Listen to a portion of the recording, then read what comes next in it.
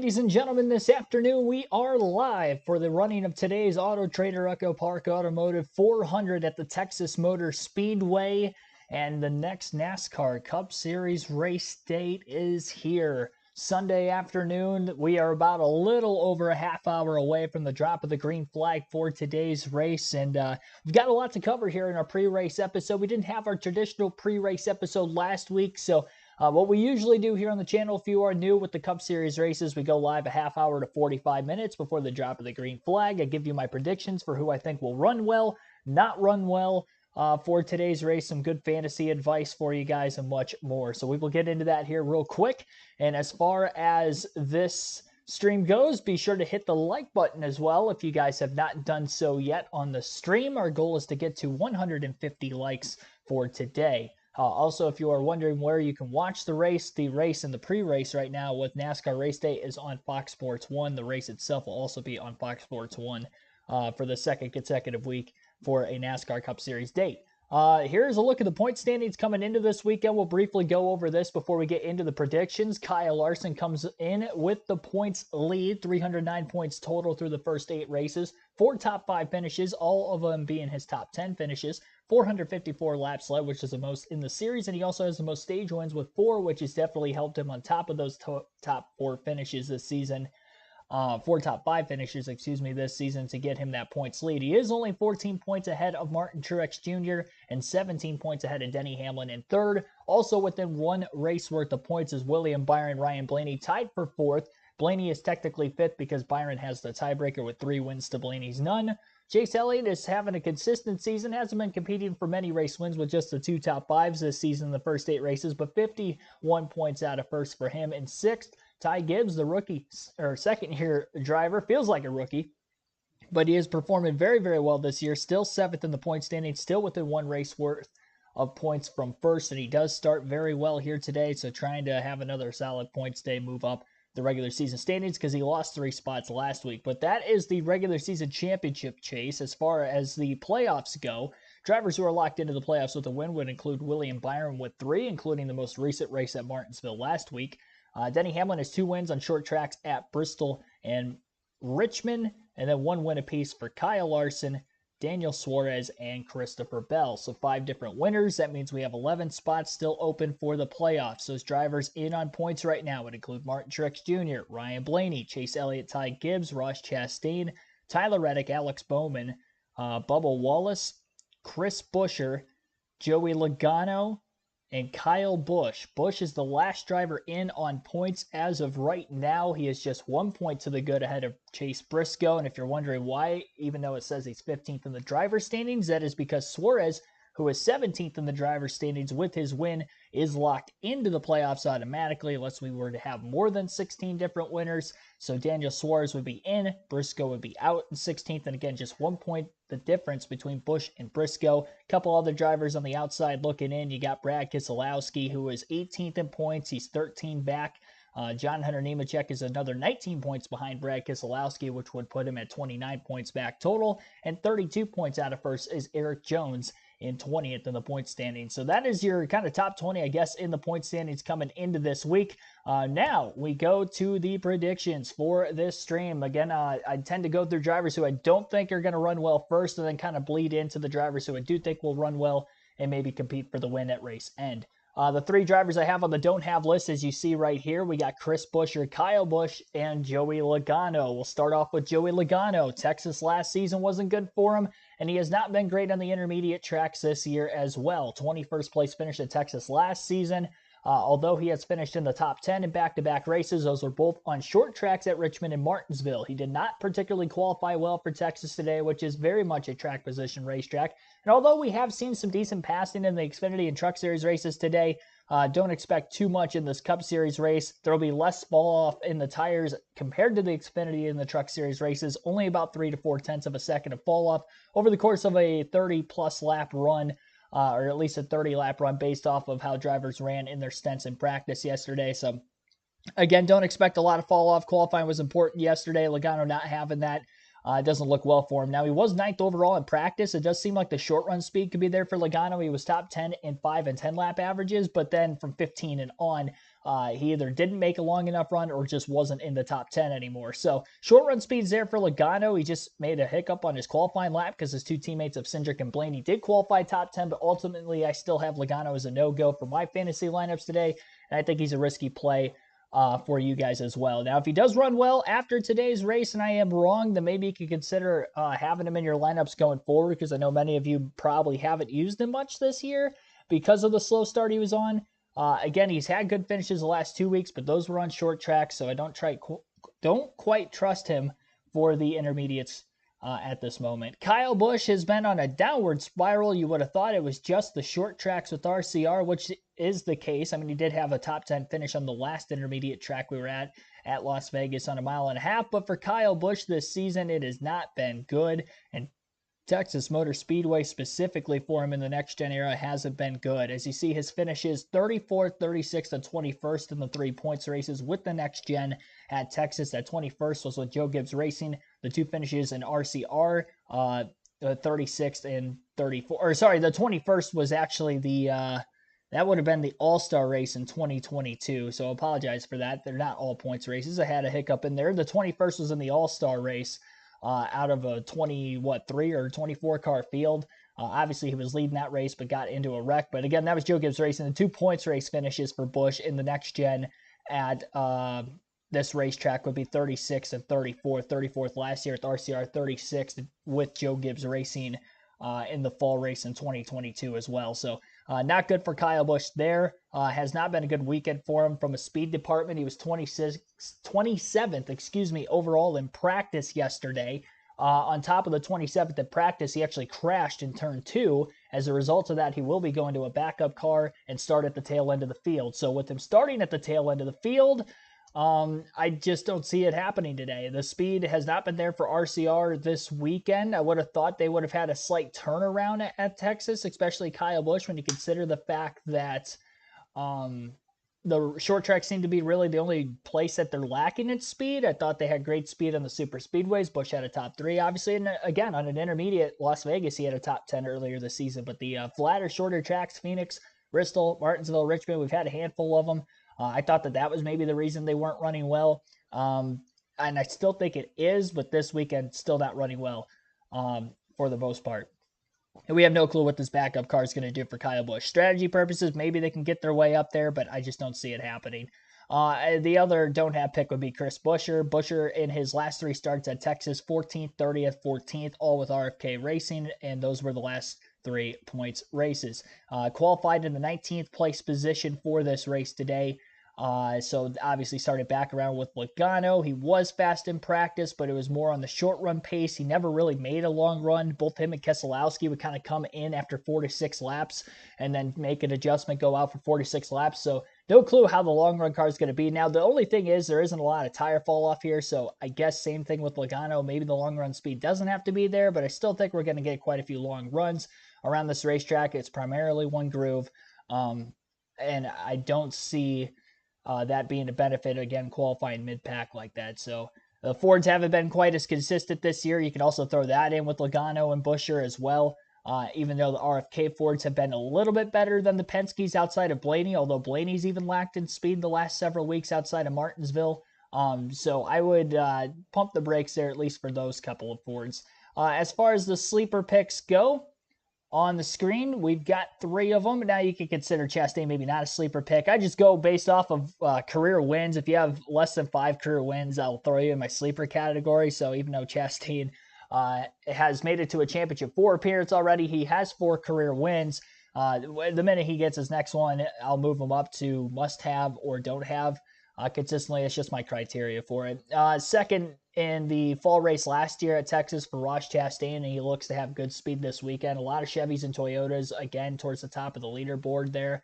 Qualified 12th, although he hasn't been particularly a great qualifier in his NASCAR career, so I would say that is not really too much to worry about. He's still towards the front for the most part. He might not score as many stage points in stage 1, but I do think he can have a good finish at the end of the race at the very least. Bubba Wallace is another guy who I'm very keen on for today's race. He finished third at Texas last season, started on the pole in that race, and the Toyotas have quite a bit of speed this weekend. 2311 Toyotas, maybe not quite as quick as the Joe Gibbs Toyotas of like Ty Gibbs, Martin Truex Jr. through practice qualifying, although some of them look pretty good for practice qualifying. Really, both the 2311 Toyotas, Wallace and Reddick, look very good. I like Wallace for a sleeper pick, though, because he was there at the finish last year and, again, had a great run. Qualified 10th for this one, starts very well, and he does have good lap average speed. He was top 10 in 10 and 15 lap averages, and he did not make a run of 20-plus laps. Most drivers did not. I think there were only 4 or 5 that made 20-lap runs and beyond in practice yesterday. A lot of short runs. Again, not expecting a lot of tire fall-off. So I do think Bubba gets a top 10 at the very least at the end of the day, maybe get some stage points as well with starting up towards the front. Ty Gibbs starts even more towards the front of the field. He's a great sleeper pick. I've had him as a sleeper for a few times already this season, and he hasn't disappointed me when I've had him on this list. Qualified second, first overall in practice yesterday, and he was top 5 in 5, 15, 20, and 25 lap averages. So look out for Ty Gibbs. Granted, there weren't very many drivers who ran 20 to 25 lap averages, as I just mentioned, but he was the fastest of those that did run a 25 lap average, so there is that. So I got Ty Gibbs getting another top 10 here today. He's had a handful of them already this season. I think he's actually tied for the most top 10s with several drivers this year, and I think he gets another today. The 3 must-have picks who I think are going to be the favorites for the win. I'd probably even throw Ty Gibbs in there as a potential favorite for the win. In this race. Maybe not as much with Chastain, but even he could surprise. Again, he had a top 3 here last season. But these are my 3 favorites for sure. Out of the Ford camp, I've got Ryan Blaney as the favorite there, even though I don't think a Ford's going to win today, and I don't think Blaney's going to win today. I still think he's going to have a solid day. He has won at Texas with the next-gen car in the All-Star race in 2022. He's been very good on the mile and a halves compared to other Fords. For whatever reason, the Fords have been lacking in the intermediate tracks this season with this new body, but Ryan Blaney has not. He has had 4 top 5 finishes this year, tied with Larson for the most. And I will say that those top 5s were on intermediate tracks. The only non-intermediate track, which could still be considered somewhat an intermediate track, he did get a top 5 on, was Phoenix.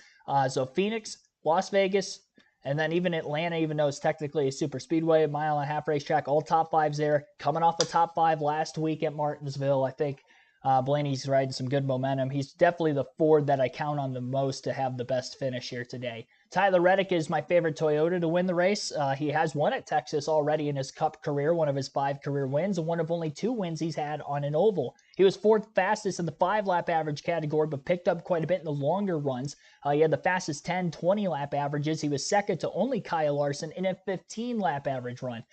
So kind of trading blows there between Larson and Reddick for the top spot in the 5, 10, 15 lap averages, 20 for that matter as well. But Larson didn't make a 20-lap run. If he would have been there, probably would have been either first or second with Reddick if I had to guess.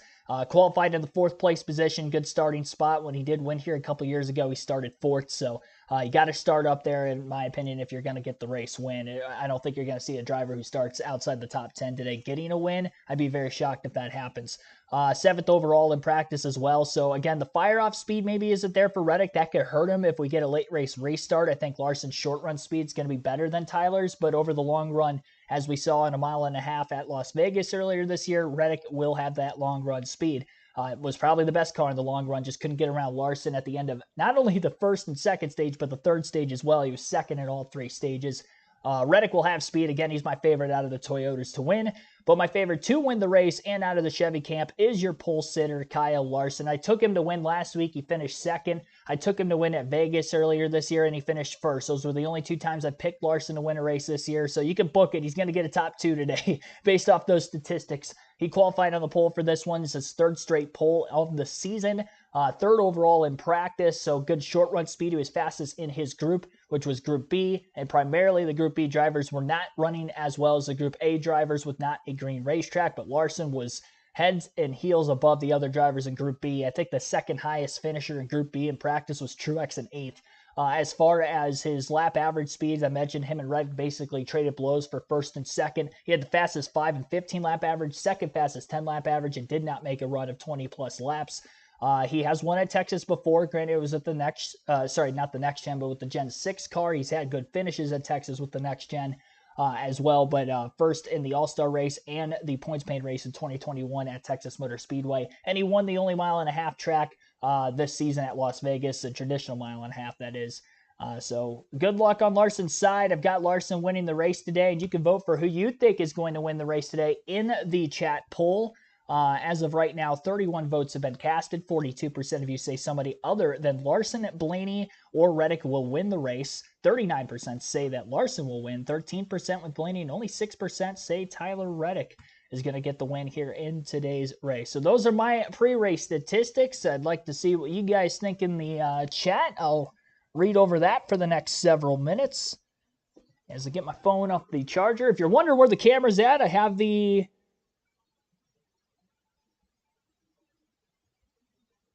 let's see here.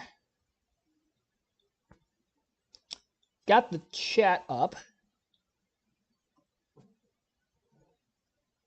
And that is on screen. I want to see who you guys think is going to win. I'm going to have to put my fantasy lineup in here before it locks. I forgot last week, so I'm not going to forget this week. That's what I get for not having it before the race starts. Come on now.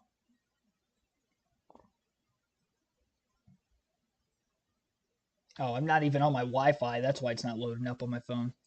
Anyway, what I was going to say before, I was going to go into the chat, see who you guys think are going to win, and maybe some of your opinions based off of my opinions, if you agree or disagree for my picks. I'll blast back through those again real quick. The must-have picks, I had Larson, Reddick, Blaney, so guaranteeing top 10s for them. Sleepers to get a top 10 today, Ty Gibbs, Bubba Wallace, Ross Chastain. The don't-haves, who I have finishing outside the top 10 and not having a good points day, Joey Logano, Kyle Busch, and Chris Buescher. The only two drivers that are dropping to the back that I know of for the start of the race is Jimmy Johnson and Kyle Busch, unless somebody failed pre-race inspection that I don't know of within the last like half hour or so. But I believe those were the only two. Farm Boy 2, Karina Corona, Train Skate 1024, thanks for tuning in. Busch didn't qualify because he was in a backup car. He wrecked in practice yesterday. Kyle Busch will win from approximately last. He was running top 5 last year and in 2022. Well, his finishes didn't indicate that. He didn't get to the finish of the race. That's the thing. He finished 34th and 36th his last 2 races at Texas. And I know maybe he had speed there. He doesn't have nearly that speed this weekend, and he's in a backup car. I just don't like it. To finish first, you must first finish. And Kyle Busch has struggled to do that the last 2 years at Texas. Whether it was his fault, or a tire failure. I think last year was his fault. I think he just got up out of the groove in turns 1 and 2, if I remember correctly. And then the year before that, he was running top 5, like you mentioned. And then he had a tire go out on him, just like he did in the All-Star race. But I still don't like his chances. Bond1771, Tim Brown, thanks for tuning in. Frank Powers, Dan Bowers. That rhymed. I did not mean for that. Patrick Shadley, thanks for tuning in. NASCAR 2311 Cup Series Racing, also welcome into the stream.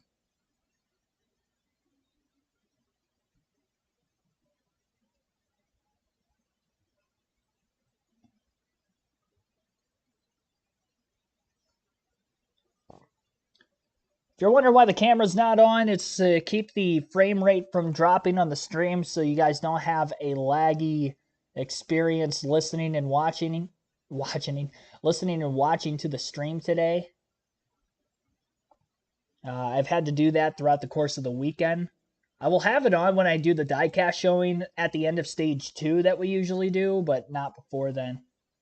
Link the footage of the practice crash. Can't find it. I would imagine it's on NASCAR's YouTube channel. I'd be shocked if they didn't have it. He wrecked in turn 2. It just looked like he got up out of the groove, got a little loose, and backed into the wall. That's what it looked like for my sake. All right, I'm going to go through my fantasy team real quick here. I'm just going to kind of tell you who I have, even though I don't like doing that every week before the race starts, but I need to get this in because it locks in like less than 20 minutes. Let's see. I got Larson on my team. Obviously, this week I think he's going to win. Ty Gibbs, my sleeper pick. Have him in there. I got Reddick in there, a must-have. I got Blaney, must-have. Chastain, one of the sleepers, and I got Bubba Wallace in my garage because I think he is one of the sleepers. Probably the least confident of the sleeper picks for me to get a top 10, but I still think he can do it. Larson beating Byron because I have Larson winning. Keselowski Suarez is an interesting one. Keselowski's got, what, 5 straight top 10s, I think? I didn't have him on the must-have list because he didn't qualify well. But he does have 5 straight top 10s. That's both with RFK and Penske in his last 5 points races at Texas. And I think he had a top 10 in the All-Star race here as well in 2022 with RFK. Wallace Reddick, going to take Reddick because I think he's the best Toyota to win. And Blaney Elliott, I'm taking Blaney because I think he's going to be the best Ford. It'll be close with Elliott, but I'll take him there. Those head-to-head matchups actually lined up pretty well with who I have running well on my fantasy team in this race anyway, so that made it easy for me. Didn't have to really do much thinking there. I already had the stats to back everything up. Now I got to do it again for the other league I'm in. Let's see here. I'm missing one. Did I skip one on the other one? Larson, Gibbs, Reddick, Blaney. Skip Blaney. Chastain, Wallace. All the guys I pretty much told you who would be good picks for your fantasy lineup is who I'm taking, so that's no shock.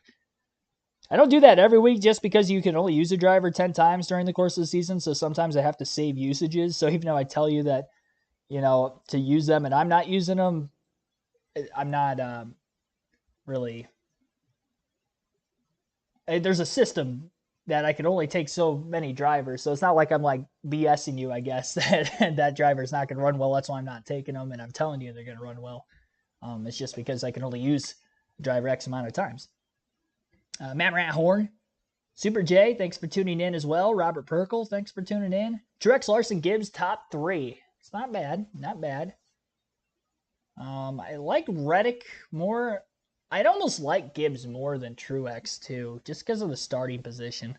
But Truex looked pretty fast in practice. I think he was second in Group B.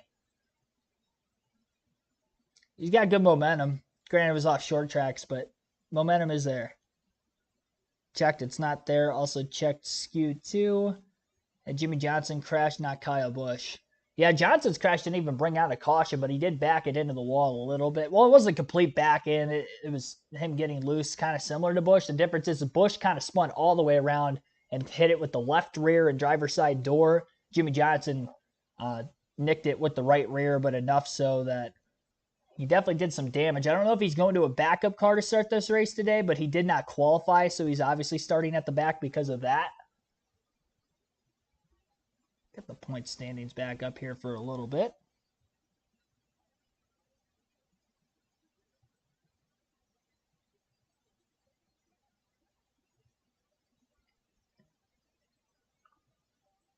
I also get the broadcast going on my...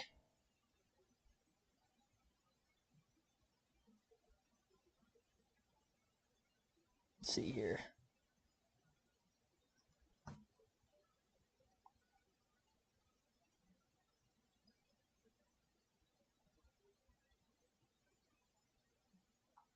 Yeah, I'll get the broadcast up real quick. Raw feed's not going to be available until the race starts, so I'm not going to be able to get the starting lineup on screen for you guys for about another 20 minutes or so. And they're no, they're not on commercial.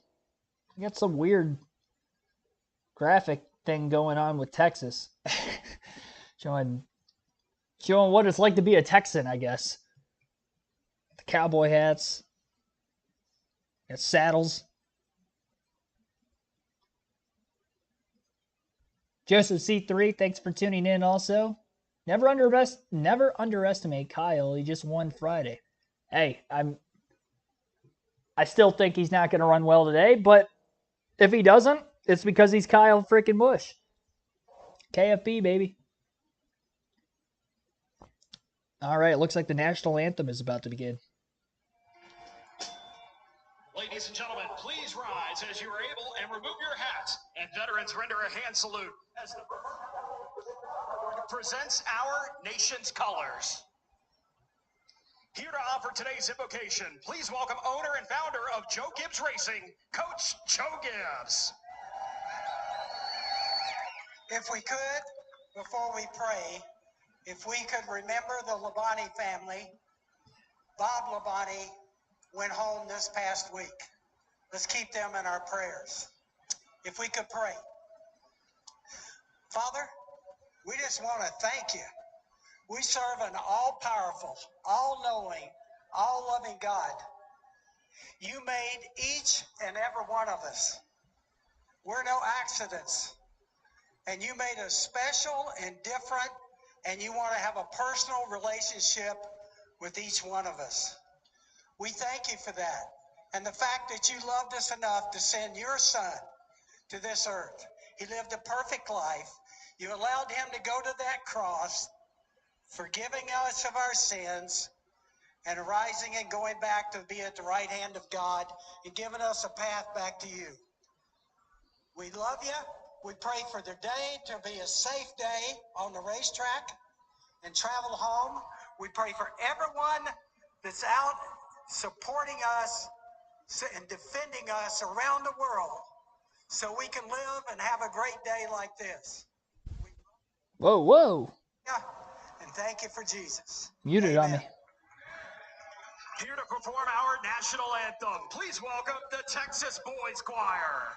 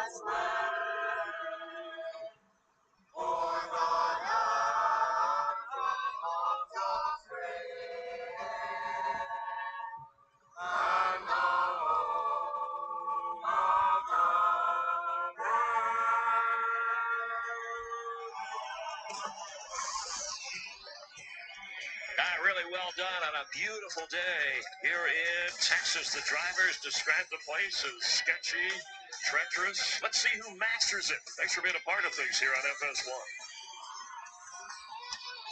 All right, national anthem in the books. Just awaiting the start of this race here today for the running of the Automotive AutoTrader EchoPark Automotive 400. It's a long title name. I get the Automotive and the AutoTrader part mixed up sometimes. I think I did that during practice and qualifying at one point yesterday as well.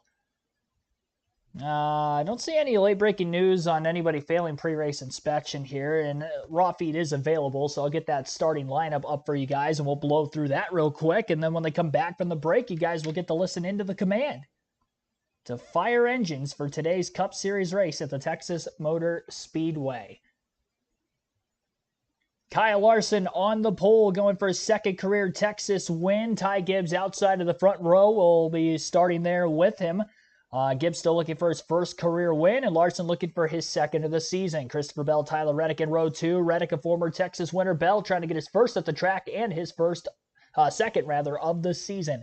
Chase Briscoe, William Byron in row number 2. Byron, the most winningest driver so far this year. 3 wins in the first 8 races, and trying to go for his second career win at Texas. In row number 4, it'll be Ryan Blaney and Austin Cindric. Row number 5 is going to be Martin Truex Jr. and Bubba Wallace. Wallace, the top 3 in this race a season ago. Denny Hamlin, Ross Chastain in row 6. Chastain also a top 3 in last year's Texas event. Michael McDowell, Alex Bowman will be in row 7. Row 8 for Austin Dillon, Carson Hocevar. Row 9 for Daniel Suarez, Zane Smith. Chris Buescher, Joey Logano will round out the top 20 in row 10. In row 11, it'll be Noah Gragson and Brad Keselowski. Keselowski with 5 straight top 10 finishes coming into today's race at the Texas Motor Speedway.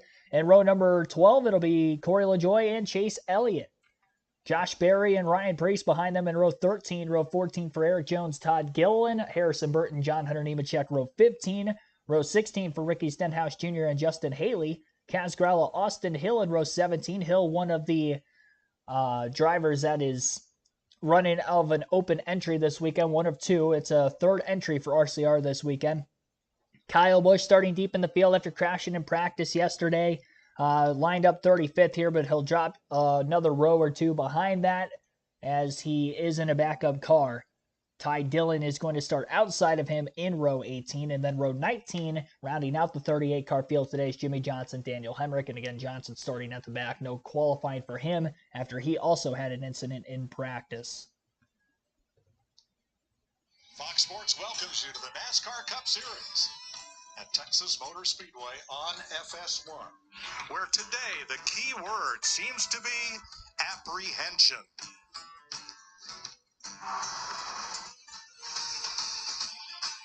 My hands have been shaking ever since lap 2, so high commitment here at Texas. Definitely, this place is one of the more treacherous ones we go to, but I feel pretty good, and hopefully it sticks. This place is just really sketchy, so it takes a little bit of time for me to get acclimated to it, and just trying to creep up to it and not make a mistake and pull out a backup car. It's like that's about the most intense thing you can do or experience throughout a lifetime. It's just it's so on edge, and like, you know how much like throttle time you have to run fast, and it's just sketchy, so sketchy.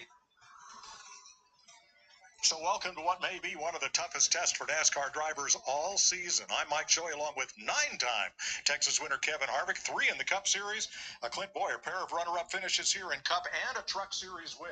So let me ask the experts, sketchy? This is not something we've heard before this season. These drivers are not confident today. They are not, and these guys know that they have to. Those interviews yesterday after practice, much harder today. Sun baking down this racetrack, very sketchy conditions, as some of those guys said. These boys are going to be slipping, sliding around, and we're here for it. Prime example, some of the best, ladies and gentlemen.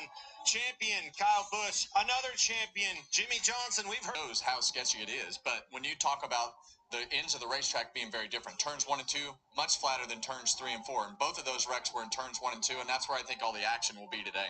So those 2 crashes represented 9 Cup Series championships, albeit in the car before. Competitive today, but I think that the biggest thing that you have to do with this car is you have to retrain your mind to do what it takes to run this car well. Okay, who is that? Who's good at that? Kyle Larson. We've seen it. Hendrick versus Gibbs. Kyle Larson, William Byron, Denny Hamlin, Christopher Bell. Keep an eye on him. Who can break up that regime? I look for Tyler Reddick to have a big day today. All right, you've heard about the usual suspects. Texas has always also been as sketchy. Well, let's get this party started. All the turn. And now, race fans, here to say the most famous words in motorsports. Please welcome head football coach for the TCU Horned Frogs, Sonny Dykes and family. Welcome to beautiful Fort Worth, Texas. Drivers, start your engine.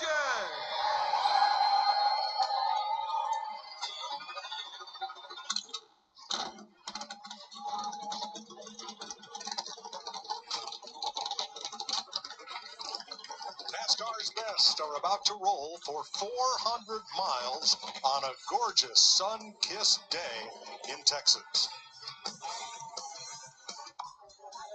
All right, we went through the starting lineup for this race already, so we'll go back and look at the poll for who you think is going to win this race today. 73 pre-race votes, 74 now.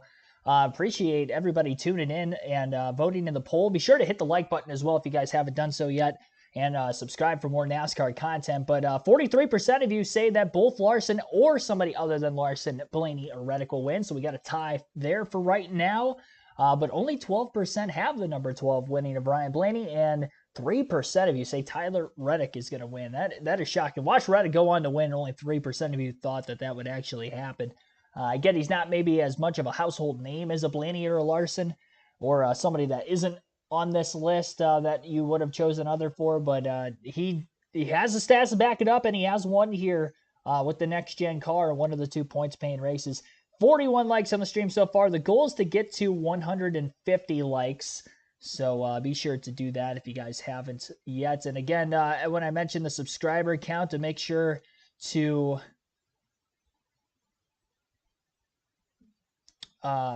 I forgot what I was saying there. I was in the midst of looking at something on my phone. That was bad. In the midst of getting to the subscriber count, that's what I was gonna say. We did hit 5,000 subscribers during the Xfinity Series race stream yesterday. Just beyond that, as of right now, greatly appreciate everybody that tunes in every weekend for the NASCAR Truck Xfinity. Maybe just the Cup live streams, but we do Truck Xfinity Cup live streams every week for the races, and also for practice and qualifying for the Cup side of things. So.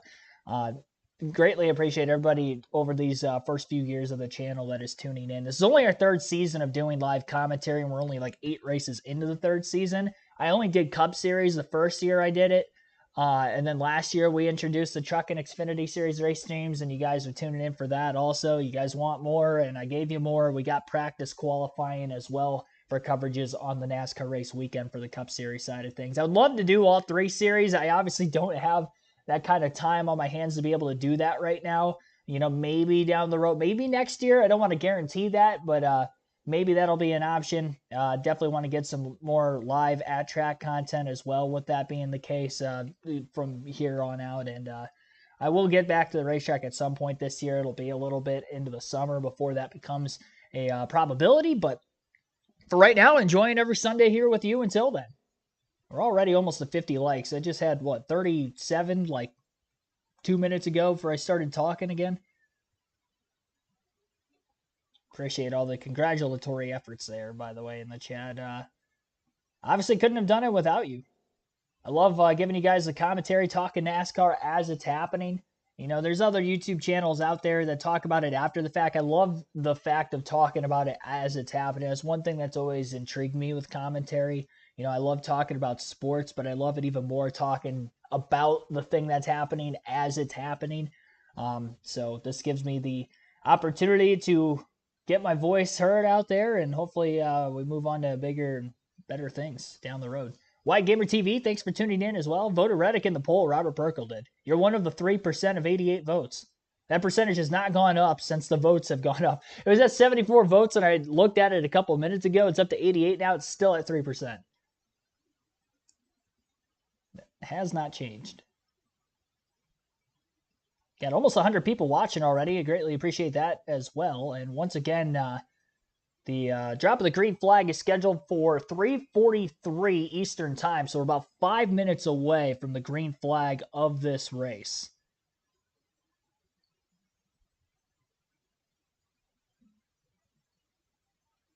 We are getting closer.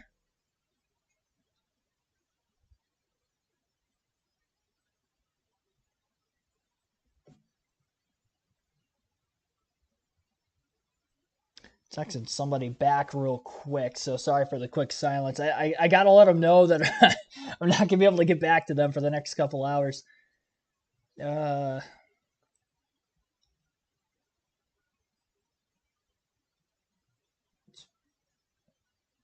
one of those people that reads my text messages out loud, so it's hard for me not to do that because you guys are not gonna know what the heck that's all about. I was mouthing it as I was texting it. Doing NR 2003 stream. I don't have that platform available for my laptop. I don't think even for my last laptop I had the availability to do something like that. I would like to get back to the video game streams at some point.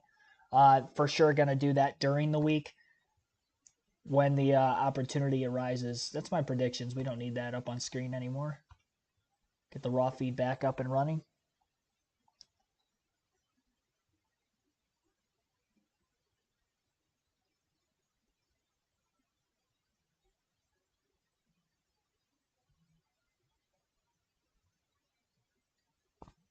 Cars are on the racetrack already, just warming their tires up.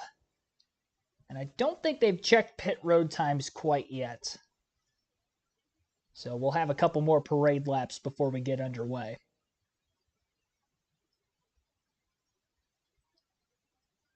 But it does seem like a lot of you guys are in agreement that Larson's going to win, though, with me. 44% of you, 45% of 91 votes. That's almost half. It's about 40.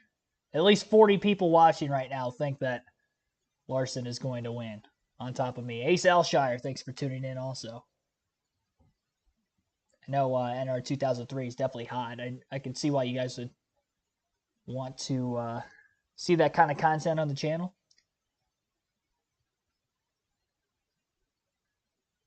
We'll definitely get into the gaming stuff at some point again. I haven't lost it. I haven't lost the want to do that either. Makes me even more appreciative that you guys are still tuning in on the weekend, even with slightly, I mean, more content on the weekends than we've ever had before, you know, starting this year, but obviously not as much during the week anymore for the short time being.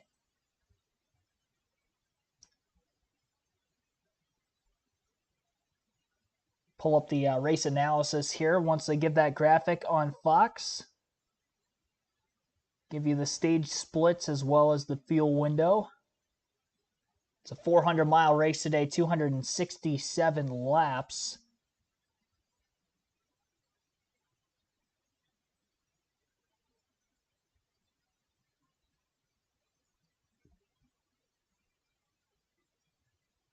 Larry McReynolds is talking about, looks like he's talking about shocks. He might not be talking about shocks. I'm looking at it trying to guess as if I'm like a former crew chief like he is in the NASCAR Cup Series. I do the play-by-play stuff. I can't do that stuff.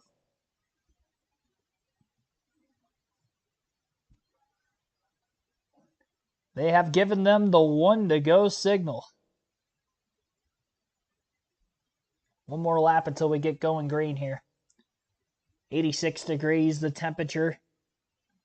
Slightly over 10-mile-an-hour winds, mostly sunny. Track temp 117. It's a warm day, Texas Motor Speedway. It's going to be very slick. We've seen that in recent years in the fall. Temperatures in the fall have been over 100 the last couple of years. But the track temp is still well over 100. Asphalt is hot. Larson has elected the inside lane for the start of this race as well. 220 something there, but it's surprising, like, this felt way faster today just because the lack of grip. You know, the Indy car there was cold and overcast, and the track was green, so it had a lot of grip to go along with that speed, so you don't really get that sensation. But here today, like, I've felt on edge. You know, it definitely doesn't hurt when you can go 220 something, you know, a few days ago. Wow. This is edgier than Indianapolis. Well, the sensation of speed here is just so high in the corners. That was yesterday. 30 degrees hotter today. Very, very different. Going to be even slicker. 3 stages, 80 then. Yep, 80, 85, and 102 for the stages. Relatively even. We usually see these stage splits on mile-and-a-half racetracks, so no different here today for the 400-mile distance, of course. And right around 60 laps is going to be a full fuel window for these drivers today as well. They will have to make a pit stop at some point during each of the 3 stages. Pace cars on pit road. Field into the Geico restart zone, and the green flag is in the air. Larson leads us, and we're underway at the Texas Motor Speedway. Fairly packed crowd on hands in Texas today as well. Great to see. Of course, not in the scorching heat like it has been the last couple of years in the fall. Larson out to a great start on the bottom groove. That was the preferred lane all weekend long. Truck and Xfinity Series, almost every restart pretty much. The driver, there was only one restart I can account for a driver winning the race for the lead on the outside, and that's because a caution came out in about a half a lap after the restart, and the driver on the top had a nose out in front of the car on the bottom. But the bottom lane, definitely the one to be able to pull clear all weekend. Larson uses that to his advantage off the start. He was clear in the middle of 1 and 2. Ty Gibbs settled in second, single file behind him. And the race is on from here as Larson has already led the opening lap of the race and circuiting into turns 3 and 4 in lap 2 to lead the second lap. Side by side for position just outside the top 10 right now between Austin Cindric and Bubba Wallace, actually just inside the top 10. Fox's graphic said Wallace was in 12th and Cindric was in 8th, so I took a guess there as to what was better. Let's see. Cindric was the 8th place driver. Wallace in 9th, nearly 3 wide in the middle of 1 and 2. That could have been a catastrophe. That's towards the back, right around where Chris Buescher, Austin Dillon, Noah Gregson, and others are. But 5 cars under a blanket there, battling for about 15th, 16th place on back, middle of the pack. Dillon just ahead of the 10. 71 side by side with the 99. And a couple other cars still 2x2 behind him. A Hornet's Nest back there. Near contact made into turn 1 with Todd Gilliland and another car who was 3 wide. The car in the middle, who I couldn't tell exactly who it was for the camera panned out. Looked like they had made a slight bit of contact getting into the first turn. Michael McDowell progressing forward early from 12th to 10th here in the early laps as he gets by Martin Truex Jr. Good start for McDowell in the 34. Chase Elliott, Corey LaJoie knows the tail. Elliott, poor qualifying performance yesterday. Started in the back half of the field. He is 22nd, right around where he started. After this initial start, a top 5 here on lap 5 in the early going as we get things started. Again, Larson in the race lead. He's 9/10 of a second ahead of Ty Gibbs already, about a 10th or 2 quicker a lap. Christopher Bell sits in 3rd, Tyler Reddick 4th, and Chase Briscoe is in 5th, gaining a couple spots off the start. Actually, no, Briscoe did qualify top 5, so he's staying put right about where he was, but nonetheless, pretty good there for him.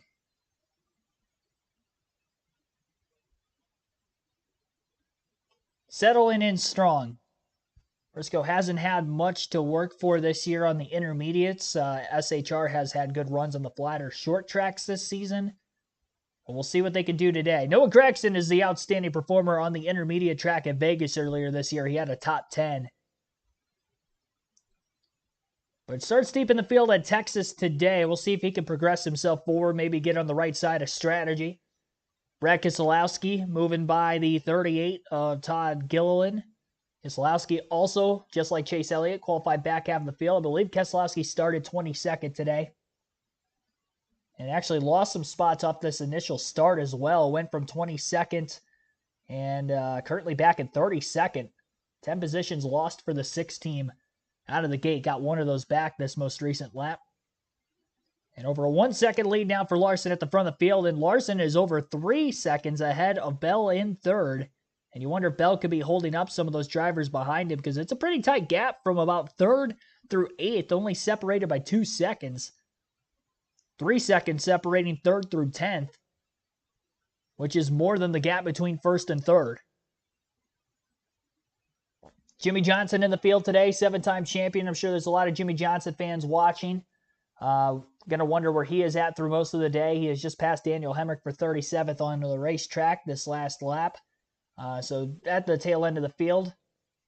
It's his first oval start in the next gen outside of the 600 last year, if I'm not mistaken. So this is definitely new. He has a lot less experience than everybody else in the field to be able to run this race. And we'll see Johnson in several more races yet before the end of the season. I think the Southern 500 at Darlington is one of the races he's supposed to run. I think he's running the Chicago Street Race again this year. He was scheduled to last year. Due to family circumstances, he had to pull out of that. Kyle Busch definitely looking more on the move than Keselowski. Brad Keselowski going to lose another spot to Busch here, it looks like. Kyle underneath him through turns 3 and 4. Brad accelerated pretty well, though, in the second half of the corner, and Busch wasn't able to complete the pass. They run side by side on the front stretch. 11 laps into 80 laps in this first stage. 267 total in the race.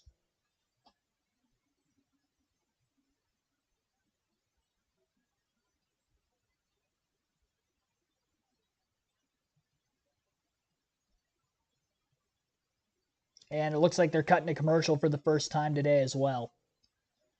So our first commercial break is upon us on FS1. That means we'll go through the full field running order for the first time today. We're just a few laps in, so not a lot of shaking and baking through the field as far as where we were from the starting lineup. But again, Kyle Larson leads 1.1 seconds ahead of Ty Gibbs as the interval there. He's 4 seconds ahead of Christopher Bell in 3rd. Tyler Reddick sits in 4th at nearly 4.5 seconds off the lead.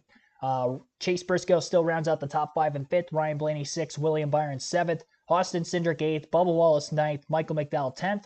Martin Truex Jr. 11th. Denny Hamlin 12th. Alex Bowman 13th. Ross Chastain 14th. 15th is Carson Hocevar. Chris Buescher at 18th. Austin Dillon in, I'm getting it wrong there. Sorry for that. Chastain 14th. Hocevar 15th. 16th is Chris Buescher. 17th, Austin Dillon. Noah Gragson 18th. Daniel Suarez 19th. And Zane Smith is 20th. 21st for Chase Elliott. 22nd is Corey LaJoie. Joey Logano 23rd. Josh Berry 24th. Ryan Preece 25th. 26th is Justin Haley. Ricky Stenhouse Jr. 27th. 28th for John Hunter Nemechek. Harrison Burton 29th. And Eric Jones is 30th. 31st is Todd Gilliland. Brad Keselowski 33rd behind Kyle Busch at 32nd. Ty Dillon 34th. Austin Hill 33rd or 35th. I act like I haven't done this before. What is going on? Jimmy Johnson 36th. Daniel Hemrick 37th. And Kaz Grala 38th. It's only season 3, Keegan. Oh my goodness. I don't know why I struggled so hard to get through that. Lap 14 in this one, just over 7 minutes past the drop of the green flag. A quick average race speed of 176.26 miles per hour, as we haven't had a caution nor pit stops yet. And again, Larson has led every lap so far. Ty Gibbs trying to cut down that gap a little bit. He's cut it down about a tenth over the last couple laps. He was a couple tenths slower than Gibbs that last lap. I think Larson might have made a bit of a mistake 2 laps ago. Gibbs caught more of that time back up at that point. But that last lap, Larson was quicker. Silent Al Scribe, Sid Vick. Thanks for tuning in. Chris Davis, Nathan Urich. Also, welcome to the stream. Running 550 horsepower package? No, 650 horsepower for the next gen cars, which is 100 more than we had at the end of the Gen 6 era on the intermediate racetracks where it was 550, but yeah, 650, which is part of the reason why there's less control, in my opinion, on the intermediate tracks and more control in the short tracks, because the short tracks, remember, was 750 horsepower. We dropped it back 100 here, and that's personally what I think it is. A lot of people would say that they probably also think that that is the case for, maybe why we don't see as good a short track road course race, and they should up the horsepower. NASCAR hasn't done it yet. Hopefully they do it at some point, at least to try it. I mean, it doesn't hurt to try. Can't imagine it's going to cost the teams that much more money when you consider the fact that the engines are built to go 900 and they're already choked down as it is. It'd be the same engine. John Barber, thanks for tuning in as well.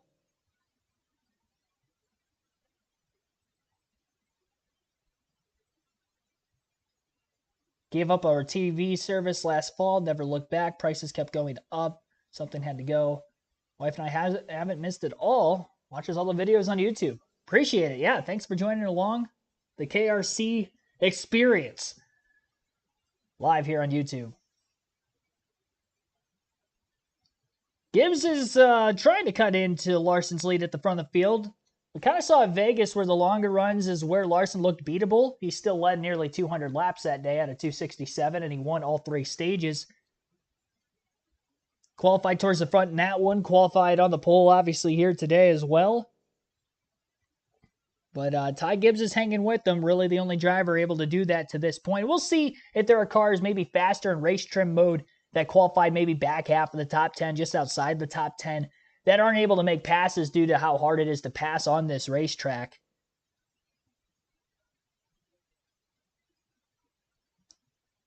I mean, you're mostly full throttle around this place outside of 1 and 2. Obviously, you're lifting quite a bit. A little bit of brake's going to be applied on the longer run, depending on the handling of your race car. But then once you get back into 100% throttle off of turn 2, at least in qualifying, you're pretty much full all the way through 3 and 4, and it showed Briscoe lifting a little bit in 3 and 4. And I guess maybe in the race trim you're going to lift a little more because there's more traffic you have to deal with than what you might have had in practice, and especially in qualifying when you had clean air. So they might be lifting more in dirty air, and that's another testament to having that track position, why it's so key for Larson. He doesn't have to worry about that, at least until he gets into lap traffic, which is still going to be quite a ways from now. Kaz Grala in last place, 24.5 seconds off the lead. That last lap by Larson was a 30.2.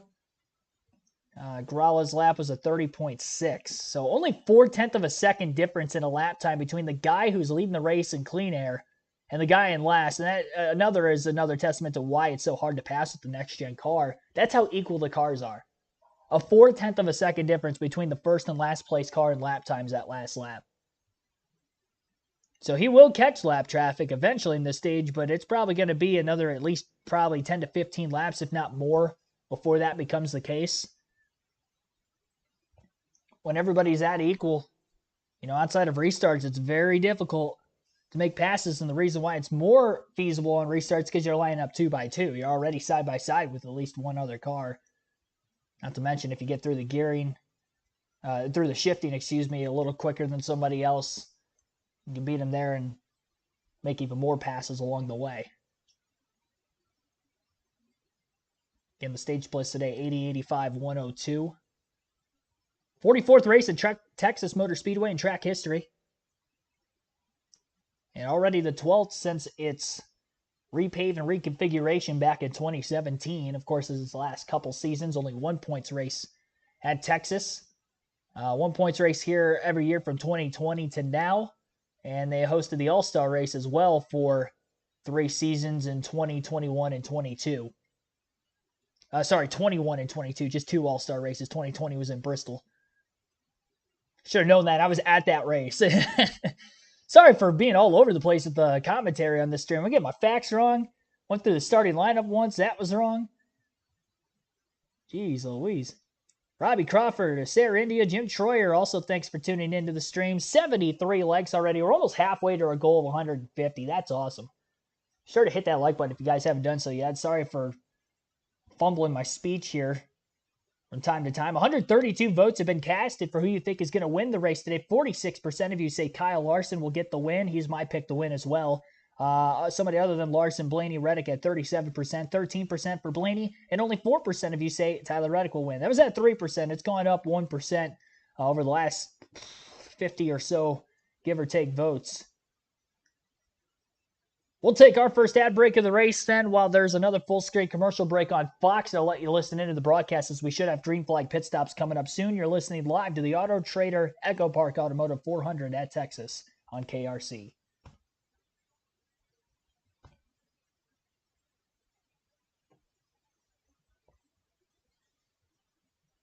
Still a 9/10 of a second lead between Kyle Larson and Ty Gibbs at the very front of the field. 5 seconds back is Christopher Bell in third. Tyler Reddick fourth, 6 seconds off the lead. 7.9 seconds back is Chase Briscoe in fifth. Ryan Blaney, 6th place, 8.2 seconds back. And William Byron, 7th at 8.9 seconds back. 10 seconds off the lead is Austin Cindric in 8th. Bubba Wallace, 10.7 seconds back of Larson in 9th. And Michael McDowell still rounds out the top 10 in 10th place. He's 11.6 seconds behind race leader Kyle Larson. That is your top 10 in the intervals between those drivers for position there at the front of the field. Lap 29. And still caution-free in this one. I'd imagine we'll start to see pit stops about halfway through the stage. Not a whole lot of tire fall off, so maybe there's a chance they run a bit longer, but greener racetrack at the start here. I would imagine that more likely to see the stage split in half in stage 1 than the other 2 stages. Strategy for these 400-mile races on mile-and-a-half tracks are usually about the same anyway.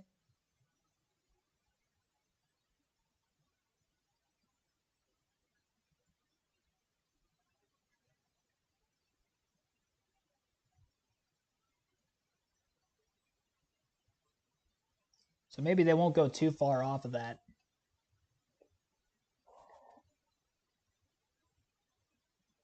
Pretty long commercial break. I was expecting them to be back by now. Like something they would do. They do air their own ads quite a bit.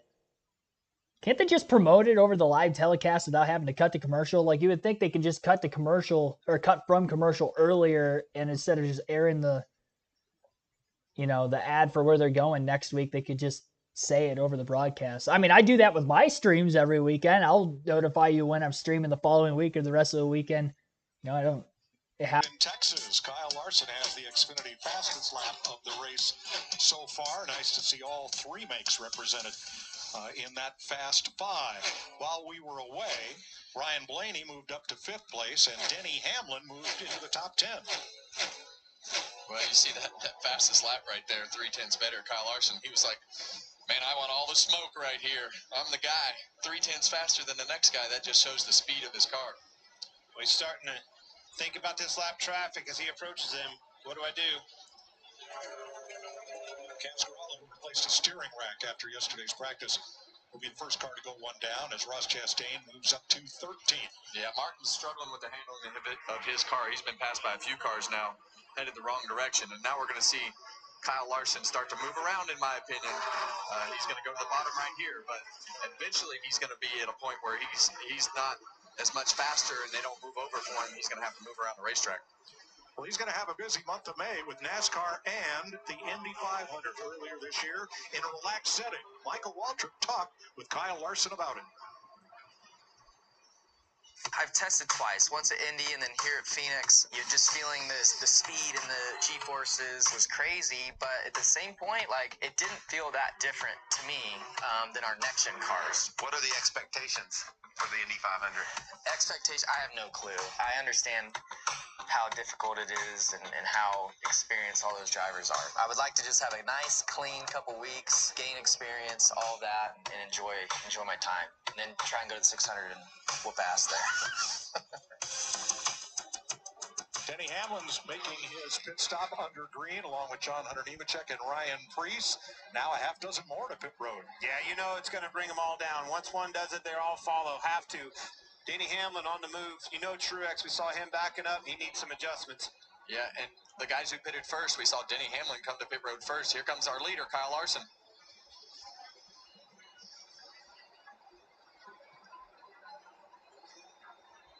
Jamie? William Byron, the 5's teammate, making his way down pit road as well. Feels like they're pretty even to the cars around him. No big complaints, Regan. Well, the 5 car of your leader, Kyle Larson, right now, just a little bit tight in turns 3 and 4. That started happening about 5 laps ago. Well, a lot of that started happening because he started catching traffic, and you see Tyler Reddick's crew. Great shot from the spoiler right there, watching those guys do their work. Well, you saw Gibbs on your pylon. Gibbs and Bell, teammates stayed out. Bell actually pitted this lap. Gibbs still out there. A little bit difference in strategy. So Ty Gibbs becomes the second leader of this race. Larson led the first 35 laps. Well, Ty had a huge lead over the cars that were behind him, so it's allowing him to run a little bit further, try to have a little bit fresher tires. I don't like this Gibbs staying out. He's mired in traffic. Larson is wide open. Clean track ahead. Wow. Big time fire on pit road. Looks like a little bit of a gas spill there as one car was leaving. Hold on, this is important. See, Gibbs is wanting to come in. They're ready. He's still on the racetrack. It's going to have to come through that. Probably told him to go around another lap. Yeah, you're right, Clint. He's losing a ton of time in this traffic. Absolutely. His pit stall is just after the pit stall that was on fire. That fire has now been extinguished. They're saying don't throw any sand or anything out there because he needs to get in his pit. This is not going to work out very well for them. If you look over your shoulder, that's a pit road. Look over your shoulder here on the racetrack, and he is in a ton of traffic. And he's got to battle cars that now have fresh tires, as well as the ones he's trying to lap. And you see him trying to protect himself right there to not have Brett Keselowski get underneath him because he's going to come to pit road right here. 6, 7 drivers have yet to pit. Careful. Here he comes.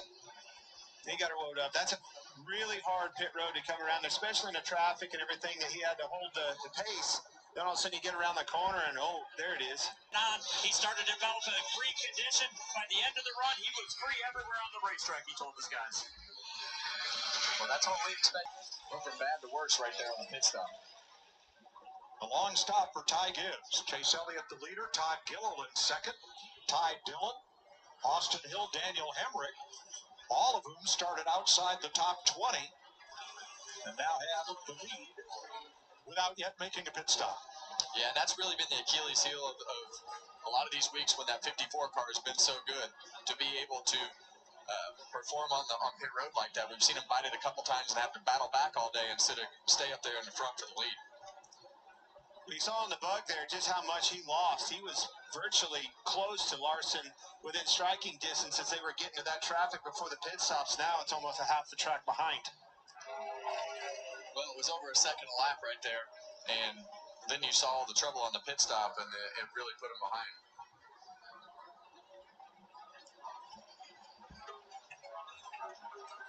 So now just Elliott, Gilliland, Hill, and Hemrick remain on the racetrack without having made this first pit stop. Larson up to third, and Bell leading the rest of the drivers who pitted from sixth. Look how far Bell is ahead of, don't mean to keep beating this, but look how far he's ahead of Gibbs, the third place car of Bell, and he wasn't even in sight before this pit stop, cycle of pit stops. Well, right now, Clint. Yeah, look how far it is. Yeah, it's definitely a long ways, and right now Chase Elliott has stayed on the racetrack and running 30.26, and he's losing about a half a second a lap to Larson. Chase Elliott was 21st before the pit stop cycle began. Been out there for 44 laps, along with Gilliland, Hill, and Hemrick.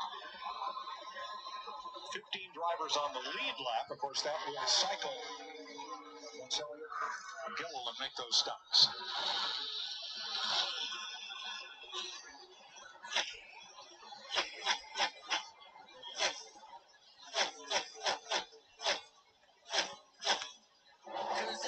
All right, Chase Elliott grinding it out with the lead here, 45 laps in Texas.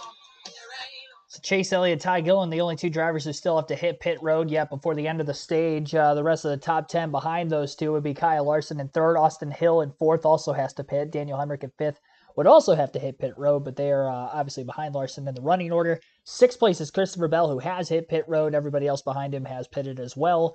Tyler Reddick is seventh, Ty Gibbs eighth, William Byron ninth, Ryan Blaney rounds out the top 10. 15 cars on the lead lap for the time being.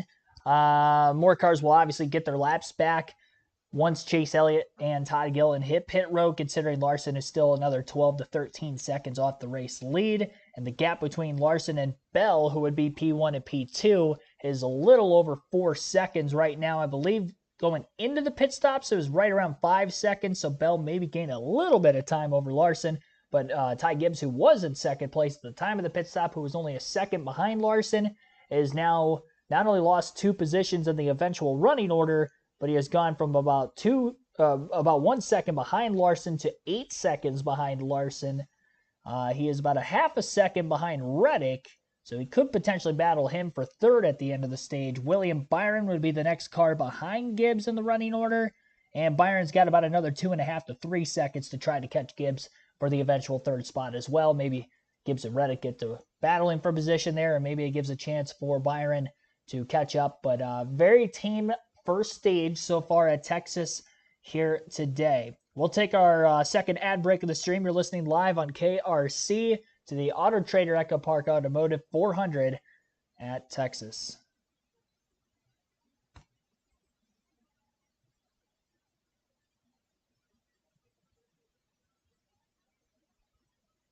Yeah, lost about 7 seconds.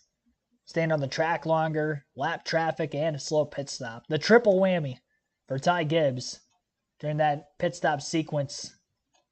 Under green flag conditions, nevertheless. Probably better happen under green than under yellow. If that would have happened under yellow, he would have lost a lot more than just 2 positions. But because he and Larson were so far ahead of everybody else, he only lost 2 spots out of it. So, again, it definitely could have been worse. If it was under yellow, he could have lost about a dozen positions and then would have had an even worse scenario there. Well, now here's something. Caution's out during the commercial break at lap 50. Just in the middle of green flag pit stops. And it looks like it may be for Jimmy Johnson. Pit stop, hoping for a caution. They got one. Jimmy Johnson spun coming off turn number 4 to put us under the first caution flag of the day. Watch the 84. Oh yeah, he's sideways before he even came into the camera frame. So just got to be really careful with this car. There's a huge bump in the middle of 3 and 4 down there. When you run higher up the racetrack, it'll just bounce the car, and all of a sudden it'll be around on those, probably on those limiters. Jamie? Yeah, to your point, I just listened to Jimmy Johnson's radio. He said, I'm just awful through the bumps. It's not bottoming out, but it's just awful up there. And you see what happened there once he hit it. Yeah, and that's You can almost see the car bounce right there. and that's just experience in this car, not having the experience in this car. I mean, you know coming here that you're going to have a tough time running through those bumps because of how rough it is. It's just going to come out from underneath him. You see that? You can see it in his body. Watch his helmet bounce, and as soon as it did, unloaded the rear tires of that car and wound it went. And I mean, it's literally starting over again for Jimmy Johnson and learning all these things that these guys are doing on a week-to-week basis. And you think you can go up there and do those types of things, but you can't. It's tough in this car up there. Now, in the big picture, Elliott, Gilliland, Hill, and Hemrick have not made their pit stop. That means there's only 18 cars on the lead lap. Alex Bowman, I believe, is going to get Chris Buescher is going to get the free pass and get back on the lead lap. But Elliott and Gilliland did what they hoped to do, trap a number of cars one lap down. Larry, I think this is a perfect thing. I don't think it's just that. I think when they pit right here, you expect some of these guys to have to come with them? I do, because they've got about anywhere from 8 to 10 up to 12 laps on their tires. The only one that has the least amount of tires is Ty Gibbs in that 54 car with about 9 laps. You could see a mixed bag, but to Mike's point, there's only 18 drivers on the lead lap. We know some's going to come get 4. You may see right sides only. We've already seen what clean air is worth. Being out front is worth a lot.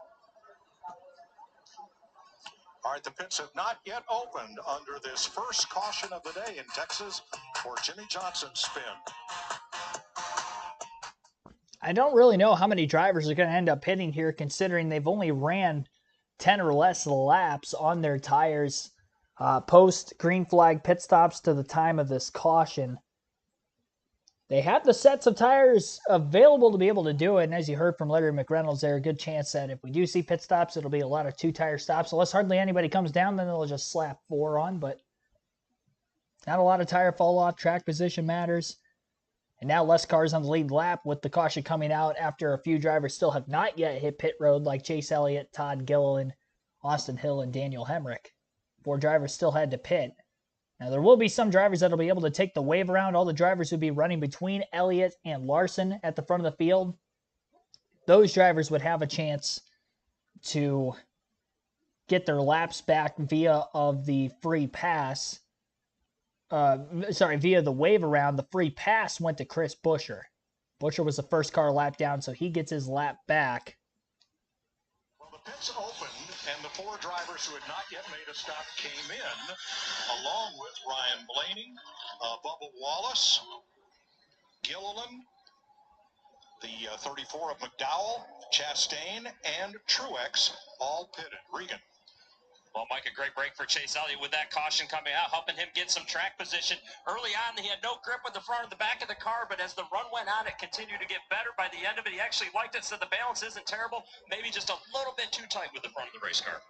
Well, to your point, Elliott did not run his fastest lap of the race until lap 47, very deep in that run. Yeah, and he had some great lap times in clean air up there, so he's definitely got a car with the right track position that can compete today. Well, Harry, you said it. All these teams saw the clean air and the importance of it. Noted on the 9 card, Larson, everybody that's had it is extremely fast. Not very many of them came. Yeah, Chastain and the 1, they came and did right sides only, kind of to my point, trying to buy a little track position. I'm not sure if Truex took tires or did he just come in for fuel and an adjustment. We'll double check. We think he's got a loose wheel, Mike. We think he's got a loose wheel. Goodness. We're going to find out right here. We're going to put tires on it while he's in.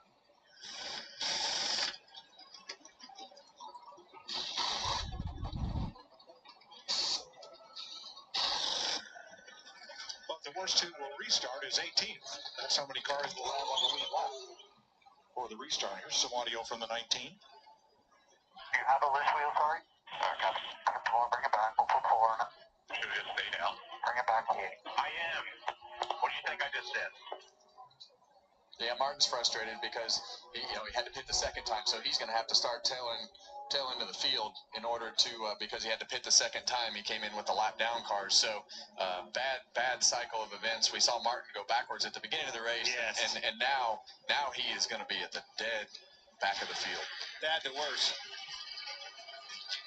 Saturday on Fox, the United Football League continues with hard-hitting action. The DC Defenders battle the undefeated Birmingham Stallions. Or you'll see Michigan battle San Antonio at 7 Eastern. Saturday on Fox. Check your local listings.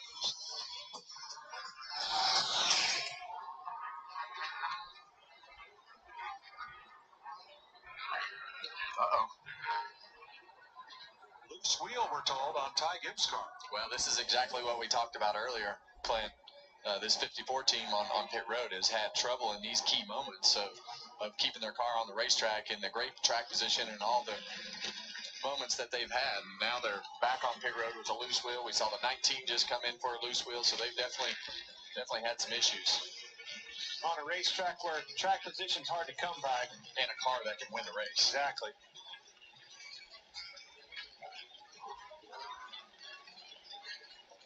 Going to need opportunities, much like we saw with this last caution, Jimmy Johnson. Untimely cautions create those opportunities, but it might be deep in the race before we see that. Well, right now we just need to make sure that we keep our driver calm. Hey, we got a fast race car. We need to do what we have to do to not get our car tore up, and we'll figure out how to get you back up. It's going to take all day to get you back up there, but you got a fast car, and let's just not tear it up. Coach was not happy with what he saw sitting on that box. Yeah, I wouldn't be either. I mean, two of his teams right there had loose wheels, so easy to do. Not jumping on the pit crew, guys, but man, there's a lot that can go wrong. But it definitely, when you have two of your cars on pit road for a loose wheel right there, definitely going to raise the blood pressure a little bit. So it'll be 25 to go in stage 1 when we restart. Showing 19 cars on the lead lap, including Busher, who got the free pass. All right, green flag back in the air. And that stat is also, by the way, wrong. There were some drivers that took the wave around to get their lap back. So there were 18 on the lead lap. Now there's 32. 14 drivers took the wave around once Chase Elliott, Todd Gillen, and others came onto pit road. Green flag is back in the air. Big shift of momentum out of the groove for Austin Cindric as he goes from the outside of row 3 to falling quickly out of the top 10. 3 wide still with Cindric. Couple cars underneath him. Still 3 wide into turn 3, and we'll see how they settle it through 3 and 4. Just outside the top 10 still. Door-to-door action between Denny Hamlin, William Byron as well. Hamlin side drafting aggressively with Byron on that front stretch, trying to stay underneath him, and into turns 1 and 2. It'll be Byron who is going to be able to just let the 11 go. I don't know that he necessarily just let him go, though, because it looked like he had a hiccup in the middle of the corner and now has somebody else underneath him and battling for position there, which would be the 14 of Chase Briscoe, who now battles Byron. Ross Chastain, Ryan Blaney, also in the top 10 side-by-side for 8th. These two don't like each other. I should say Blaney. I think Blaney dislikes Chastain more than Chastain dislikes Blaney. I think that's how that kind of mini feud has been going. But needless to say, Blaney wins that battle for the moment. Chastain up to try to block the 34 of McDowell, who had some momentum to the outside. Now McDowell's going to try to swing to the inside. And if he's not able to get underneath Chastain, we'll see if his teammate Todd Gillen could get to the outside of the 34. Gillen has fresher tires after he had just pit. Although McDowell did just come to pit road as well. I'm not sure if they took 2 or 4. I think everybody that did come down did take 4. Ryan Blaney would be him and Chase Elliott 7th. 8th place would be the first drivers on 10-lap fresher tires than everybody else who pitted during green and didn't pit during this lone caution of stage 1. And again, the caution was for Jimmy Johnson spinning on lap 49 off the exit of turn 4. And we spent about 6 laps under caution as a result of that spin.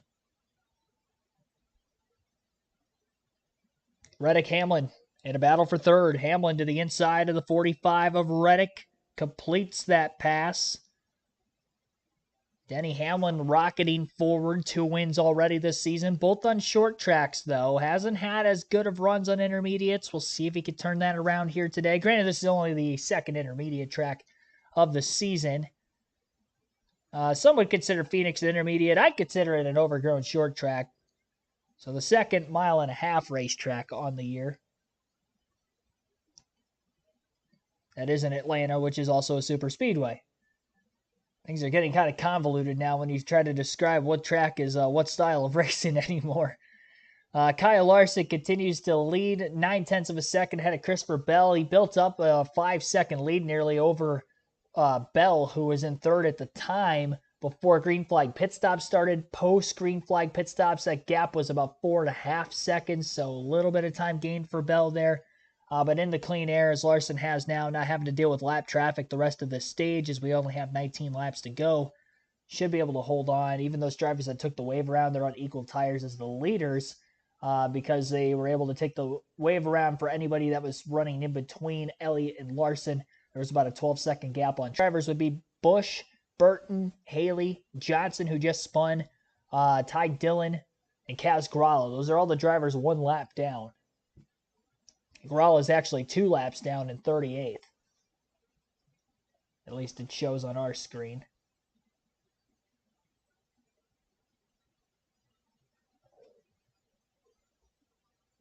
He obviously had pitted before that, so may have went an extra lap down as a result of that. Side-by-side commercial break. We'll go through how the pre-race predictions are running at this point in the race. 63 laps in. My race win pick, and one of the must-haves, of course, was Kyle Larson. He leads. Ryan Blaney, another must-have pick in 8th. Tyler Reddick in 4th. So 3 for 3 in the early going laps of this race. On the must-haves, the sleeper picks, I had Ty Gibbs. He has had some pit road issues already today. That has dropped him back to 23rd after starting 2nd. We'll see if he can get back up there. He's got the speed in the race car to do it, but again, tough to pass. Might take him the rest of the race to get there, but we'll see if he gets the top 10. The other ones would be Bubba Wallace in 11th, just outside the top 10. Chastain in 10th, just ahead of him. 1 for 2 in the sleeper picks to this point. The 3 drivers who I predicted not to have top 10 finishes at the end of the race today were Chris Buescher, who was in 18th. He just got the free pass with the caution. Now moves to 17th as he just passed Alex Bowman on the racetrack. The other one's Kyle Busch, lap down in 33rd. Currently in the free pass position as of right now, as long as nobody else goes a lap down for the end of the stage. I don't think that's going to happen, so he just needs to stay ahead of the 21 to get his lap back. And Joey Logano in 19th after starting in the 20th place position today for Logano. He's only gained 1 spot since the start. He was one of the drivers that took the wave around when that caution flag came out. Ryan Blaney nearly gets underneath his buddy Chase Elliott for position. Door slammed shut in the middle of 3 and 4 by Elliott.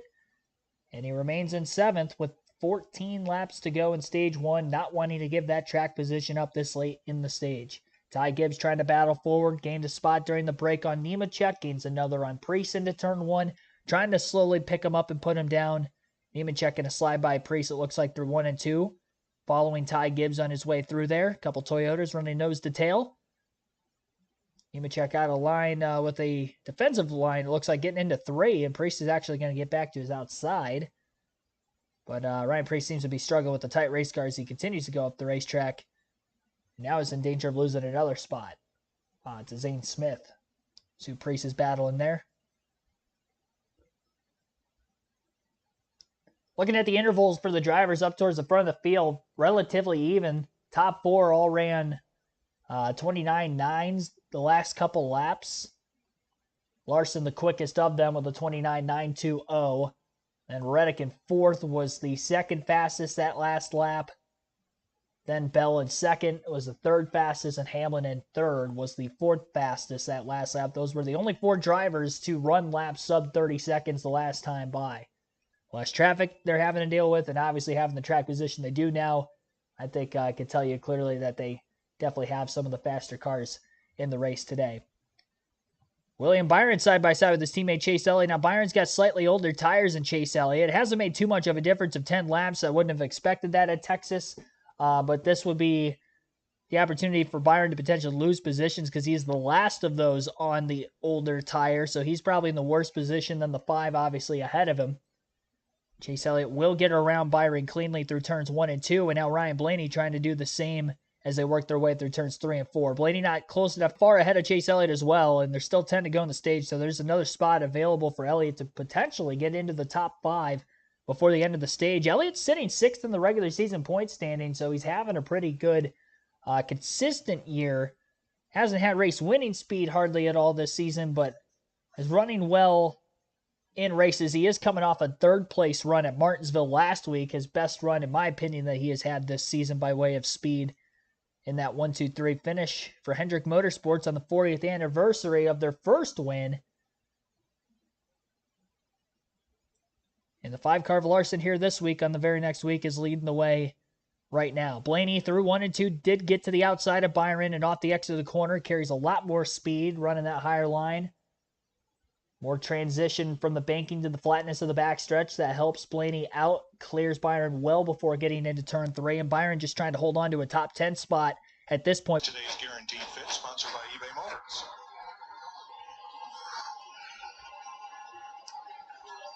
Three-time winner here, 16 top 10s, and 33 starts. That's a pretty good fit. Well, he's got a fast car too, and you look at the lap times, I know he's probably in a little bit cleaner air, but we talked about experience in the pre-race show today, and we talked about these guys that can take care of their car and adjust to the racetrack and handle a car that's going to slide around the racetrack, find a groove that works for them and be able to maneuver through traffic, and Denny Hamlin fits that category. This is going to come down to mistakes on pit road, things like that. Pit road is going to be so important. You put any one of these 3 cars right here in the lead, they're going to be hard to handle. Ty Gibbs has climbed to 21st, just behind Noah Gregson, about 15 seconds leader, so he's doing a good job. But when you catch these cars, then you're going to lose a little bit of lap time, and you got to maneuver, put your car in a position to make a pass and do something different than the guys in front of you. And from everything that I've seen, his car is pretty versatile. See him up a lane on the racetrack right there, but when these guys are side by side like that through the corner, it just makes that handling even worse. So best thing for him is those cars stacked up, because I feel like he's definitely got a better handling car and maybe an opportunity to get a few of them right here. We're running out of time. Blaney's the one, probably the only one that's going to be able to make a move for position for the coming to the closing ends of this stage. Mind you, only 5 laps to go. But how about Elliott and Alan Gustafson? That change, that move that they made, staying out, catching a caution flag and making the stop, took them from 21st before the pit stop cycle to the lead, and now to 6th place. So that's a 15-spot swing, all due to strategy and a little bit of racing luck. Well, the confidence that Chase Elliott got with those lap times he was running, I feel good about where they are. They definitely made themselves better with the track position that they gained. Tyler Reddick fourth, 3.3 seconds off the lead. And I thought this car would be faster, Mike. I really thought that Tyler Reddick was going to be one of the cars to beat today, but he has not shown the speed so far. His fine-tuning of this car might be able to put him right where he needs to be. Again, getting on pit road, making no mistakes, fast pit stop. You put him out front, I think he'll be hard to handle as well. Any one of those cars in the top 5, I think. And here's a car, Christopher Bell, 20 car of Christopher Bell. All the time, we sleep on this guy. He's a car that runs fast, runs up front every week, and I don't understand why he doesn't get more credit than he does for being as competitive as he is, as we see Ryan Blaney go by Chase Elliott. Finally, that took him about 5 laps to get that job done on the final lap of the stage. Perfect timing. 10th place, Bubba Wallace. Poised to get the final stage point there ahead of Ross Chastain. Kyle Larson on 1.5-mile tracks in the 7th Gen Cup car that we raced today. He's about to win his 11th of 33 stages on 1.5 miles with this car. In fact, in the last 6 races on 1.5-mile tracks, he's won at least 1 stage. Come playoff time, gonna be handy to have. Kyle Larson from the pole has now led 62 of 80 laps in Texas. Impressive streak Kyle Larson's got going on with the stage wins. He's already had the most stage wins this season with 4. Now collects a 5th stage win already this early in the year. As far as 4th, Chase Briscoe 5th, Ryan Blaney 6th, Chase Elliott 7th, Michael McDowell 8th, William Byron 9th, Bubba Wallace rounded out the top 10. A lot of drivers that started top 10 pretty much just kind of ran there the rest of the day. I think the only driver that qualified top 10 that didn't get stage points was Ty Gibbs. Ty Gibbs and Martin Truex Jr. Truex was 12th at the end of this stage. McDowell and Hamlin would have been the only 2 that didn't start in the top 10. that did get into the top 10 at the end of lap 80 to get the stage points. And Hamlin did a great job going from 11th to 3rd, picking up 8 spots. I think that's the most positions gained by anybody in the top half of the field, at least, if not the entire field. So Hamlin's making some passes out there. We saw Hamlin and Larson duke it out on quite a few intermediate tracks for wins last year. Kansas, Pocono. What was another one? There's got to be more up there. I would imagine one of the races Larson won last season on a 1.5 miles, they probably duked it out there as well. So we'll see. Could be the Hamlin and Larson show at the end of this race again. We'll have more pit stops coming up during the Stage 2 break very shortly. Stage 1 break, technically, with the caution. If it was a Stage 2 break, we'd have the diecast showing coming up right now. That won't be coming up until the end of the next 85 laps. You get to the end of Stage 2. Dark Crypto, Kenneth Rogelstad, thanks for tuning in.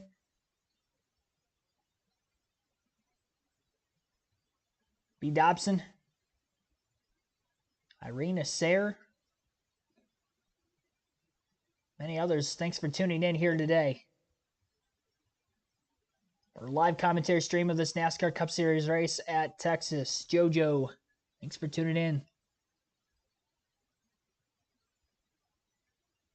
Lisa Ari Peralta, thanks for tuning in as well. Hopefully I said your name correctly. Mark DeMars, welcome.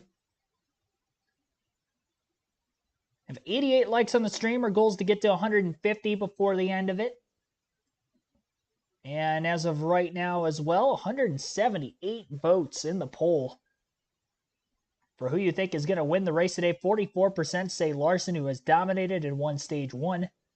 36% say somebody other than Larson, Blaney, or Reddick. 7% say Reddick. 13% say Ryan Blaney. The team that has the most fun and are the biggest pranksters is the one for Ross Chastain. Michael Roberts, front tire changer, Hendersonville, North Carolina. Shout out to the family out there, and cheers to all the one fans out there after we win this race. Ken Posga, rear tire changer. From Northeast Ohio, go Browns. Warren Howland High School. I got 2 lovely kids, G and Roman. Matt Simmons, tire carrier, Hogwarts. 2006 Little League All-Star, 5th grade spelling bee runner-up. Shane Wilson, Jackman. Want to say a special thanks to my wife, Rachel, and my 2 boys, Keegan and Colby, for letting Daddy play in traffic every Sunday. Playing also, traffic. Want to dispute John Bernal with the sexiest bald man on pit road? So there's no way you've never met Matt Simmons. Brooke Davenport, fueler, lactose intolerant, Catholic University grad, father to Henry. We have created a new competition. Imagine a bunch of competitors creating a competition. That was awesome. There it is. Spelling bee runner-up. Something we can't say. One of those fellows was from Hogwarts. There's Phil Surgeon from Vermont.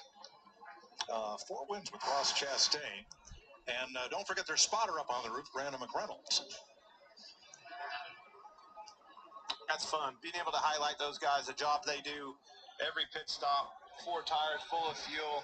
It's still, even when it's my favorite thing to do is take somebody down and show them a pit stop in NASCAR. It always just blows people away. Well, Kyle Larson has now led over 500 laps this season, the most he's ever led in the first 9 races of any season. Wow. He will lead Christopher Bell, Denny. That even includes 2021 when he ended up leading, what, like almost 1,500 laps that year?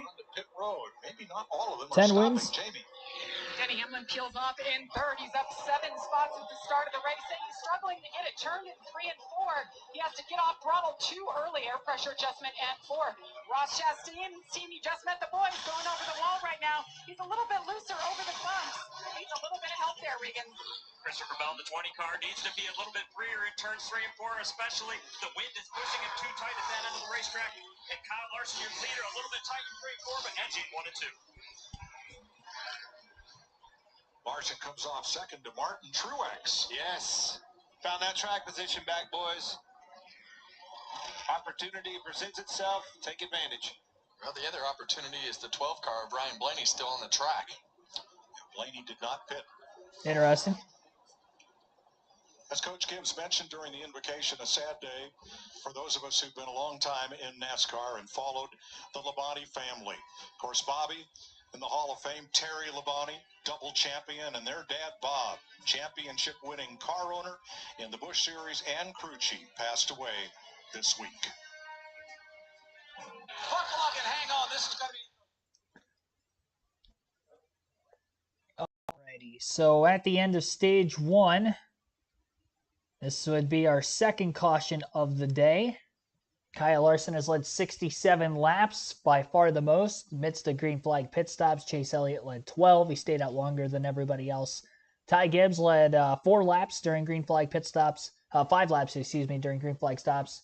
Christopher Bell led for 1. And Ryan Blaney, currently your race leader after staying out of the pits. So he will have the oldest tires here. He pitted most recently during the only caution for incident we would have had right around lap 50. Went green with 26 to go in the stage, so Blaney has 26 lap older tires than everybody who just pitted during the stage break. Looks like Ty Gibbs might have stayed out as well. We'll wait on that a second for our leaderboard to update. Martin Truex Jr. took 2 tires, took right sides only.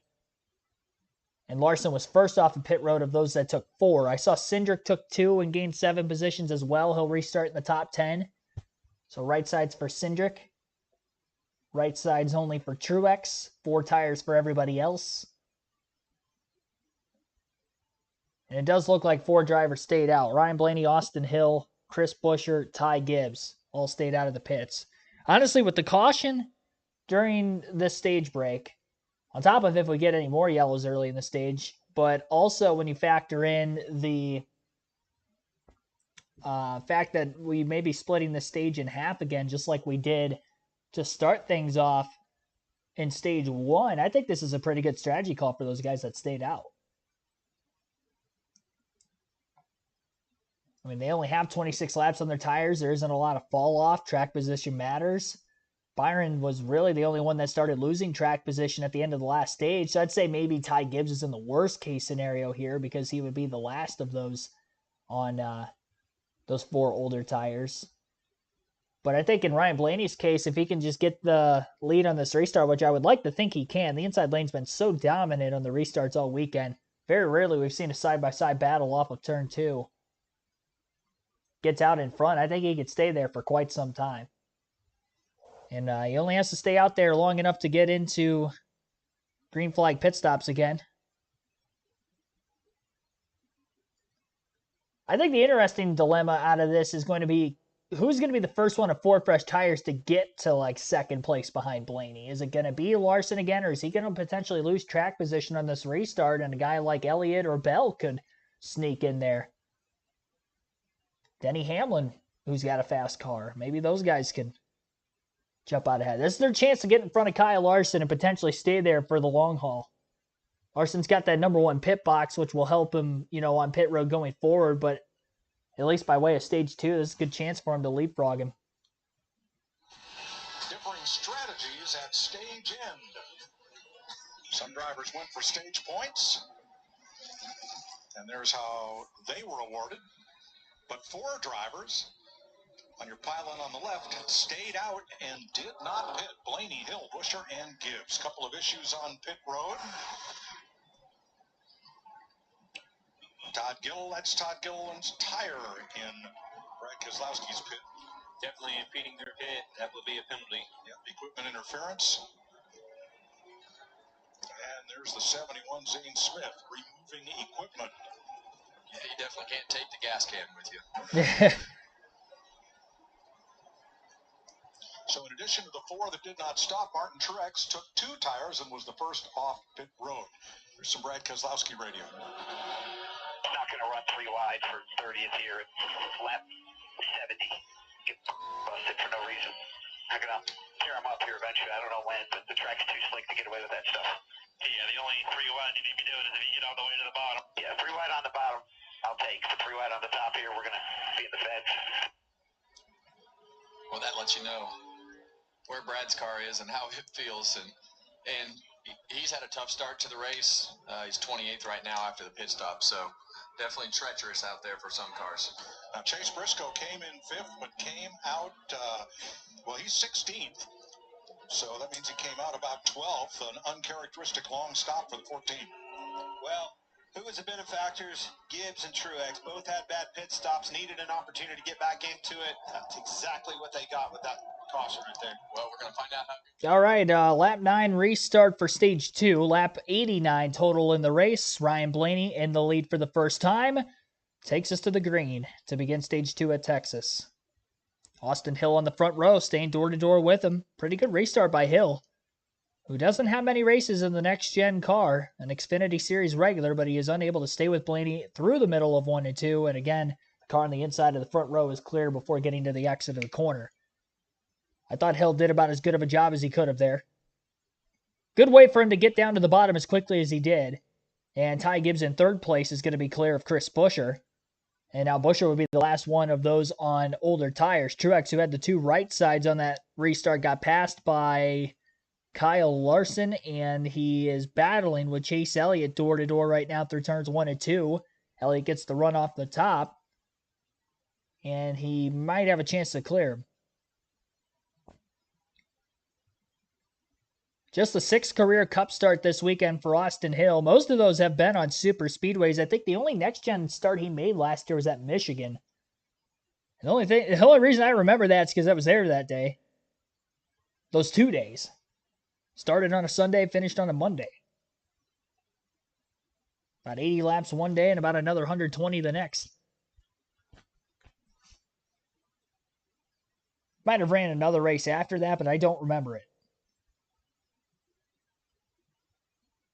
As far as last season goes. But he's made a couple starts pretty much every year before that. Since making his way into the Xfinity Series with RCR full-time back in 2022. William Byron underneath the 20 of Christopher Bell. Going to complete the pass there as he slams the door shut for 9th. Bell going to try a crossover. Big block on the back straightaway by Byron. Barely clear. And Bell will try the top lane now as he loses momentum through 3 and 4. May gain it back on the straightaway. But he's not going to be able to close that gap quick enough on Byron. It looks like getting into turn 1. So will hold on to the 9th place position. And Ryan Blaney's done a great job on this restart by gapping himself a 1.5 seconds ahead of 2nd place. The problem is Kyle Larson is coming. As he had got by Buescher, Gibbs, Truex on the older tires. Now gets by Austin Hill for 2nd, clear into turn 3. And about 4 laps after the restart, Larson goes from about 6th place to 2nd. If you didn't think he had the fastest car already, even in traffic, that car's moving pretty good. It's only a matter of time that he catches the 12. Might be a little bit, though. Blaney's had a top 10 car. The other guys that stayed out, well, Gibbs has had a top 10 car too, I guess. But Buescher, Hill, even Truex was outside the top 10 for a majority of this race. You know, Blaney at least was kind of fluctuating between 6th and 7th most of the day before that, so we'll see how he does. Chase Elliott has not been able to make his way around Buescher. He's taken so long that Denny Hamlin has actually passed the 9 of Elliott, and Hamlin will go to work on the 17, 54, and 33 for all nose to tail. Hamlin passes Buescher and Gibbs in the same corner. Impressive. Hill might be holding up the 54 enough, and because he has equal tires, he can't get around him. Hamlin on the slightly fresher tires, as well as Larson and Elliott, are going to have an easier opportunity to get by Austin Hill. Hamlin did a great job going from 6th to 4th in one corner. And it wasn't a 3-wide pass either. They were single file passes on the bottom. Bubba Wallace getting by Chase Briscoe on the outside through 3 and 4. These guys just outside the top 10, right around 15th. Wallace lost some track position on pit road. He was 10th at the end of the last stage. A couple cars obviously staying out as well. Puts him back in the running order a bit more. Your contact between Byron and Truex. An aggressive side draft by Byron there, and Truex on the right side's only not holding on very well. If you have the clean air, you can hold on a lot better than cars in traffic. I think that's what panned out well for the drivers on older tires earlier in the race, and that seems to be the case here. If you're in traffic, you're going to lose position on older tires, but if you can get out with the lead like Ryan Blaney has, I think he's in a lot better shape than everybody else behind him. And again, Blaney was 7th, I believe, at the end of the last stage. So honestly, as long as he doesn't fall below 7th before we get the green flag pit stops, this is going to be a good strategy call. Right now, he still leads. Larson within a half a second. Hill dropping back. Huge. Getting passed by multiple cars through turns 3 and 4. May have had to get way out of the gas. Hill is a driver who was running around 30th for most of the day on speed as well, so that doesn't help. And now quickly, Austin Hill has gone from 2nd to 13th on the restart in about 9 laps. Make that 15th. He's just gotten passed by 2 more. Chastain McDowell nearly made contact on the front stretch as they tried to squeeze underneath Hill 3 wide the last time by. This time by, they're still side by side, and Chastain finally clears the 34 with a great run off the top. Chastain will win the battle for 11th. And Kyle Larson now within 2 car lengths of race leader Ryan Blaney. As that battle for the lead is about to go on, Larson should be able to take the lead during the commercial break. As of right now, they are cutting to a full screen break. So we'll go through the full field running order for the first time in stage 2 today as we're at lap 99 of 267. Ryan Blaney leads. Kyle Larson again right behind him in 2nd. Denny Hamlin is up to 3rd. Ty Gibbs 4th on the older tires. Chase Elliott 5th. William Byron 6th. Martin Truex Jr. on the right sides only is in 7th. Tyler Reddick in 8th. Chris Buescher 9th. Christopher Bell is 10th. And 11th is Ross Chastain, Michael McDowell 12th, Chase Briscoe 13th, Austin Cindric 14th, Ricky Stenhouse Jr. 15th, 16th is Noah Gragson, Joey Logano 17th, Alex Bowman is 18th, make that Bubba Wallace 18th now. Alex Bowman is 19th, Ryan Preece 20th, Josh Berry 21st, John Hunter Nemechek 22nd, Daniel Hemrick 23rd, Brad Keselowski 24th, Carson Hocevar 25th, 26th is Eric Jones, Corey LaJoie 27th, Austin Dillon 28th, 29th for Daniel Suarez, Zane Smith 30th, Ty Gillen 31st, Kyle Busch got the free pass at the stage break is 32nd, and Austin Hill scored a lap down right now. I have a feeling he was the cause of the caution because we are under yellow for the 3rd time. Bowman on pit road. No, Alex Bowman the cause of the yellow. John Hunter Nemechek. Alex Bowman, Bell. Big damage Bowman on the and previous Bell. car. I looked up and saw Bell's car backwards in the wall. Oh, you see the same thing that happened to Jimmy Johnson earlier. I promise you, Christopher Bell went over that bump in the high groove. The back of the car stepped out on him, caused a chain reaction behind him. That bump in turns 3 and 4, you have to, depends on your car as to how you have to go over that bump. But if the car is not pointed, see John Hunter. Big hit for Bowman. Alex Bowman. I think Bowman got checked up, and 2 said it stacked up behind him. He got up and ran over from behind, and here come Nemechek sliding in later. This is on board the 48. I like him. Big damage to that car.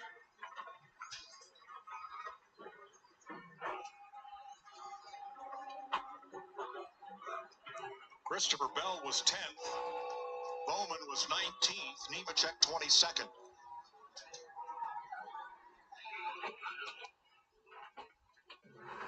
It's a terrible feeling, Kevin. Just along for the ride.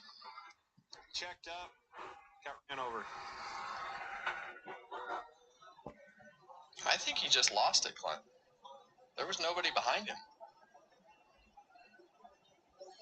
Well, let's watch Brad Keselowski drive right through it from the BuildSubmarines.com cam.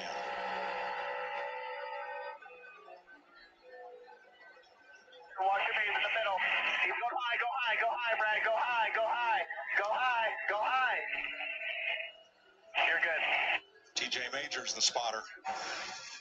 Yeah, and you could see right there, it looked like a car came across the nose of the 48 car of Alex Bowman, and that's really what spun him out. Yeah, he was trying to stay down off of him, and they kept coming down further and further, trying to avoid the contact with the cars ahead, and spun Bowman around. Another caution, another opportunity. So Bell 12th in the point standings, Bowman 13th.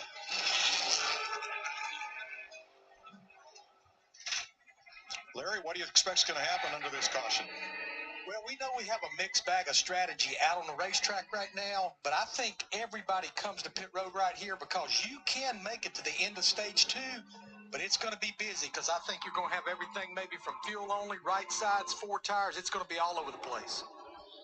Well, this could work out for Ty Gibbs. Martin Truex, some of those guys that had some strategy, Chris Buescher. Oh, and Ryan Blaney, who did not pit at the end of stage 1, holds the lead as they come onto pit road. That's right. Jamie. Denny Hamlin said, I need a little bit better turn in 3 and 4. I'd rather come in now and just work on it, make a small adjustment. They'll do just that. 24, William Byron, Rudy Jewell asked him if he had any loose moments. He said, nope, I'm good. It's going to be right tires only. They are going to have to count on fuel, so he's going to have to wait on that. In the 5 car of Kyle Larson, his car is good. Quick 2-tire stop by Hamlin. And Larson leads him off pit road. That number 1 pit stall, important.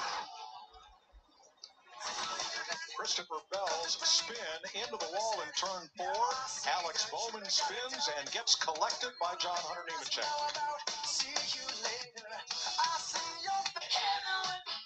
All right, so under caution again for a 3-car incident off turn 4 involving Christopher Bell, Alex Bowman, and John Hunter Nemechek. Bell went for a spin after getting into the bumps in the outside lane off turn 4, similar to Jimmy Johnson's spin earlier, and in a spin of maybe locking up the brakes a little too much or something of that nature had caused Alex Bowman to turn around, and in the midst of him spinning down into the grass in the tri-oval, he had gotten clipped by Nemechek, who was trying to get underneath him, and the nose of that 48 car had gotten crushed. There's not a lot of damage on the 42 of Nemechek, but as for Bell and Bowman, I think there's a good chance their days are going to come to an end. Austin Hill also had some sort of an issue, which we are still not aware of what happened there. He fell a lap down before the caution came out, and now he is 6 laps down, even behind Bowman. So something happened to Austin Hill during the commercial break that we still haven't gotten word from the Fox booth as to what exactly happened yet. The minute we do, I will relay that to you guys, but it looks like Hill may be out of the race as well after restarting second. Alex Bowman, again, definitely going to be done for the day, and a lot of damage on Christopher Bell's car. He still scored on the lead lap right now, but there was a lot of damage to the back of that race car. I don't imagine that he's going to, even if he can continue, that car is going to be very fast at all anymore. And that's a bummer because he was in the top 5. In fact, he was second at the end of stage 2, so he had decent pace. Obviously losing it. Kyle Larson wins the race off pit road, goes from second to first there, leapfrogging Blaney, and Blaney, who went in first, so much for gaining the track position because his pit crew did not help him at all. He loses 7 positions on pit road. He'll restart 8th. And looks like Todd Gillen might have stayed out of the pits, potentially. We'll wait to see if that will actually be the case or not. Free pass with this caution is going to go to the 51. So Justin Haley will get his lap back with the caution flag coming out. Should be getting our next restart very soon here. We'll take a quick ad break for the 3rd time today, and then continue the live commentary coverage on the other side. You're listening live on KRC to the AutoTrader EchoPark Automotive 400 at the Texas Motor Speedway.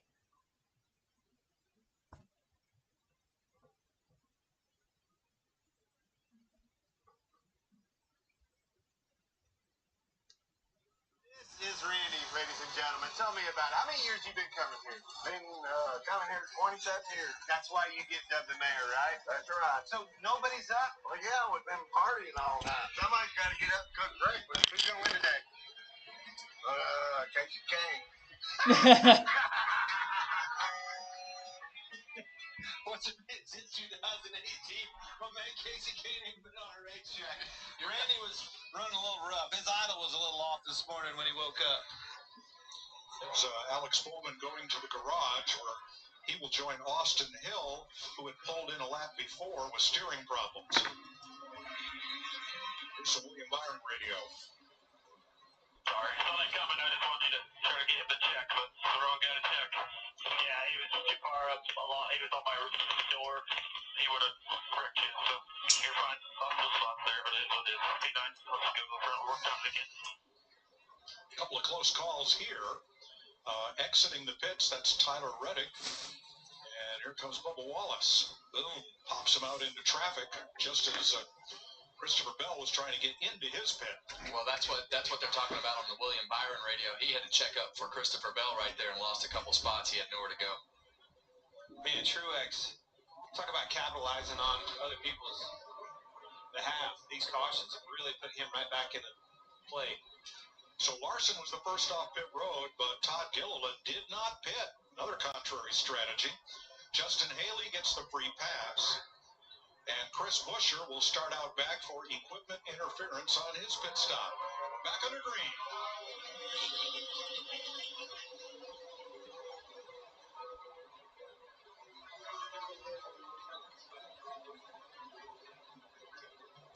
Way up out of the group for Bubba Wallace.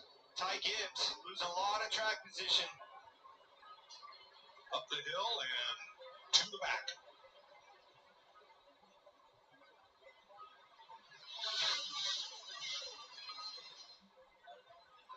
Larson, Hamlin, Truex make quick work of Gilliland.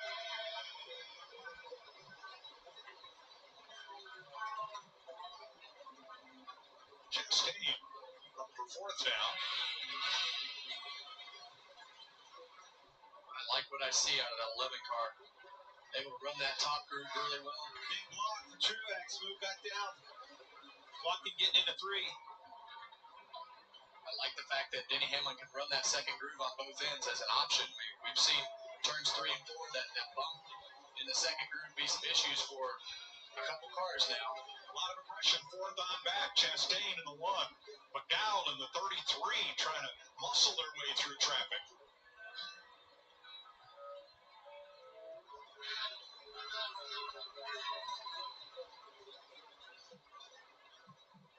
Blaney restarted 9th. He's picked up 2.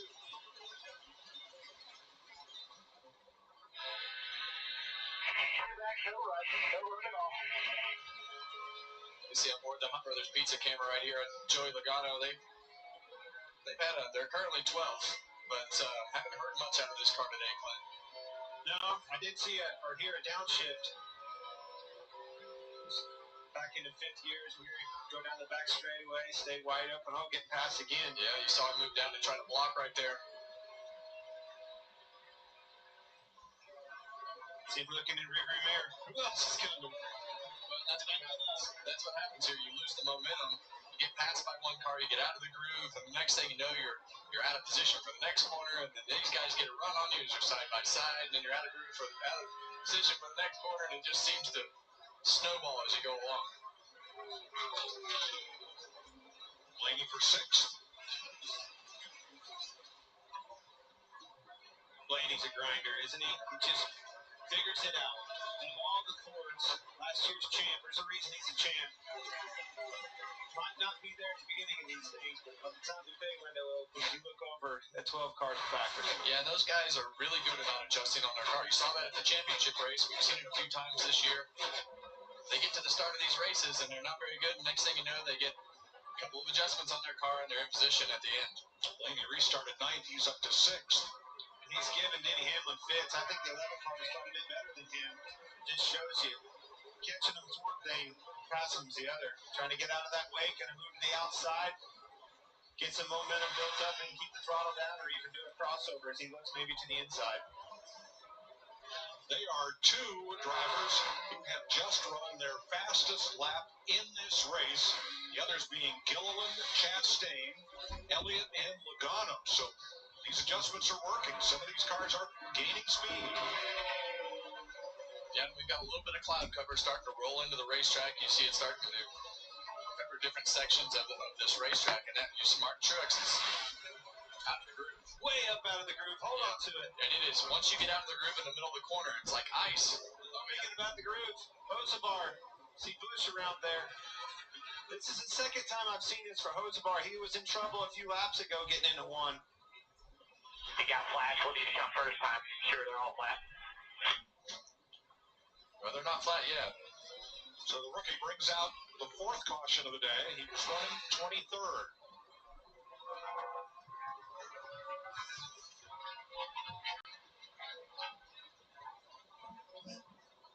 That was way before the corner, Kevin. Wow. I got some help there. He was loose really, really early. I'll have to see a better angle of it, but Kyle Busch was close to the rear end of that car.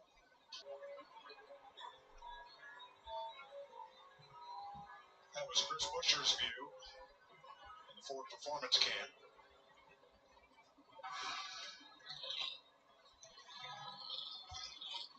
4th caution on on the day. Hocevar has made it back to pit road. Yeah, one thing we probably need to pick up on there and explain to everybody is Hocevar in his pit stall. But Ty Gibbs and Bubba Wallace got loose on that restart, got up into Gibbs, and they're 23rd and 25th right now if you're wondering where they went. That's what happened.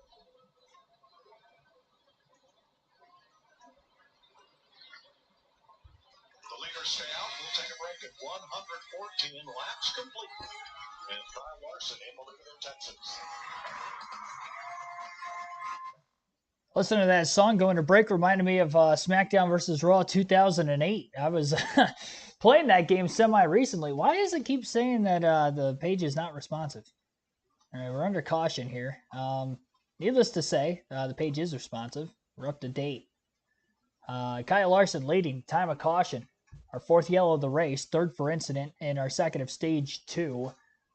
After Carson Hocevar has gone for a spin, I guess I'm going to have to exit the page and go back. It keeps popping up on me. Whoa. I think it's a Chrome issue.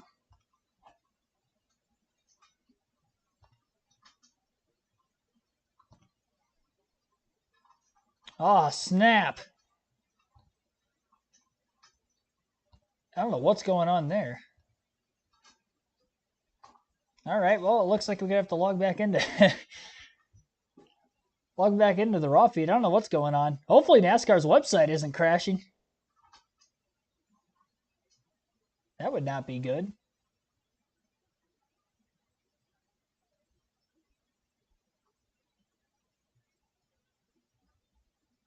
For this to update. Better not do that again.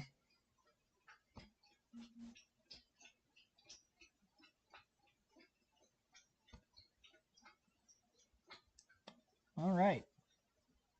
Well, while we're under the fourth caution of the break, we'll take another ad break here. Again, you're listening live on KRC to the NASCAR Cup Series race at Texas today, the AutoTrader EchoPark Automotive 400. 97 likes on the stream. Our goal is to get to 150. We are almost 2/3 of the way there. Hill has a steering issue. Okay. Well, that has put him many laps down. Dale Opplinger, thanks for tuning into the stream as well. Susan Greenland, welcome back.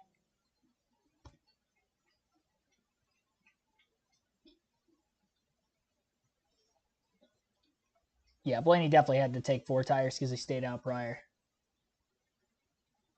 Dave Martz, also welcome to the stream.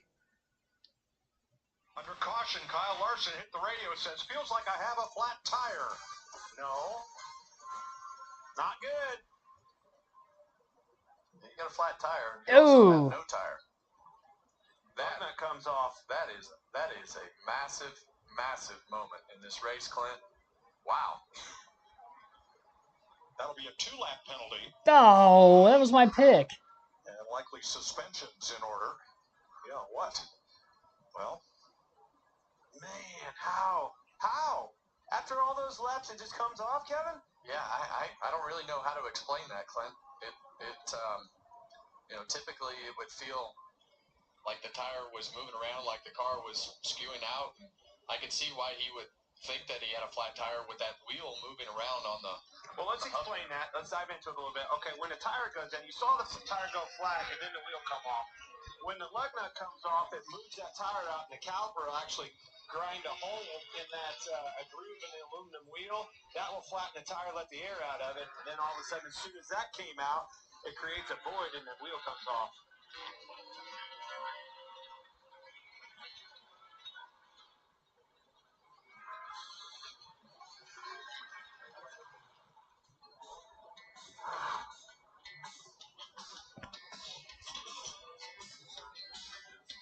That single lug nut that holds the wheel on the 7th generation car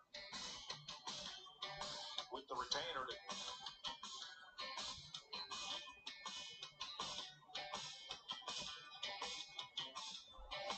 and that retainer designed to keep that drug a whole bunch of that underneath of that diffuser. Yeah. All right, here we go. 48 laps left, stage 2. Make that 47 now. Denny Hamlin will be the new leader. Green flag in the air. Kyle Larson, who won stage 1, dominated the day, has his right rear tire come off under caution nonetheless. And here we are. Now he's 2 laps down. He's probably got some damage under the car. Who will step up to the plate and take the win here at Texas? The Joe Gibbs teammates are door-to-door for the lead for right now. Off the exit of turn 2, it's Hamlin and Martin Truex Jr. We'll see how long Truex can hold on. It doesn't look like it's going to be for very long. Denny Hamlin is all clear now in the center of turns 3 and 4. Chastain sliding up right in front of Ryan Blaney. Slows him up a bit off turn 4. Larson, after getting help for 2 laps, can now leave. There he goes. And this is going to be tough for him to come back. Loses more ground, and the older tires may be a factor of that.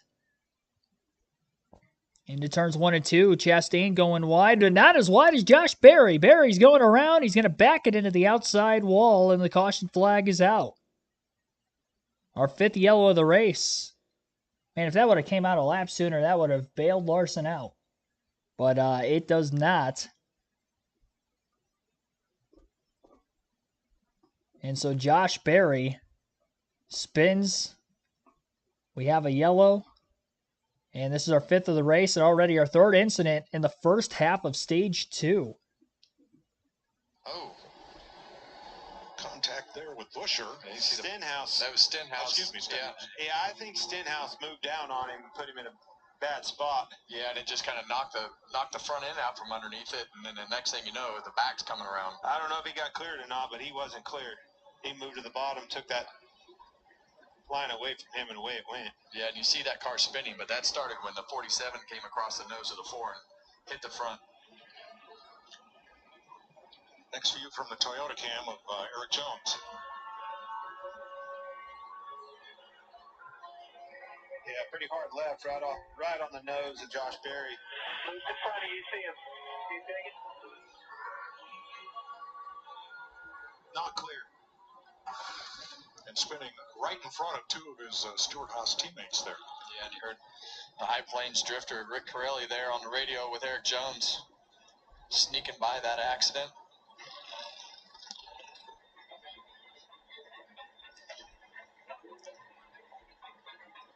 So if this puts Jimmy Johnson back to the lead lap, we will have only Christopher Bell 1 lap down, Kaz Gralla and Kyle Larson 2 laps down. Next Sunday, we're back on Fox at the fastest speedway on earth, Talladega. Freeway show kicks things off at 2 Eastern, and the green flag flies at 3 next Sunday on Fox. Well, I promise you that guy right there, Ryan Blaney, will be hard to deal with next week at Talladega. And next week is a race that there's a lot of guys like Joey Logano. I was going to say, so her guy. Joey Logano, yeah. Ryan Blaney, all those Fords are looking there. Super speedways cannot wait to get to Talladega. I can't believe all that's transpired today already. Texas Motor Speedway. I mean, it's been just one thing after another for these teams.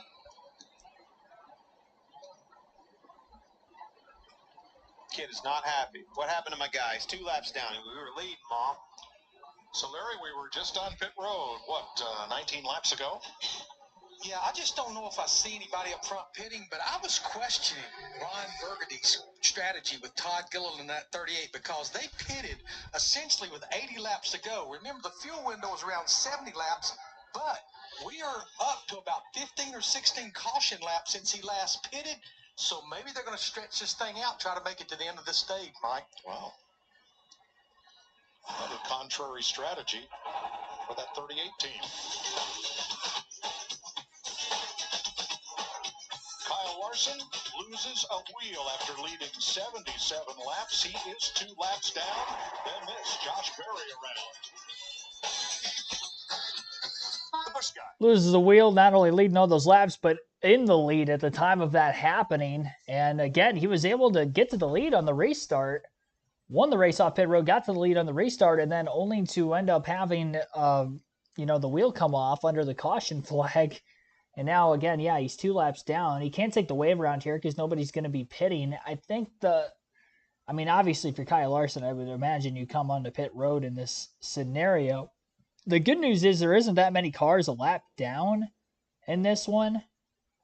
Jimmy Johnson gets the free pass to get back on the lead lap with the caution coming out. So Johnson will be back on the lead lap.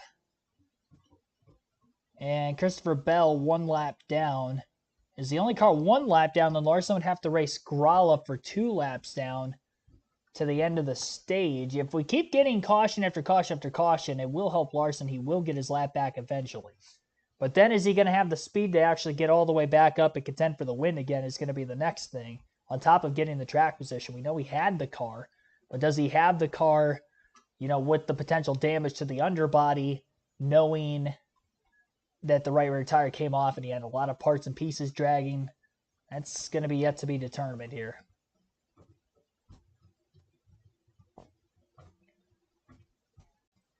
We'll have to wait and see. Denny Hamlin is out in front for right now. Mark Truex Jr. is second. Tyler Reddick third. Ty Gillen fourth.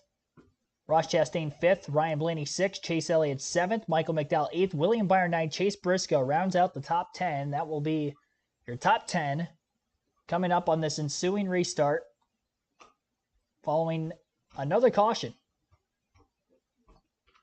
Just under 28. Thanks for tuning in.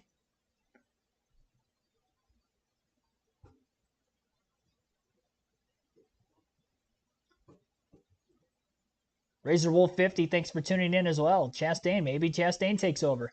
You guys can change your vote, by the way, if you have already voted for Larson to win. You don't have to keep it the same. I do because of my predictions, but you guys can actually change your vote for who you think is going to win this race today between Tyler Reddick, Ryan Blaney, Kyle Larson, or somebody other than those three. 224 votes have been casted so far. Greatly appreciate it. That's got to be close to a new record for how many votes have been casted in the poll. We have 100 likes on the stream. We have 224 votes, but only 100 likes. So be sure to hit the like button if you guys have not done so yet, so we can get to that goal as soon as we can. Then Gilliland's Ford, which did not pit again. Chastain, Blaney, Elliott, McDowell, Byron, and Briscoe in the top 10 spots. We have 33 cars on the lead lap, counting Jimmy Johnson, who got the free pass. All right, 40 laps to go in stage 2, a little past halfway in the stage. Green flag is back in the air. Denny Hamlin, Truex on the front row for the second consecutive restart. Reddick all over the back bumper of Hamlin, pushing him before getting into turn 1. Had to let off eventually. And Mark Truex Jr. with a pretty good restart so far on the outside. It's 2 restarts in a row. He stayed door-to-door with Hamlin. Haven't seen hardly anybody really do that all weekend. On the outside lane, trying to stay side by side with another car. But into turns 3 and 4, Hamlin wins the battle. I don't think I've seen anybody for a full lap stay side by side with the race leader on the inside of him. Chastain, great move to get to 4th on the restart, and even better move to get underneath Reddick at full speed for 3rd. Off turn 4, into turn 1. Ross Chastain is moving forward. He gets tight in the dirty air and almost gets into Reddick. That was a close call. And that's going to cause a huge mess behind them. 2 and 3 wide. Reddick's going to be the big loser there. Loses a lot more positions than Chastain did. Chastain got tight in the dirty air behind Truex. Went up the hill. Had to lift. Still maybe a slight bit of contact with Reddick. Reddick gets pushed wide. He's now on the outside of Elliott battling for 8th. He'll clear Elliott off turn 4. So it looks like 7th place for Tyler Reddick. Losing 3 or 4 positions there. And Chastain, who was in 3rd, remains in 3rd. And ultimately didn't lose that much time. I'm surprised Chastain's only a second off the lead still. And only half a second behind Truex. He really didn't lose a whole lot of time there, despite having to get out of the gas like he did. But Reddick obviously forced even wider. Got the worst end of that.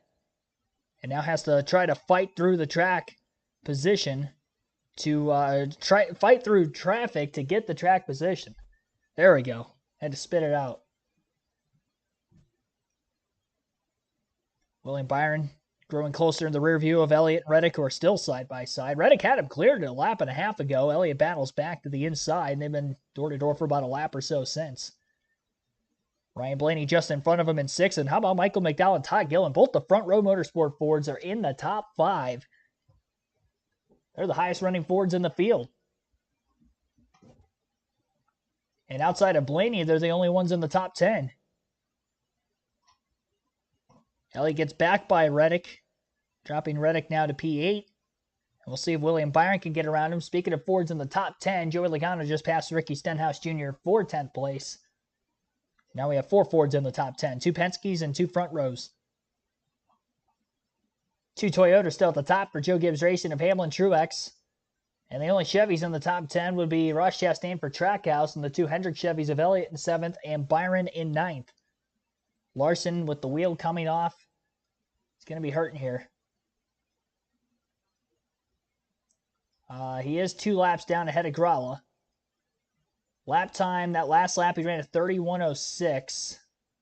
Granted, he's way back in traffic, but that is a little concerning considering Hamlin is running 29.5s with the clean air right now. So, I mean, we'll have to see, obviously. I mean, if it's going to be one thing just to get back on the lead lap, it's going to be another thing to get all that track position back. It's going to be another to maintain it, depending on how much damage Larson has. You don't see Hendrick Motorsport pickers make those kinds of mistakes. I mean, they're known for having like the best week in, week out. Larson was winning races off pit road today. Maybe he could have taken a little bit more time on that right rear, knowing in hindsight that it was loose. Truex not able to keep up with his teammate at the front of the field, Denny Hamlin. Truex is going to move back a position as Ross Chastain will move past him through turns 1 and 2 for second.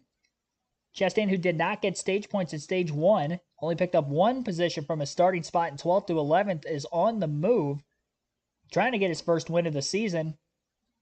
It was one of my picks to get a top 10 today, and he is definitely showing out. To go along with those predictions, the other top 10 picks I had, Ryan Blaney's in 6th, and I think that's it. No, Tyler Reddick's in 10th also, so I have 3 of them up there right now. Obviously, I had Larson as I had him winning, and he is 2 laps down in 35th with the wheel coming off.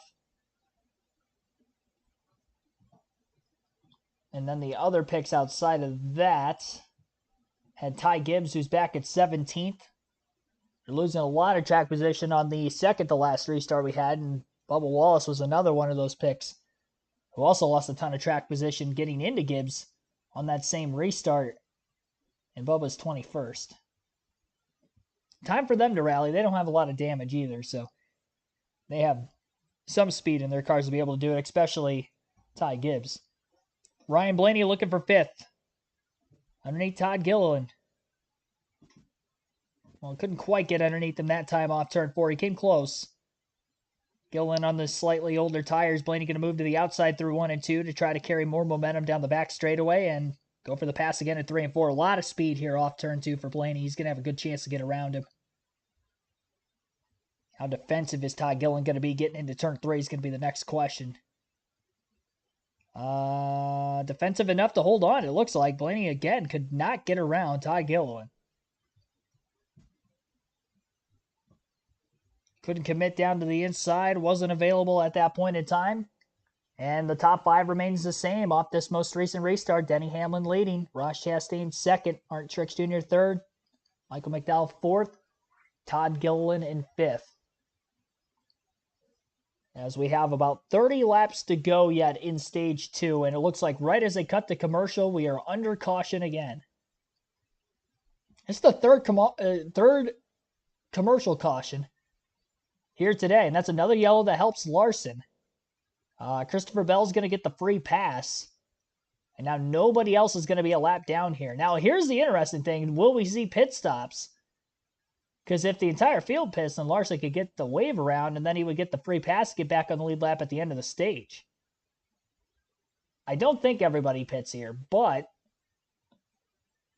yeah, I don't see everybody pitting here because there's no chance everybody pits. I could see some people pitting to get back on strategy to the end of the next stage, but there's going to be people that are going to want to try to get the stage points or a chance at the stage win yet that I'd imagine will stay out. But we do know Bell will get the free pass. That is a guarantee.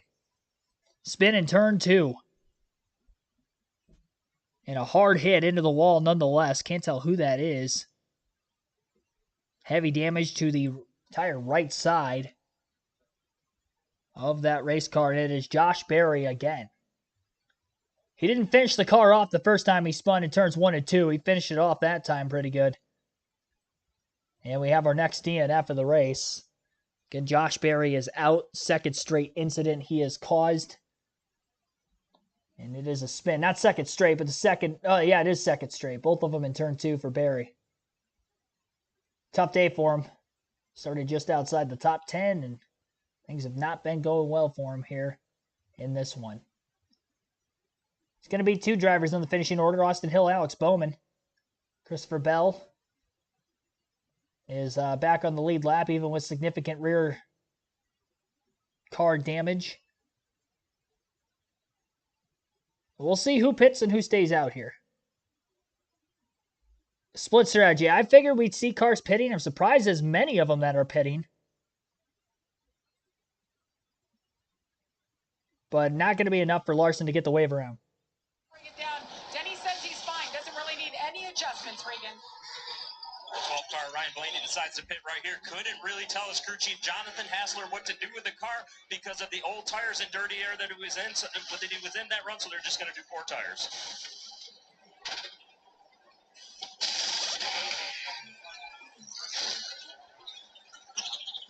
A bunch of cars stay out. And there's Ty Gibbs, the first one off pit road with a big game. We'll sort it all out for you. All right, 26 to go, stage 2. Pit stops have concluded. Ty Gibbs took 2 tires to win the race off pit road. Everybody else that came down took 4. And quite a few drivers still stayed out on the racetrack, including Ross Chastain, who will now take over the race lead for the first time today for this next restart. Quite a few different leaders in this one with the strategy play at hand. Austin Hill led for a lap in there on a restart. Kyle Larson, of course, has led the most. He won stage 1. He led 77 laps. Christopher Bell led for a lap. Ty Gillen led for 3 on pit strategy. Hamlin on speed led for 22 after Larson's tire came off, resulting in him going 2 laps down. And again, Larson's still in the race. Ty Gibbs led for 5 laps. Chase Elliott for 12. Ryan Blaney for 17. And again, Chastain now in the lead for his first couple laps led under caution. This is our 6th yellow of the race, our 4th for incident in stage 2, a slow-paced second stage here at the Texas Motor Speedway. And we'll see how this race is going to continue on forward. 127.28 mile per hour average race speed, a little over an hour and a half into this one, and we are just past the halfway mark on the race as well. We'll take an ad break, continue our live commentary coverage. You're listening live on KRC to the NASCAR Cup Series race at Texas, the AutoTrader EchoPark Automotive 400.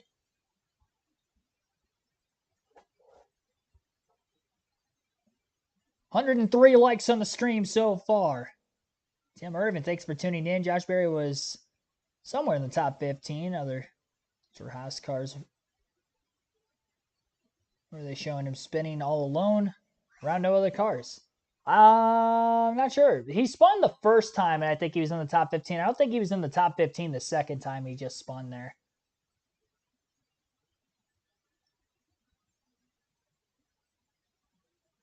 I doubt it, at least, considering he just brought out the caution right before that.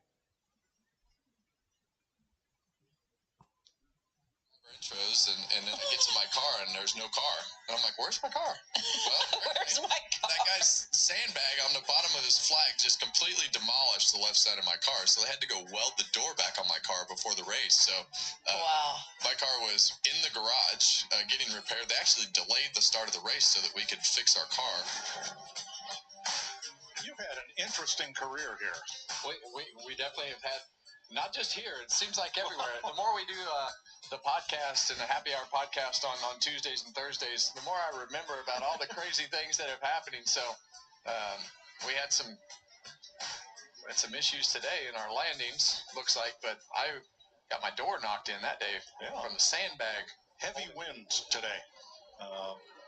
Those parachutists did a great job. Anytime you jump out of an airplane and your heart's still beating when you're done, I'd say that's a great landing. We've got Brett Beach on the show this week, GM of the Kansas City Chiefs. Texas has been a good track. Once we finally broke through, we won a few of them, but it was always a place in the Xfinity car and the trucks that we expected to win. 3 Cup wins, 5 Xfinity wins, and a truck win. So, yeah, we talked about that truck win this week. That was the year that Kyle Busch wiped out Hornaday under the caution, got suspended on Sunday. Sent my man Josh down there to take care of Kyle Busch. They pulled him out of the trailer, trying to beat up Kyle Busch, and had to go get him out of the hauler afterwards. They took his hard card. So Been a neat place. All right, couple of penalties. Equipment interference for Daniel Suarez and Corey LaJoy driving through too many boxes on exit. So the first 5 drivers have been out there since lap 103, leading by Chastain. The next 3 pitted at lap 115. And from Ty Gibbs in 9th on back, everybody just came off pit road. So here we go. All right, green flag back in the air. Now it's Chastain McDowell on the front row. Tame restart, 2x2 once again. Oh, a little contact getting into turn 1. I spoke a little too soon. Gibbs gave the 21 a Burt a hard shot. Bottlenecked the entire inside lineup. Everybody stays smooth for the most part off the exit of turn 2. McDowell and Chastain still side by side for the lead. And can McDowell maybe put a fight for the car on the outside of the restart? No, he pushed too hard. He's backed it into the wall. He's coming back down the racetrack in front of traffic. Everybody will evade. And that is why we have not been side by side for an entire lap on a restart for the lead. That right there. McDowell tried it, and it wasn't worth the risk. Staying door to door. And all those cars that came down pit road did so to avoid the accident. And they are allowed to do that without penalty as long as they cautiously reduce their speed as they're coming down the pit lane. You know who's a benefactor of that? The 5 car. Yep. Well, he's going to get 1 lap back. He's still got another one to go. This hard to tell. Yeah. It was definitely in the vicinity of that bump. Regardless, thing got loose on the outside, trying to hold position on him. Well, we'll get a second angle here. 2 very aggressive drivers. You see that car start to bounce. It's before the bump. I think it was wiggling, yeah. Say. It's definitely rougher, a little bit rougher in the second groove, all the way through the groove. There's one big bump about 3/4 of the way through, but it's definitely going to be rougher. But you could see Michael McDowell's car start to bounce, and that really worked the back of that car free. And here's what Michael McDowell had to say. Sorry, boys. Just got in that bump and it took off. Well, there you go. So no contact. Meanwhile, Josh Berry has been released from the care center. He brought out the last caution on which Christopher Bell got his lap back. So this time, the first car that is laps down is Kyle Larson, who will get 1 of his 2 laps back. Carnage. Well, all these guys tell us in pre-race, Kevin, this place is treacherous. You have to be respectful of it, have to be careful. Grip level is down. You guys are getting desperate on these restarts, trying to go for it. Track position's hard to come by. Old tires, new tires, a lot of different scenarios out here. Well, and to Michael McDowell's wreck right here, it's like what Larry talked about earlier with those bump stops. You run them as close as possible, and when you run that second groove down there, it starts to go over those bumps a little bit harder, and when it does that, it starts to hit those stops harder and makes the car loose. So the AMR safety team and NASCAR officials, they're talking with Michael McDowell and encourage him to climb out once everything is disconnected. Yeah, he's tried to get through the opening on pit road, and his car has only 1 tire that looks like it's pointed in the right direction, so can't steer it, so they're going to tow him through the opening. So Kyle Larson, even though the 2 laps that he lost were the result of a penalty, he is now, having served that penalty, eligible for the free pass and gets 1 of his back as Michael McDowell goes around and into the wall in Texas.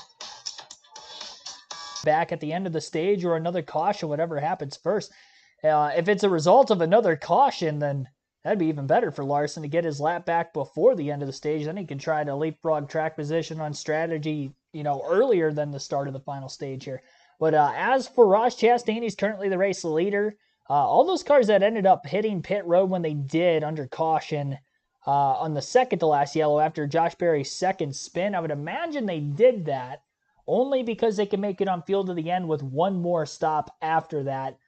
They probably factored in that they would get, obviously, caution laps at the end of stage 2. They would stay out there. And then any other cautions beyond that point until they get to about that 60 lap to go mark in the race, then they could pit again under green. Well, in this case scenario, they're getting even more laps saved, so it helps them out even more. Now, obviously, they're sacrificing a good chance to win the stage. And you got guys like Ross Chastain, Ricky Stenhouse Jr., Eric Jones, Bubba Wallace, Brad Keselowski, all the drivers that haven't pit yet. They're trying to win the stage still.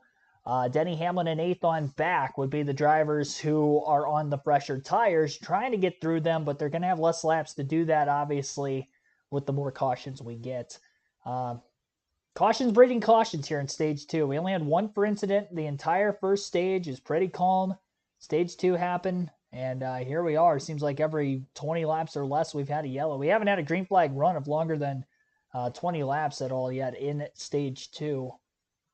Longest green flag run of the day was the start of this race to the lap 49 caution when Johnson spun off of turn 4. Couple guys done for the day. McDowell obviously done now after this wreck. Josh Berry out after his second impact into the wall. Alex Bowman taken out in a wreck, and a steering issue has resulted in Austin Hill going to the garage. Now, he did not bring out a caution, so he didn't have to worry about a damaged vehicle policy clock, but get the steering rack issue fixed for Austin Hill, then he could actually come back in and surpass the other drivers who have DNF'd if he so chooses and tries to get more track time in the next-gen car, which he is not very well acclimated with. This is only a 6th career Cup start, so he could move forward in the running order. So for anybody paying attention to the race for NASCAR here, it ain't over yet.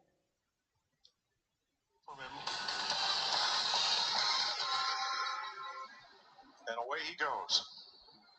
His string of 3 top 20 finishes in a row here in Texas, it looks like will end today. Well, it's just what Larry talked about to start the race today.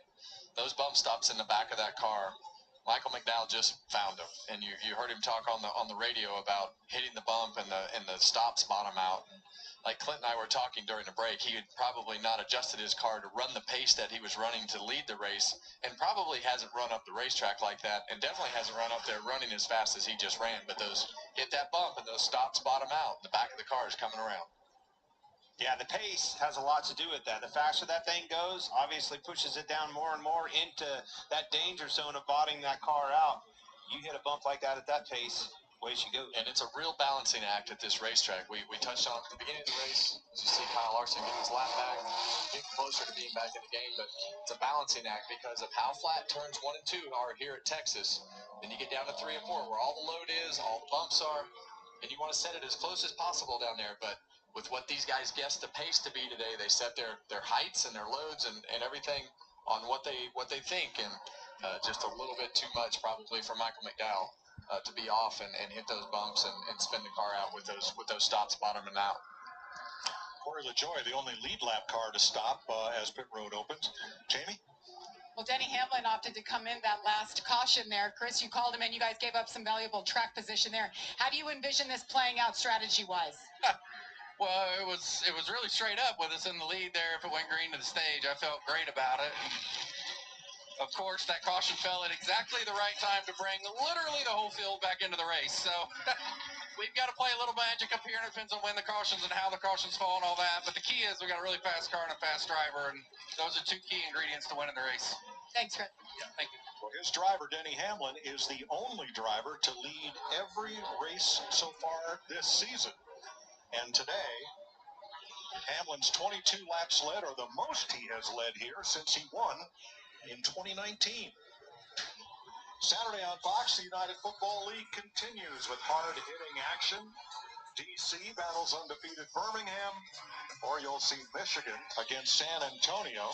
Kickoff at 7 Eastern on Fox. Check local listings.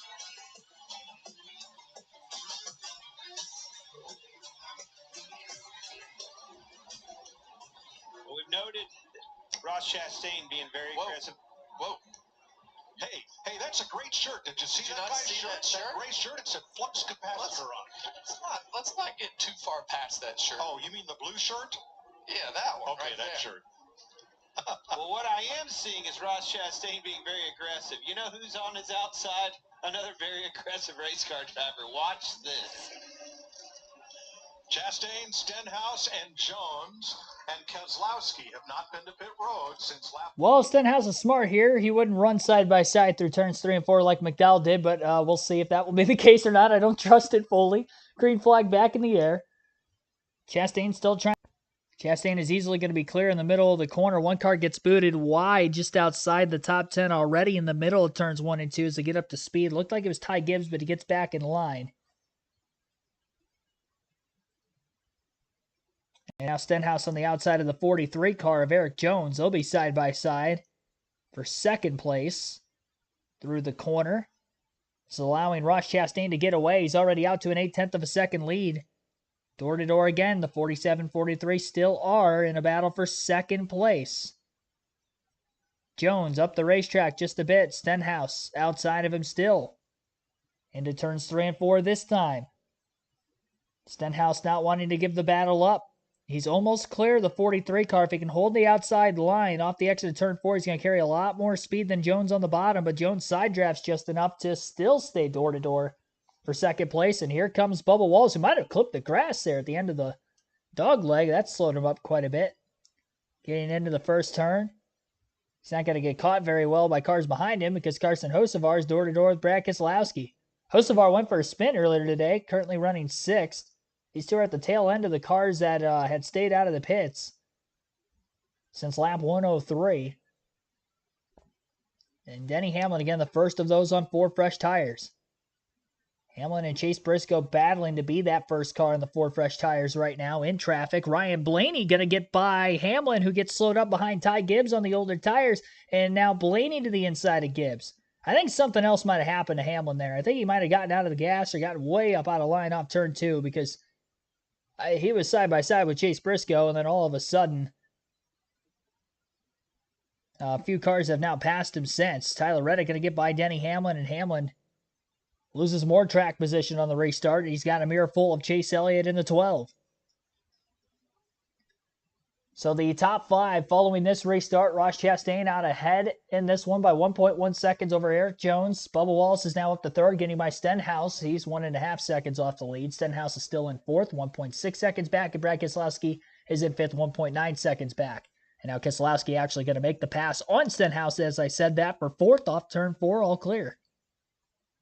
Brad K up to a race-high 4th place position. Larson in 33rd, all by himself. Just kind of staying back in the pack here. No need to battle. He's the only car 1 lap down.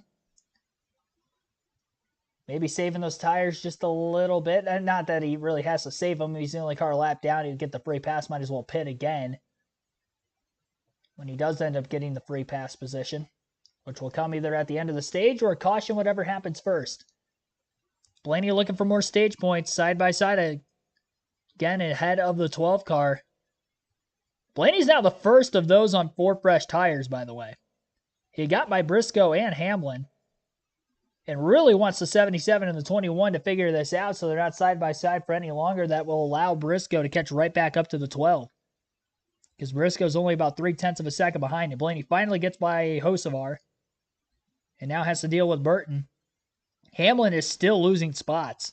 Something is not right with Denny Hamlin's race car. Chase Elliott has passed him. Tyler Reddick has passed him. And now Noah Gragson gets to the inside of the 11.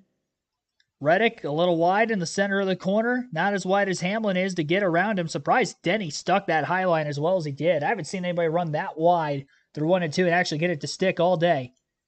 Needed to have it happen, though, so he get back down to the bottom. Finally does as he cleared Reddick.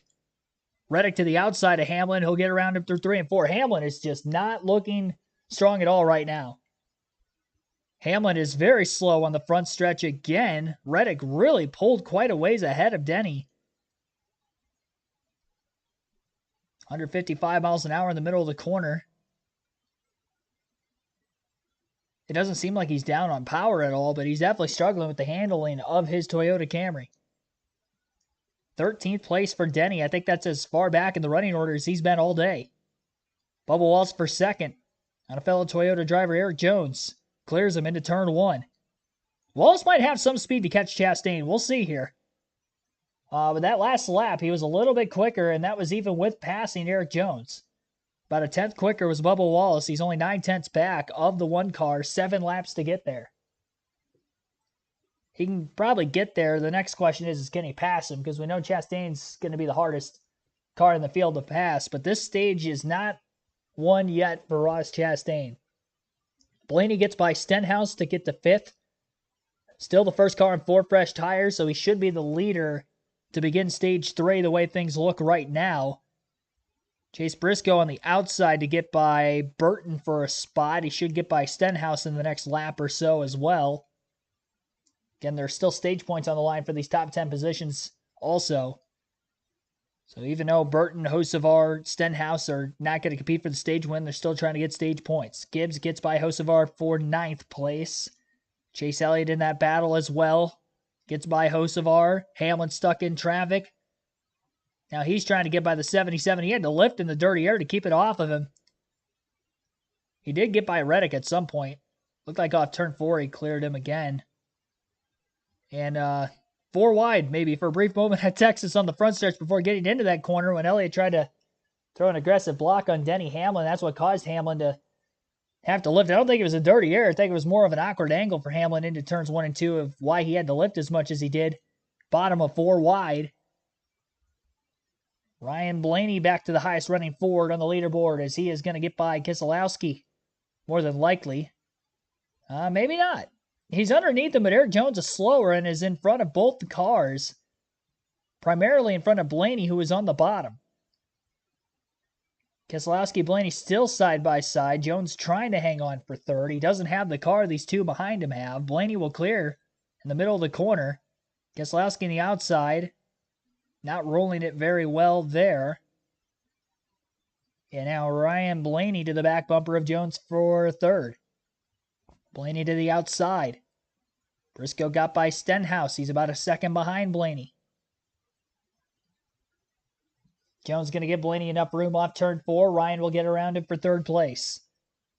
Briscoe might still have a shot to get by the 6 and the 43, but I don't think he's catching the 12. And meanwhile, speaking of catching, Bubba Wallace has caught Ross Chastain. Lap and a half to go in the stage. And Bubba Wallace is within 0.2 of a second now of Ross. And Kyle Larson trying to stay in that free pass position to the end of the stage. He will be able to. Again, he's the only car a lap down. Nobody else will go a lap down before the end of the stage. Final lap of stage 2. Hamlin Reddick still battling for position. Now it's Reddick in 12th. Getting by Hamlin again for 11th. These guys have gone back and forth for quite some time. Pretty much, it seems like every other lap since the restart. Briscoe to get to 5th. If he can get by the 6 of Keselowski through 3 and 4, he'll be able to do so. And it will be Chastain holding on to win stage 2 by a couple car lengths over Bubba Wallace. So Ross Chastain wins stage 2, Bubba Wallace 2nd, Ryan Blaney 3rd, Eric Jones 4th, Chase Briscoe 5th, Brad Keselowski 6th, Harrison Burton 7th, Ricky Stenhouse Jr. 8th, Ty Gibbs 9th, and Chase Elliott rounds out the top 10, and Ryan Blaney should be the leader when we get back to racing here for stage 3. 102 to go at the Texas Motor Speedway. You're listening live to the NASCAR Cup Series race on KRC.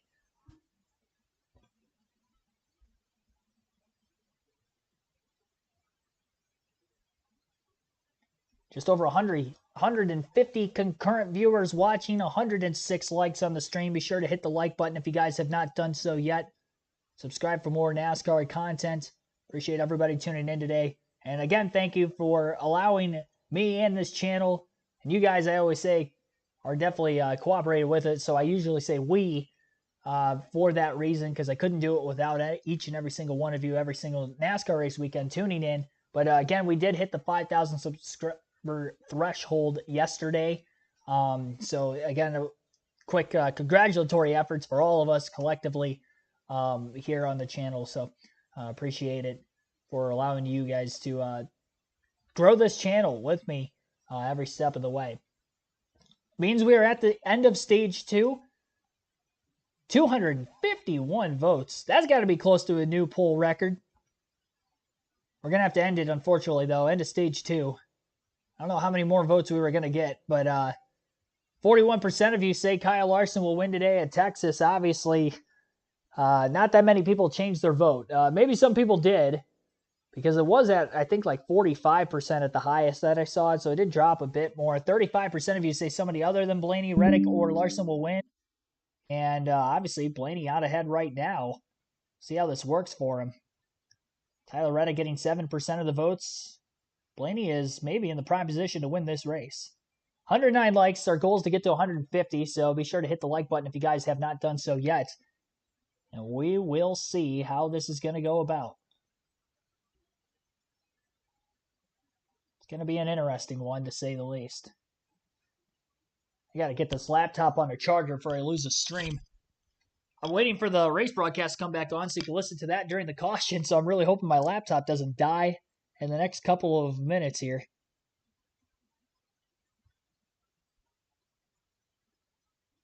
Really hoping they come back from break like any second.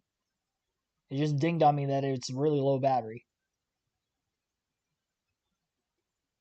Hasn't been a dominant car today due to the stage cautions and unpredictable cautions. Well, I mean, the dominant car was Kyle Larson. He got trapped 2 laps down. He is going to get his lap back, both of them now. He got the free pass being the first car 2 laps down or any laps down.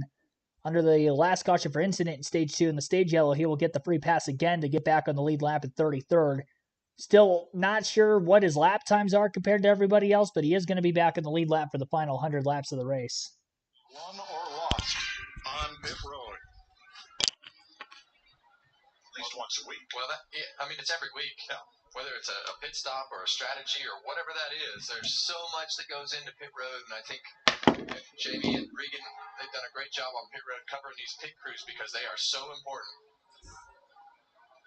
Well, it's been really fun covering those pit crews, and they're earning it today. Dane saying his biggest problem is tight in 3 and 4. Help him with that, a little air pressure adjustment and 4 tires here, Regan. 43, Merrick Jones trying to figure out how to call the race right to be in the right position at the end of it when it's all done. Right now, a little bit too loose in turns 1 and 2. They're going to tighten up for that into 12. But Ryan Blaney needs help turning into 3, and he's tight on the exit everywhere, just like he has been all day. So at least second place Bubba Wallace and Harrison Burton did not stop under this caution as Blaney leads them off pit road. For the first time this year, Ross Chastain picks up the stage win. There you have it, Ross Chastain. The only other thing we do on these live commentary streams that we have yet done today is we have a diecast showing at the end of stage 2. Beans, we are at the stage 2 break. Here it is. I'll flip the camera on. Hopefully we don't have too much lagginess over the next several minutes. That is the reason why the camera has been off for this weekend's live streaming events, trying to keep the frame rate from dropping too low and have any sort of interrupted experience over the course of the live commentary stream today. So there you are. You see, I still got my Blaney gear on. He has a chance to win it today. He has a chance. Last time he won at Texas, he almost got screwed out of it, so hopefully that doesn't happen again. We got a driver who got his first career win at Texas back in the year 2000 in his rookie campaign, being Dale Earnhardt Jr. So I've got a Dale Jr. diecast showing for today, and this is from his 2009 Coca-Cola 600 run. I really love this paint scheme. Again, 2009 Coca-Cola 600 paint scheme. I've always been a huge fan of the camouflage cars. National Guard's had some good schemes over the years for Dale Jr., for other sponsors as well. I really like the red, white, blue scheme that my original favorite driver, Greg Biffle, ran there in the mid-2000s. Casey Mears there for a bit at Hendrick Motorsports. And even Dale Jr. had some good schemes with it as well. The Army schemes are always really good, but yeah, I love this camouflage scheme. 2009 Coke 600 car, again here for Dale Jr. In the midst of his longest winless streak in NASCAR history. Just trying to rub it in for any Dale Jr. fans out there. But carved tomorrow with the wing, one of the few that I have of the 124 scale at least. Got a lot of 164 die-cast of carved tomorrows. That was kind of like the midst of my childhood where I was still playing with the cars on the floor. So I have a lot of 164 scale ones, but in my 124 scale diecast collection that I didn't start up until just a few years ago, I only have a select few. So for minutes, it's just because the camera was on. I'm turning that off now. So shouldn't have any more lagginess here from here on out. All right. Texas Motor Speedway, Shannon Spake, Jamie McMurray, an up and down day for a lot of drivers out there, but you have your eyes on Brad Keselowski. Why is that? Yeah, I do. I mean, look, he started in the 22nd position, and when you look at his day, you're going to see that he fell all the way down into the mid-30s. It looked like he was in trouble, but they've used a little bit of strategy. Matt McCall, they pitted at lap 103, the same strategy that the winner of that last stage, Ross Chastain, was on, and they've got themselves up in a decent position right now. Ross is on a 106 race winless streak. No one is hungrier to be able to get a win today at Texas. Yeah, don't look now, Kyle Larson back on the lead lap after being 2 laps down. This is going to be the best to watch right now. Larson, who led 77 laps earlier, we know how fast he is. He had the best car, had this weird freak thing with the right rear tire falling off. Going to be the best to watch. All right, Mike, back to you for the start of stage 3. All right, thanks, Shannon. Time for our Credit One Bank ones to watch. Clint, what driver not named Kyle Larson are you watching? 3-time winner here. We saw Kyle Larson was fast. He was the second fastest car, in my opinion. Denny Hamlin, 11 car.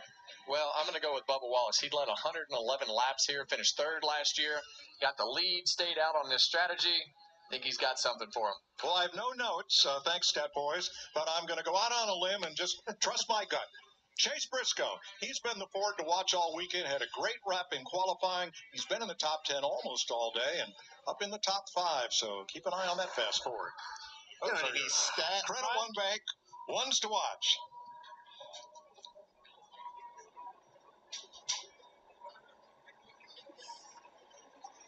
I think the truth is it's anybody's game as long as these cautions keep coming out, huh? I would agree with you, Clint. This is going to depend on when the caution falls, who hits the strategy right. We talked about the crew chiefs up on the pit box playing a huge role in when to come to pit road and when not to. And I think you're right. I think that's what it's going to come down to. And there's going to be a little bit of gambling, a little bit of luck. I think that latter thing you just said is a contributing factor, without a doubt. Oh, and the Stat Boys just weighed in. Goes finished top 10 in both of his next-gen car appearances here. Well, he's looking good. Important race for him. Rush Truck Center's on the side of that car, longtime sponsor of that program. Old Rusty told me, he goes, I've been on the hood for 100 races and I've never won. Just 100? 100. Chase said something like 200. I hate to say that. I mean, you're responsible for a lot of this. And he's here today. He's got over 100 customers on hand cheering on his driver, Chase Briscoe. The best thing I heard from Rusty this morning was he lost his voice. No, that's normal. But if Rusty thinks he lost his voice, it must be real bad. If he thinks he lost his voice, was he out with you last night? No, I know better than that. All right, stage 3, Wallace and Briscoe. On the front row, Burton and Gibbs, Reddick and Elliott. Here we go.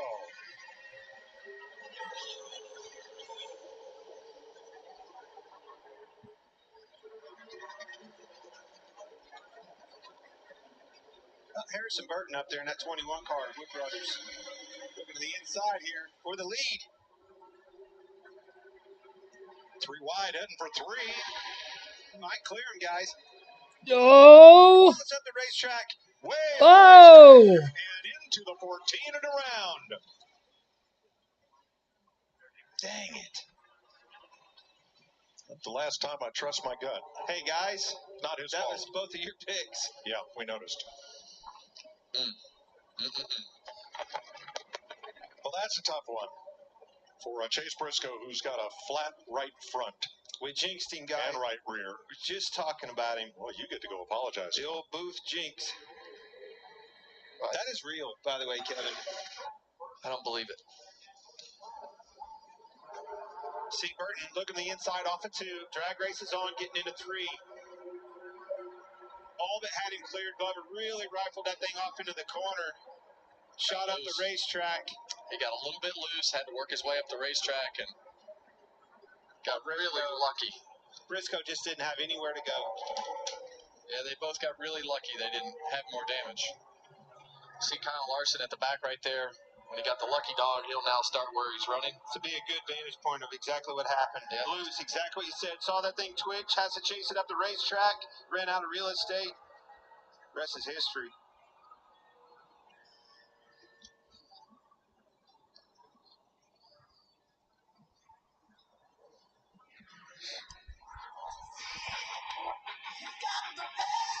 Ninth caution flag of the day.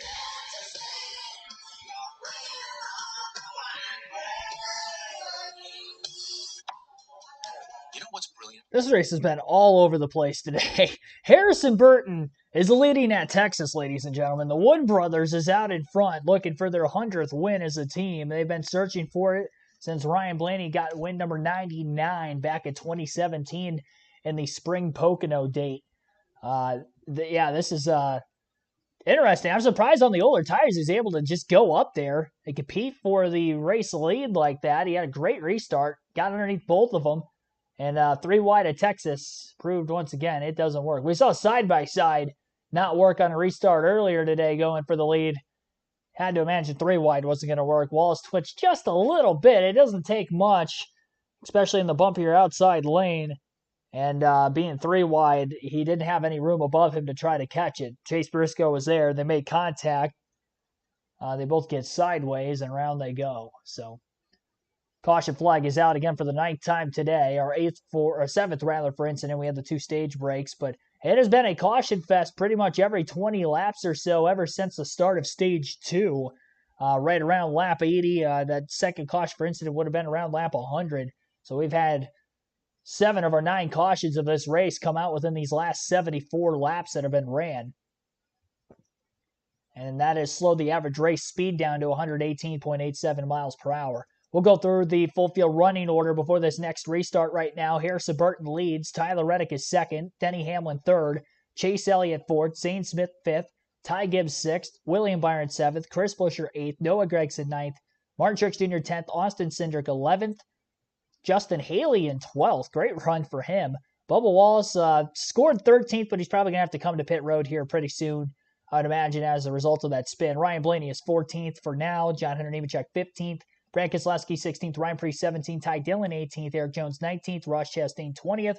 Kyle Busch 21st. Ricky Stenhouse Jr. 22nd. Daniel Suarez 23rd. Ty Gilliland 24th. Corey LaJoie 25th. 26th for Austin Dillon. Daniel Hemrick 27th. Carson Hocevar 28th. Jimmy Johnson 29th. Christopher Bell 30th. Kyle Larson 31st. Joey Logano 32nd. Chase Briscoe 33rd. As a result of this spin, first car lap down is Casgrella 34th. He will get the free pass. And he will go from 2 laps down to 1 lap down with the wave around he took towards the end of the last stage, I believe. And I think now he's going to be back on the lead lap. If he's not on the lead lap, then he'll go from 2 laps down to 1 lap down. Michael McDowell out of the race 35th. Josh Berry out 36th. 37th, Alex Bowman. And Austin Hill still out 38th.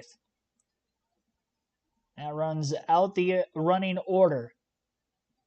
Based off the pre-race predictions, the top 10 picks, Tyler Reddick, he's in 2nd, still up there. I think he's the only one. Everyone else has had some sort of issues that I picked to have a top 10. No, Ty Gibbs is up there. I see him now. Okay, Ty Gibbs is in 6th. I was going to say, Denny Hamlin, I did not have him on the list. My bad. Ryan Blaney, I did. He's 14th. Kyle Larson, he was my win pick. Just mentioned he was back in, 31st? 30th now. 30th place with Wallace pitting.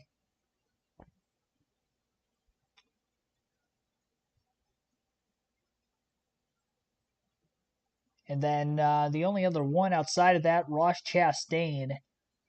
Chastain is 19th place.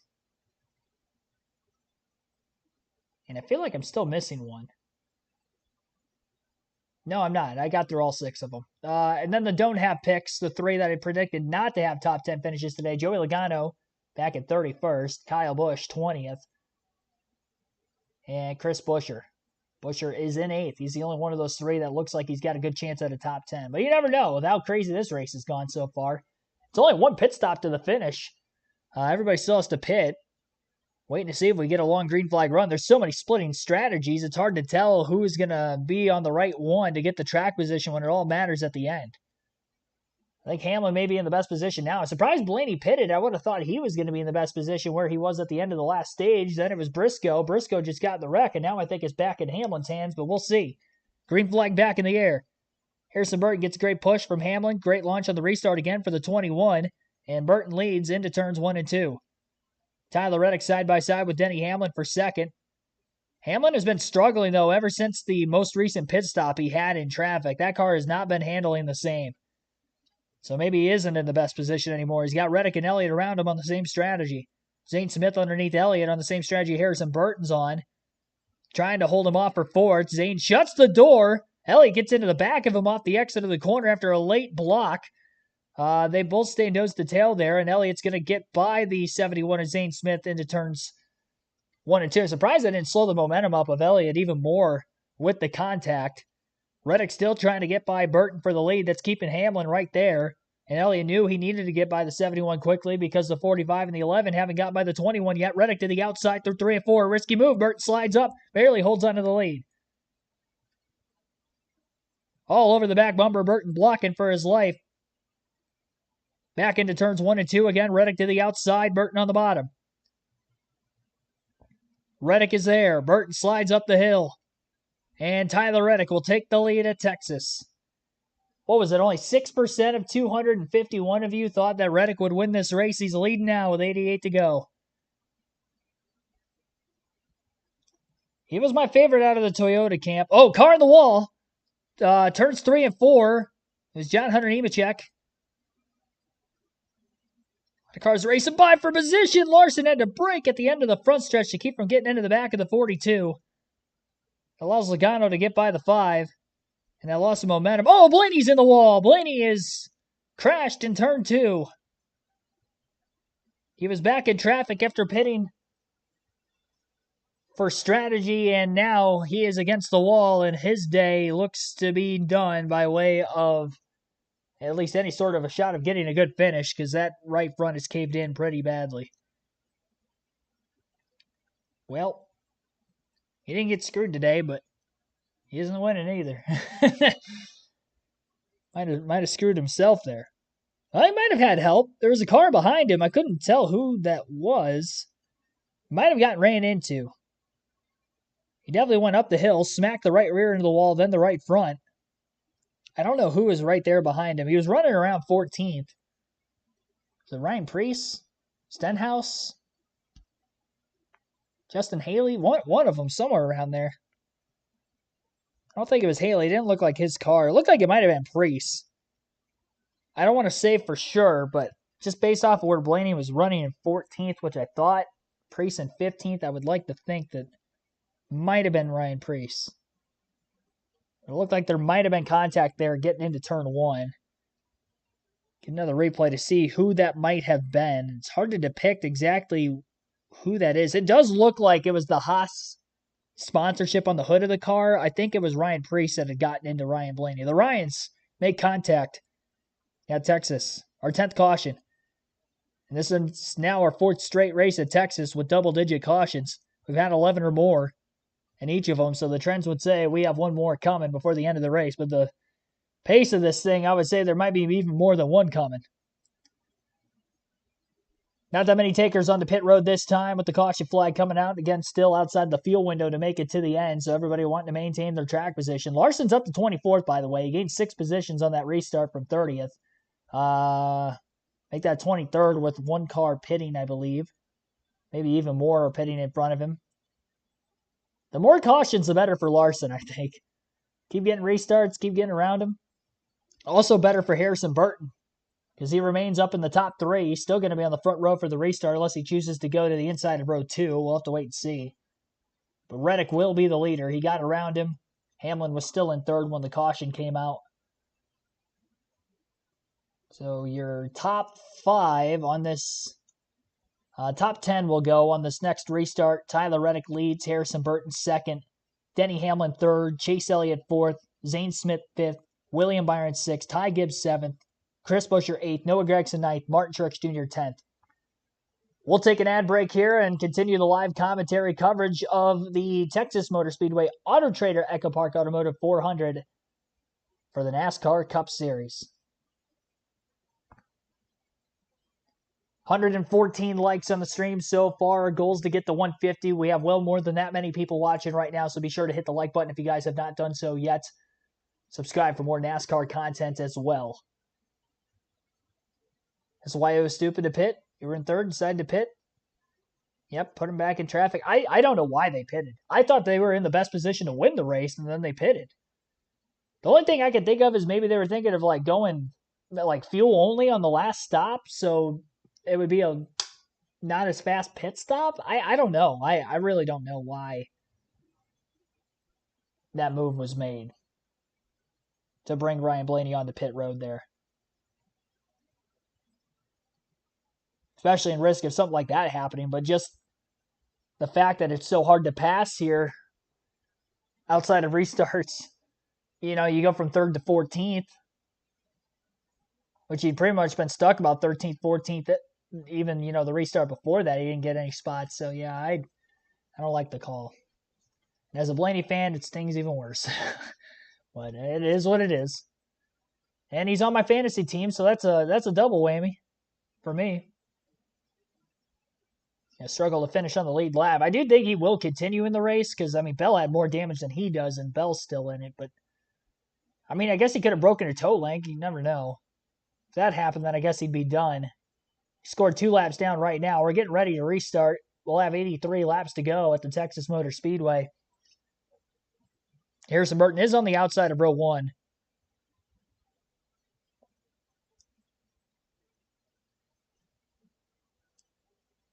But Reddick will be the control car on the bottom. Hodgepodge running order in the top 10 right now. Green flag back in the air.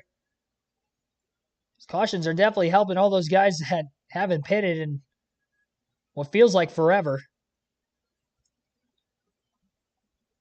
They're getting the cautions they need. Denny Hamlin quickly able to get by Harrison Burton on the restart for second. Tyler Reddick obviously out there with the lead. 3 wide for Chase Elliott in the middle between Zane Smith and Harrison Burton. Burton losing spots. Byron middle 3 wide. Clears the 21. He's stuck behind the 9 of Elliott and to the outside of the 71 of Zane Smith. Ty Gibbs is going to get by the 21 of Burton next as he's on his inside. Unless they catch Zane Smith a little bit quicker. Smith blocks the 54 of Gibbs. Gibbs gets tight, goes up the hill, almost makes contact with Burton. They funnel off the exit of turn 2, still side by side for him, and a lot of cars behind him. Larson back in traffic, trying to make moves. Obviously in the Hornet's nest, along with a lot of other cars. First time he's been actually having to race through it. Pretty much been backing off, lap or so down to try to get the track position back the first few times. 3 wide. Into turns 1 and 2, it's still 3 wide, right around Todd Gilliland, Corey LaJoie. Ross Chastain on his pit strategy trying to move forward from 18th to 13th since the beginning of the stage. Jones gets sideways, had to lift, cuts Chastain off, almost made contact with Stenhouse. Chastain's got to get his momentum back up again to try to make the pass on the 43. Battle for 12th. Reddick still 0.6 of a second out ahead of Denny Hamlin at the front of the field. So with Hamlin in second, Chase Elliott is now third, 1.6 seconds off the lead. William Byron, 1.9 seconds back in fourth. And Zane Smith rounds out the top 5 at 2.5 seconds back. Surprised Zane Smith's still holding on right now. Burton has not. He's back to 8th, and Burton actually restarted a row or 2 ahead of where Zane Smith was, but he was on the outside, and Smith was on the bottom, and I think that's part of the reason what has worked out for Zane Smith on the restart compared to Harrison Burton. Because they both pitted at the same time most recently. Larson gets split 3 wide middle between Busch and Nemechek.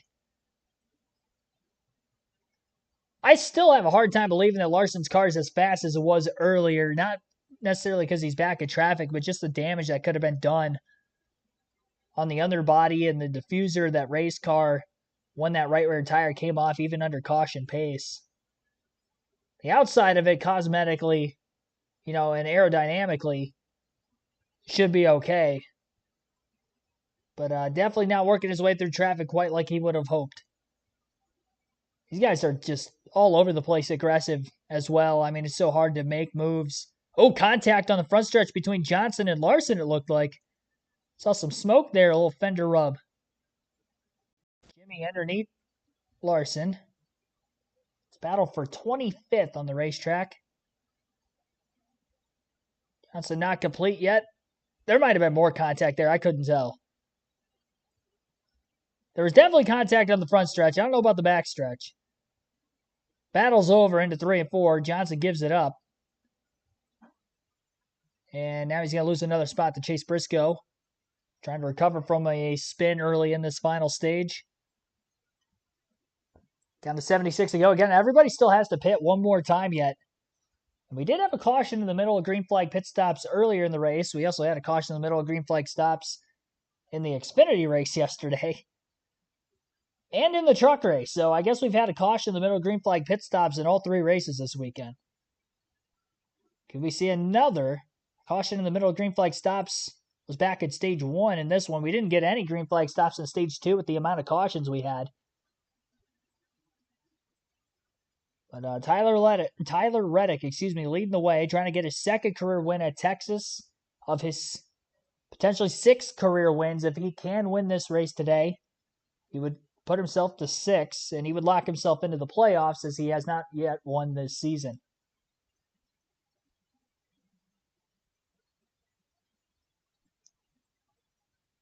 Zane Smith's pulled away from Ty Gibbs in 5th, by the way. Once he got settled in, he's doing well for himself. I thought he pitted when Burton pitted, but maybe not. Could be wrong on that. Larson gets by Busch for 24th. Once he finally pulled clear of Jimmy Johnson, he's on the move. Now looking to try to get by Bubba Wallace in the 23 cars, the next one in front of him, in the 23rd place position.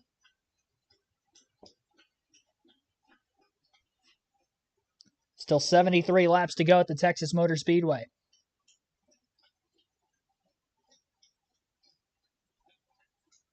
Blaney going to go another lap down off the pace with the damage on the right front of his car for being involved in the most recent yellow.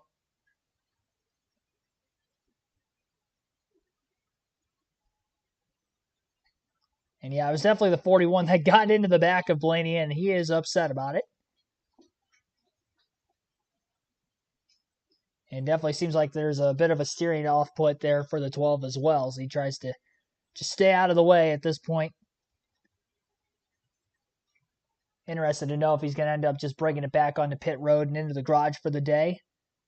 They have cleared the damaged vehicle policy clock at least, so they can go to work on it if they want, but there's only 71 laps to go, so if it's for an extended period of time,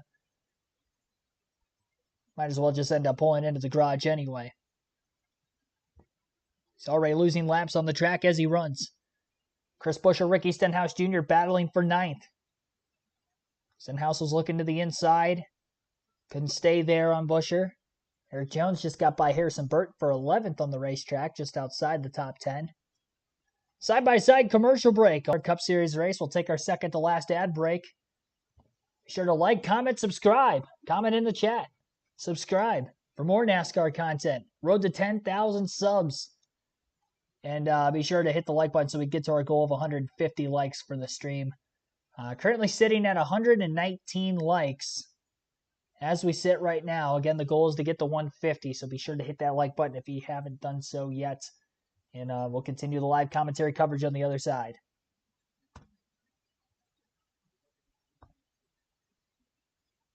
So the fuel window is going to open with about 60 laps to go.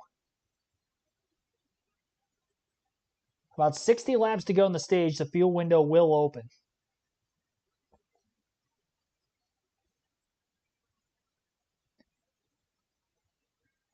Not sure if we're going to see anybody come down right away or not. Or maybe try to split this more in half. Definitely going to see some drivers try to run long and catch a caution the way this race has gone since the end of stage 2. I would not doubt. I mean, it worked back at stage 1 for Chase Elliott, and he's running 3rd right now. After qualifying 22nd, that's how he was able to leapfrog track position. He's been in the top 10 ever since. Cars going down around him throughout the course of the race. And here he is. Now, Harrison Burton's coming to pit road. If this stays green to the end, I don't think he's going to be able to make it 67 laps. So he has tried to stretch his fuel for an extremely long period of time with all these yellows that have come out. Again, I don't think he's going to be able to make it. With a couple cautions he can, but he's also going to need the field to completely cycle through first. Larson making another pass on Bell for 20. It surprised Bell with as damaged as the back of that car is that he is even in 21st. The fact that he is actually outrunning other cars without damage is surprising to me. For anybody watching the race, Christopher, you could see he's got clear damage. I remember that left rear fender was kind of pulled out quite a bit after he had backed it into the wall in turn 4 very early on in stage 2. Bell about to lose the spot now to Kyle Busch. Busch underneath him.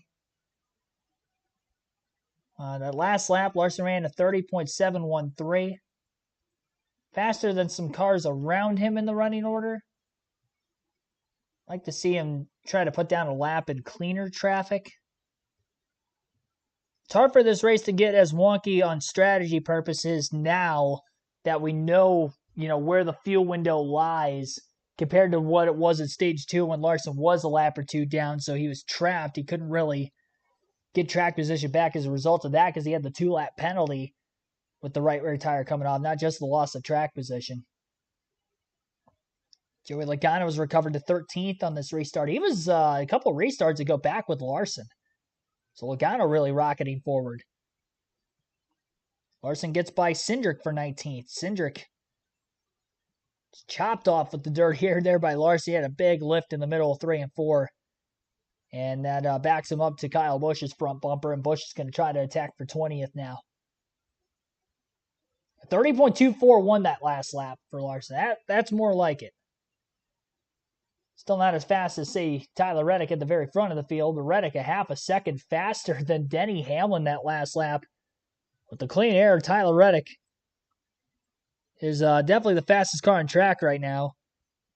And Hamlin, although he was struggling in traffic earlier, isn't necessarily struggling considering he's in second on the leaderboard, but definitely doesn't have anything for Reddick. We'll see what'll happen. I'm interested to see what Larson does for strategy here. They go 2 tires and try to leapfrog strategy that way. Do they go and just stay out, hope for a caution? I don't know what would put him in the best spot here. Because he's right in the middle of the pack now in 19th. He's 19.9 seconds off the lead. I don't see us having a bunch of cars go a lap down in this one, even if it did stay green all the way to the end. Yeah, I just don't know what would cycle him higher up in the running order.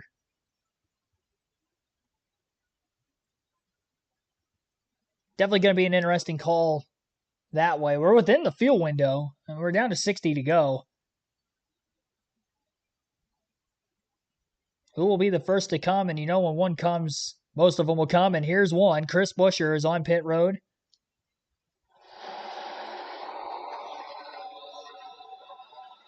Yeah, Mike, you pit here. You're good to go the rest of the way. This will get you to the end on fuel.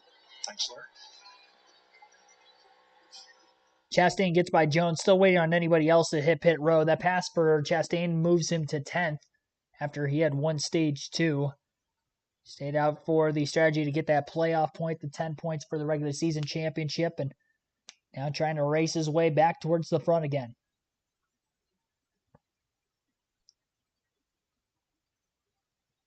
Truex and Gibbs have been battling for several laps for 6th.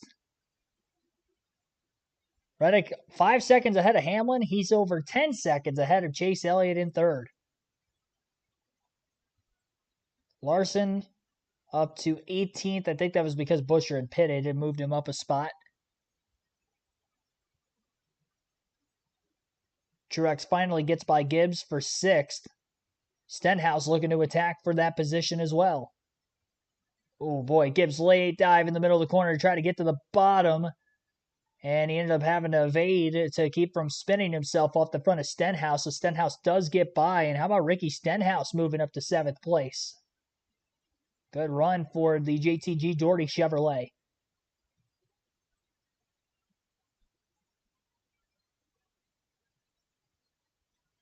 $56 to go and counting down now. I'd imagine more cars are going to be pitting soon. I'm surprised Buescher, when he pitted to get in the fuel window, didn't bring more down. We still have not seen the second car on pit road until now. William Byron's in. Well, last week, William Byron was the first of the leaders to pit. Jamie? William Byron pretty happy with this race car today. Just a little bit tight right now. It was good enough last fall when they went to victory lane. Good enough going in to make it to the end. Almost stalled it right there.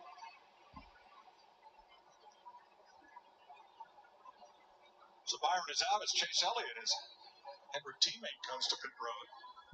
Regan. Chase Elliott continuing to have a very good day. Latest update from the driver has been the car is good. It's secure. He likes what it's been doing, and it's been the case for most of the day so far.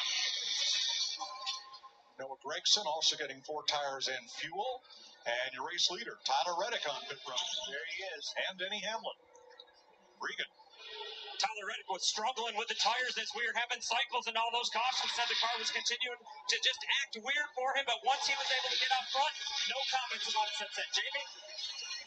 Team owner Denny Hamlin said he's really tight. He said this car does something different every single run here. They made a slight adjustment, air pressure for Denny Hamlin. Trouble on Tyler Reddick. They took a long time on the right side of the car. Yeah, I think it was Wow. a great rear, Mike. You're spot on. It's going to give Hamlin the lead. On pit road, you see Denny Hamlin go right by him. Well, Reddick had a 6-second lead at the start of this pit stop cycle as Martin Truex is in. Well, that is gone. Yep. Stenhouse comes in with Truex, Jimmy Johnson as well.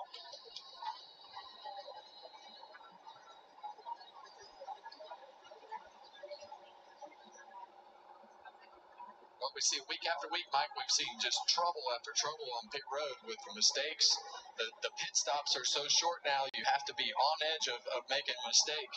Week after week, we've seen lug nuts get hung, we've seen guns get jammed. There's just so many things that can go wrong in such a short amount of time on pit road. Tyler Reddick got bit that time. And Reddick was maybe the only driver that had a chance to pit under green without losing a lap. And they threw that chance away.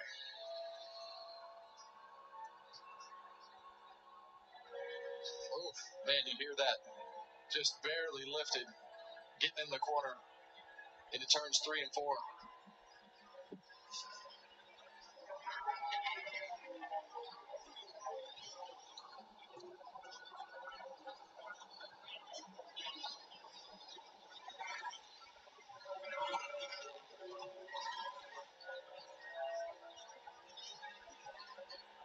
I'll show you the pit stop comparison between Reddick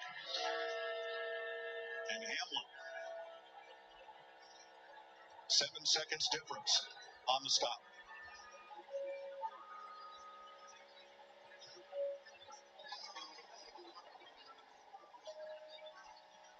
Well, right now, Ross Chastain has just lost almost 1 second. He lost 9/10 of a second that lap to Tyler Reddick. So they're going to stay out and make these laps. But it's coming at the cost of a pretty hefty penalty from a time standpoint. Kyle Larson in for his stop, and here comes Chastain. Yeah, they had to pit. I mean, it was just too much lap time. Jamie? Yeah, with 50 laps to go here, they said, bring it on down. We're going to take right sides only. Wait on us. We need to get just enough fuel to make it to the end. Joey Logano becomes the race leader. Still 15 cars that have not stopped in this green flag cycle in positions 1 to 15. Well, you see Joey staying out on the racetrack. Here comes Truex on the pit road.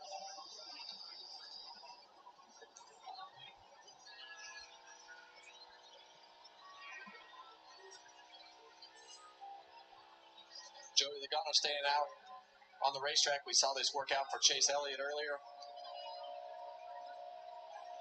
And it's the second stop for Truex on this cycle. He had a Loose wheel for Truex, so 2 pit stops is going to drop him out of the top 5. It's the second time that team has had a loose wheel in the race today that has costed Truex some track position. This one under green, though, he is not going to be able to come back from this, and especially this late in the race with just less than 50 laps to go. So Joey Logano, again, is your race leader right now, still waiting for him and quite a few others just behind him in the running order to hit the pits. Currently, 19 cars are on the lead lap. The only ones on the lead lap that have pitted for the final time already would be Hamlin, Reddick, Elliott, and Byron. And again, Logano still the leader. Had a few cautions at the beginning of stage 3, so they can run a little bit longer. I'd probably say 30, 35 to go at the very longest. They'd be able to make it on fuel, and even that would be a stretch. So I expect Logano to honestly pit in about the next 10 laps, give or take. Keselowski, Priest, LaJoy, Busch, Wallace, Briscoe, Suarez, Hocevar, Austin Dillon, Hemrick, Ty Dillon, Gralla, Bell, they all have to pit. We have 14 cars on the racetrack that still have to hit pit road.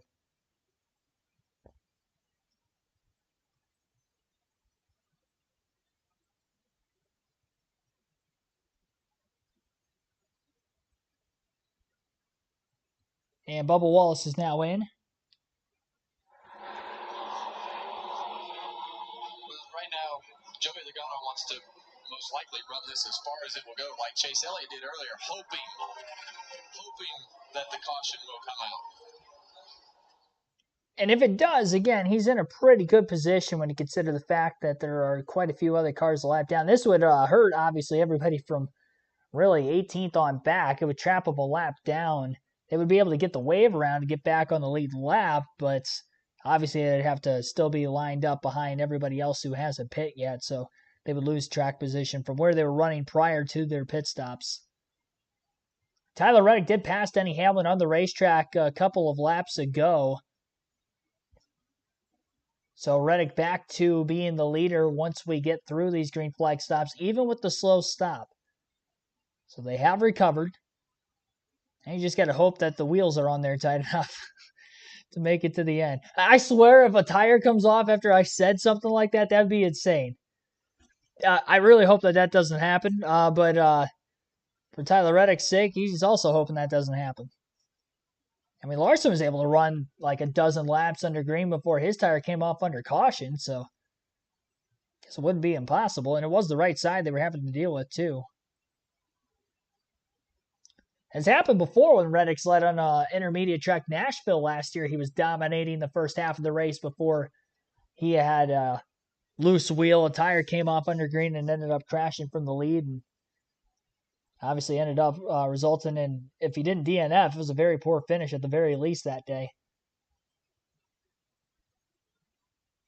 Ross Chastain took the right side tires only on his pit strategy. He's 17th. He would be 5th of those that have already pitted based off of where he's running. About 7 seconds off of where Reddick is. And about 3 or 4 seconds behind William Byron. 41 laps to go at the Texas Motor Speedway. Take a quick live commentary ad break here and continue our coverage of the AutoTrader EchoPark Automotive 400 at the Texas Motor Speedway. Be sure to hit the like button again if you guys have not done so yet. Subscribe for more NASCAR content as we continue this live flag-to-flag commentary coverage of this race.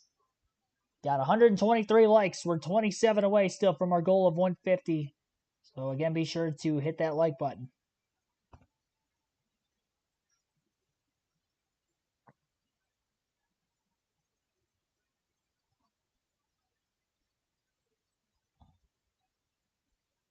Oh, we got a crash. Nemechek has just crashed. Caution is out. And this is going to help Logano and all those other cars that have not yet hit pit road. Our 11th yellow of the day. Oh boy. Not what Reddick and Hamlin wanted to see. They're not going to be a lap down, but there's only... Chastain just got his lap back, I think, before the caution came out. Or no, he was still on the lead lap. So Reddick, Hamlin, Elliott, Byron, Chastain are the only 5 cars that had hit pit road that are still on the lead lap. So they will be the leaders. I doubt they're going to pit here. They will be the leaders, and they will be on older tires than Logano, Keselowski. Guys like Corey LaJoie, Ryan Preece, Kyle Busch, Daniel Suarez, and others. Hocevar, Dillon in there. Briscoe. Not sure how much damage he has. Unbelievable. 38 laps to go. Again, we have a caution. It's our second one in the middle of green flag pit stops.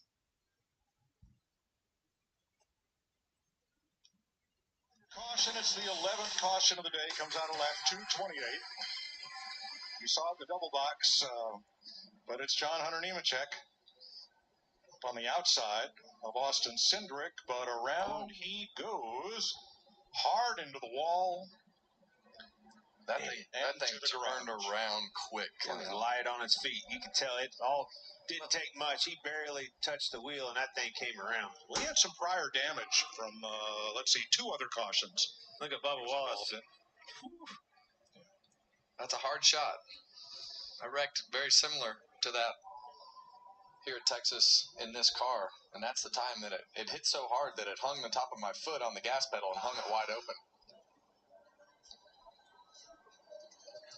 All right, now Several cars here that didn't pit. my favorite line from Days of Thunder. You can't pit now, Cole. We're eating ice cream. Yeah. Boy, are we. That's the truth. Andy's frozen custard. Yeah, the sponsor of yesterday's race. That's not right. It was really good. And I'm sorry to everybody in the production truck.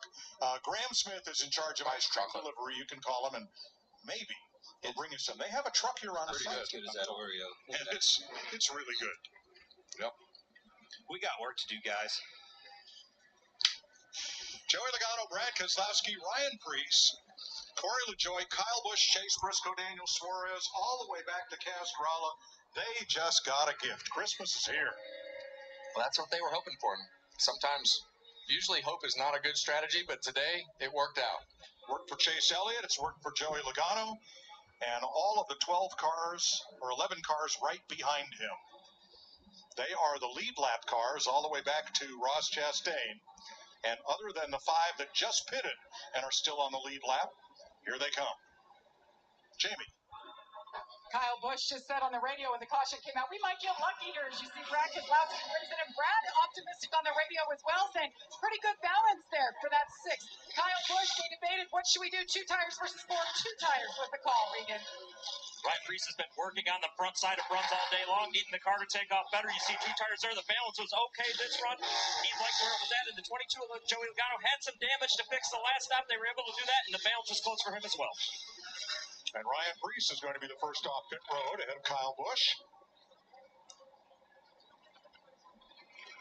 And they will line up behind the cars that did not pit under this caution but are on the lead lap. Oh, come on, Mike. Pick those out for us. Yeah, there's Good luck.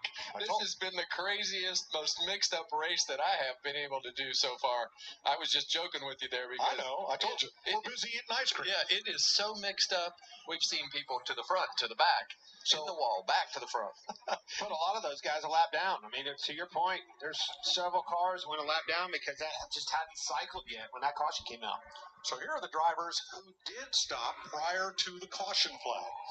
Tyler Reddick, Denny Hamlin, Chase Elliott, Byron, Chastain, Smith, Gregson, and Gibbs. Those are the lead lap cars that had stopped under green prior to the caution.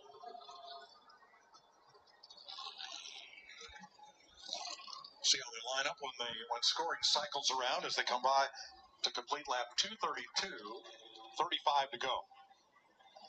Drivers that got trapped a lap down, unless they get a wave around here, well, a bunch of them will. So let's hold off for that. There will be a bunch of wave arounds for cars that do not pit but are ahead of the race leader behind the caution car, beginning with Gregson. It's a bunch. Yep. Gregson, Gibbs, Stenhouse, Jones, Larson, and Buscher, and more. It's a bunch, and you're running out of time. 35 laps to go. I mean, with cautions or whatever, you're still just running out of opportunities.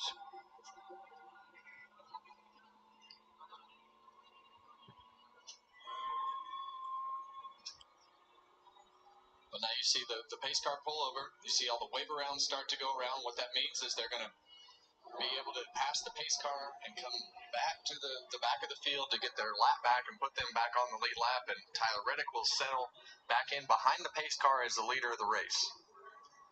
We mentioned earlier, Chris Buscher is the one driver from Texas in this race. Used to be, of course, the Labonte brothers and more.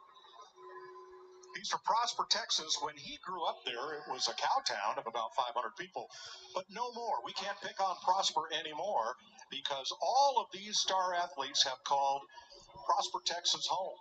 Wow. Major League Baseball, NFL, football, even a 6-time Olympic figure skate or world figure skating champion have lived in Prosper, Texas. In fact, Dak Prescott has a 9,000 square foot home on 7 acres.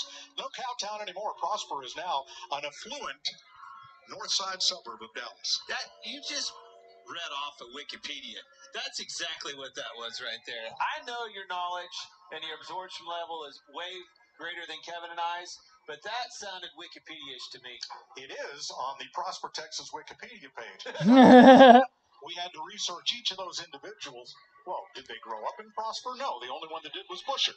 How many of them still live in Prosper now, Clint? My man called out a 9,000 square foot home. Dak Prescott. And Matt Carpenter still lives in the area.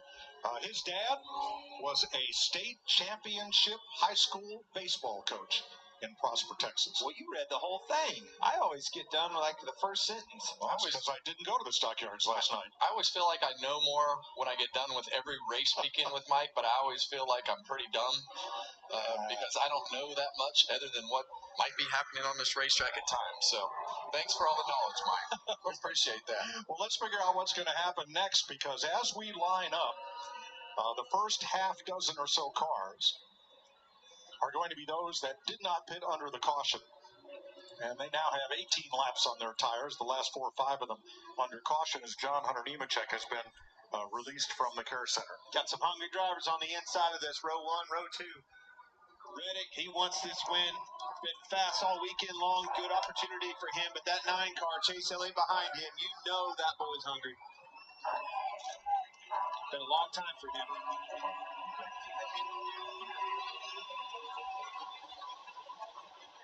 There you go. Told you. We've talked What a about move. it all day. Elliott, bottom shot to the lead. Wow. Chase has been really, really aggressive, and that's the style of race that this has become on the restarts, and Chase has done it. He's put himself in position What to a take the pass. lead. Look at this guy. Chase Elliott looking for his first top 5 finish on a 1.5-mile track in this next generation car. Ain't over yet. He's had a couple of the last few weeks, so he could care less. As a champion, he could care less about a top 5. He wants this win bad. Well, I'm telling you what, Clint, I mean, the hunger and desire that I have seen out of Chase Elliott today, I love it. Been on a little bit of a roll. Last couple weeks, he was really strong. Short tracks were good to him. Just solid, right? Didn't lead a ton of laps or anything else, but he was solid, always in the picture. Man, Bush has been he's had a tough weekend in Texas. Reese going to thread the needle here. That's going to get dicey. Bush and Suarez. Oh, boy. Oh, that was close. Joey Logano cut in some slack right there and didn't get into the back bumper. Suarez in 8th after overcoming a penalty earlier.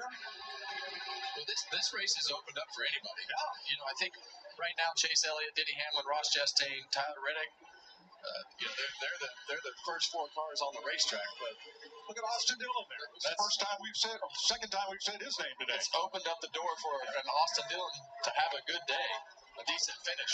Look at the blocks and the aggression of these guys. I mean, you're focusing on one car, you look in the background, and they're running each other clear to the apron. Reddick and Chastain are running each other all over the racetrack as they battle for 3rd place. Can it be? 29 laps to go. Keeping that 11 car behind him. 11 cars make good grip on the long runs, Kevin. All day long. Reddick trying to set Ross up here. This is for 3rd place. Well, Reddick needs to make this pass. Like, if he's going to have a chance to win, he needs to make it pretty quick. I still believe he has the fastest car, but this is going to be a tough pass for him to make. We talk about it every week.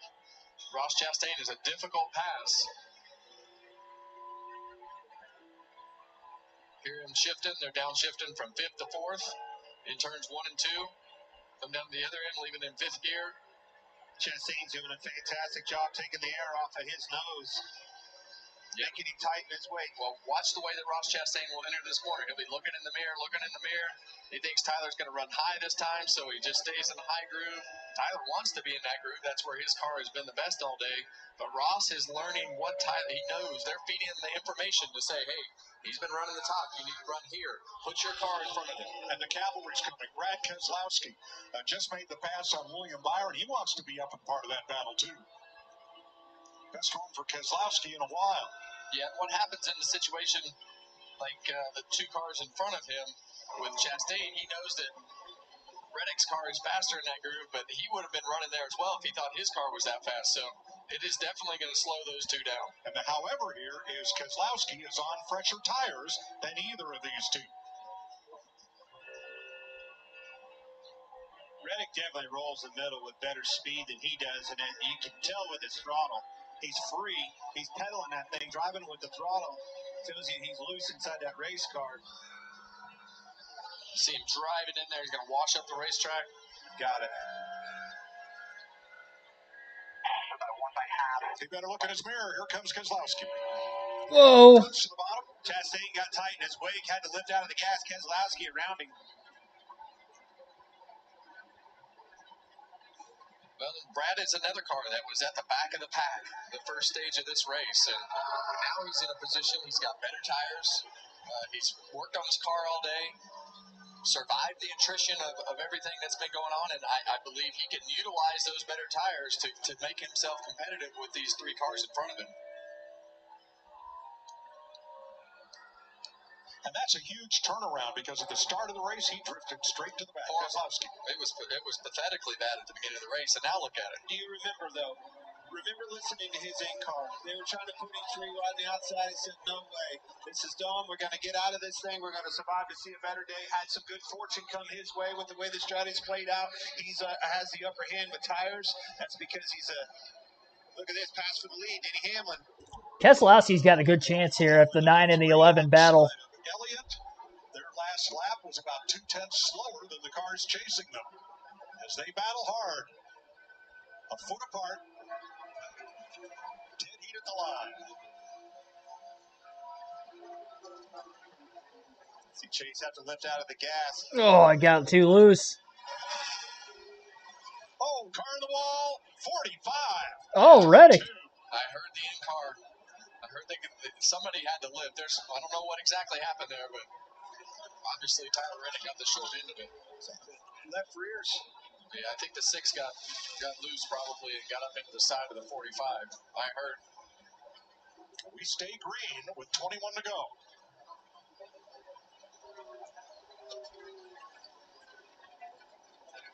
There's a look on the right.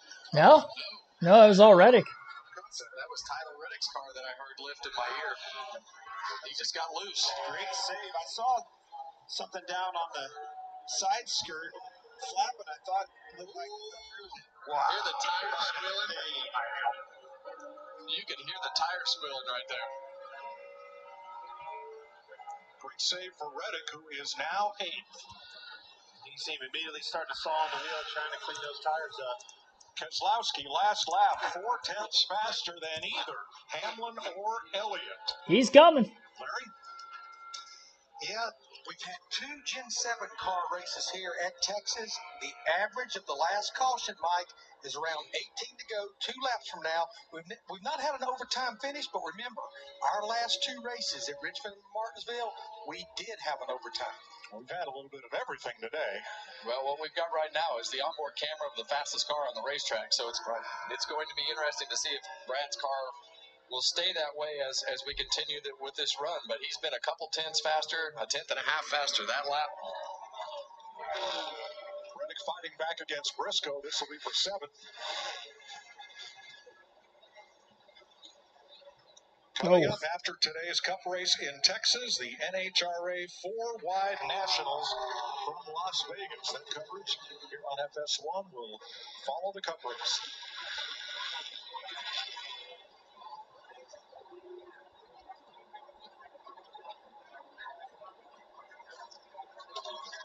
Laps to go in Texas.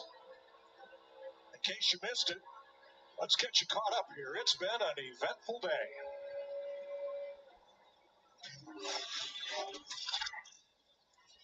Check up here, check up here, check up here. Easy right below the track. Hang on, we're in it.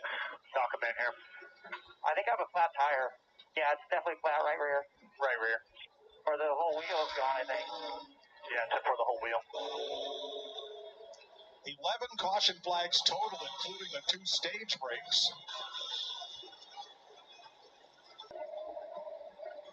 Major damage to Blaney. He's now 10 laps down. And out of race, John Hunter Nemechek, Michael McDowell, Josh Berry, Alex Bowman,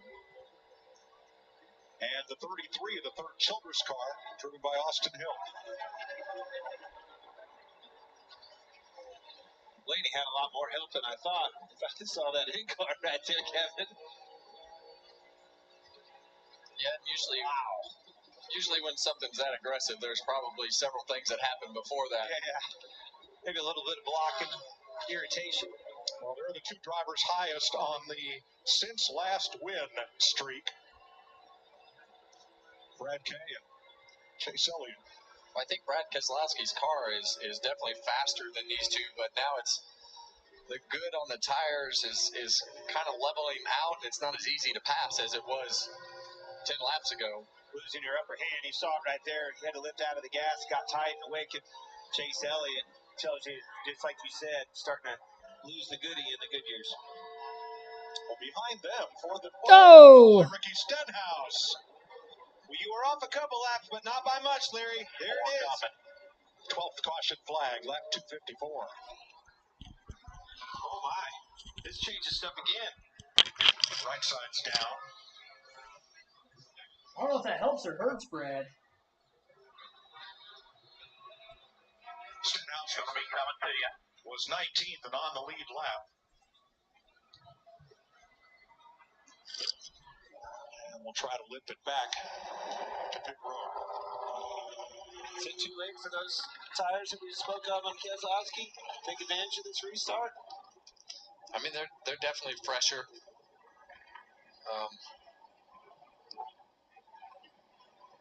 He just had to lift to keep from running over Gibbs. I don't know why he caught him so fast, but then he got up on the marbles.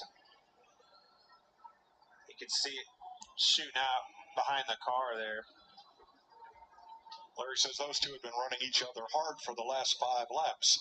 Well, Larry, with all the differing strategies today, does this change anything? No. You know, Mike, I just think track position is so important. I look at Brad Keselowski in that 6. You guys said it. I think he's got a faster race car. If this caution benefits anybody, it's certainly Brad on those fresher tires. But no different than the last restart. You guys know it. It's going to be all about this restart. That's what it's going to be all about. Absolutely. Well, what do you think about this, Larry? You think that's the last caution? Absolutely not. I don't either. And it just might be at the front of this thing. Yeah, It'll be some aggression. It was the last time we were here. It was,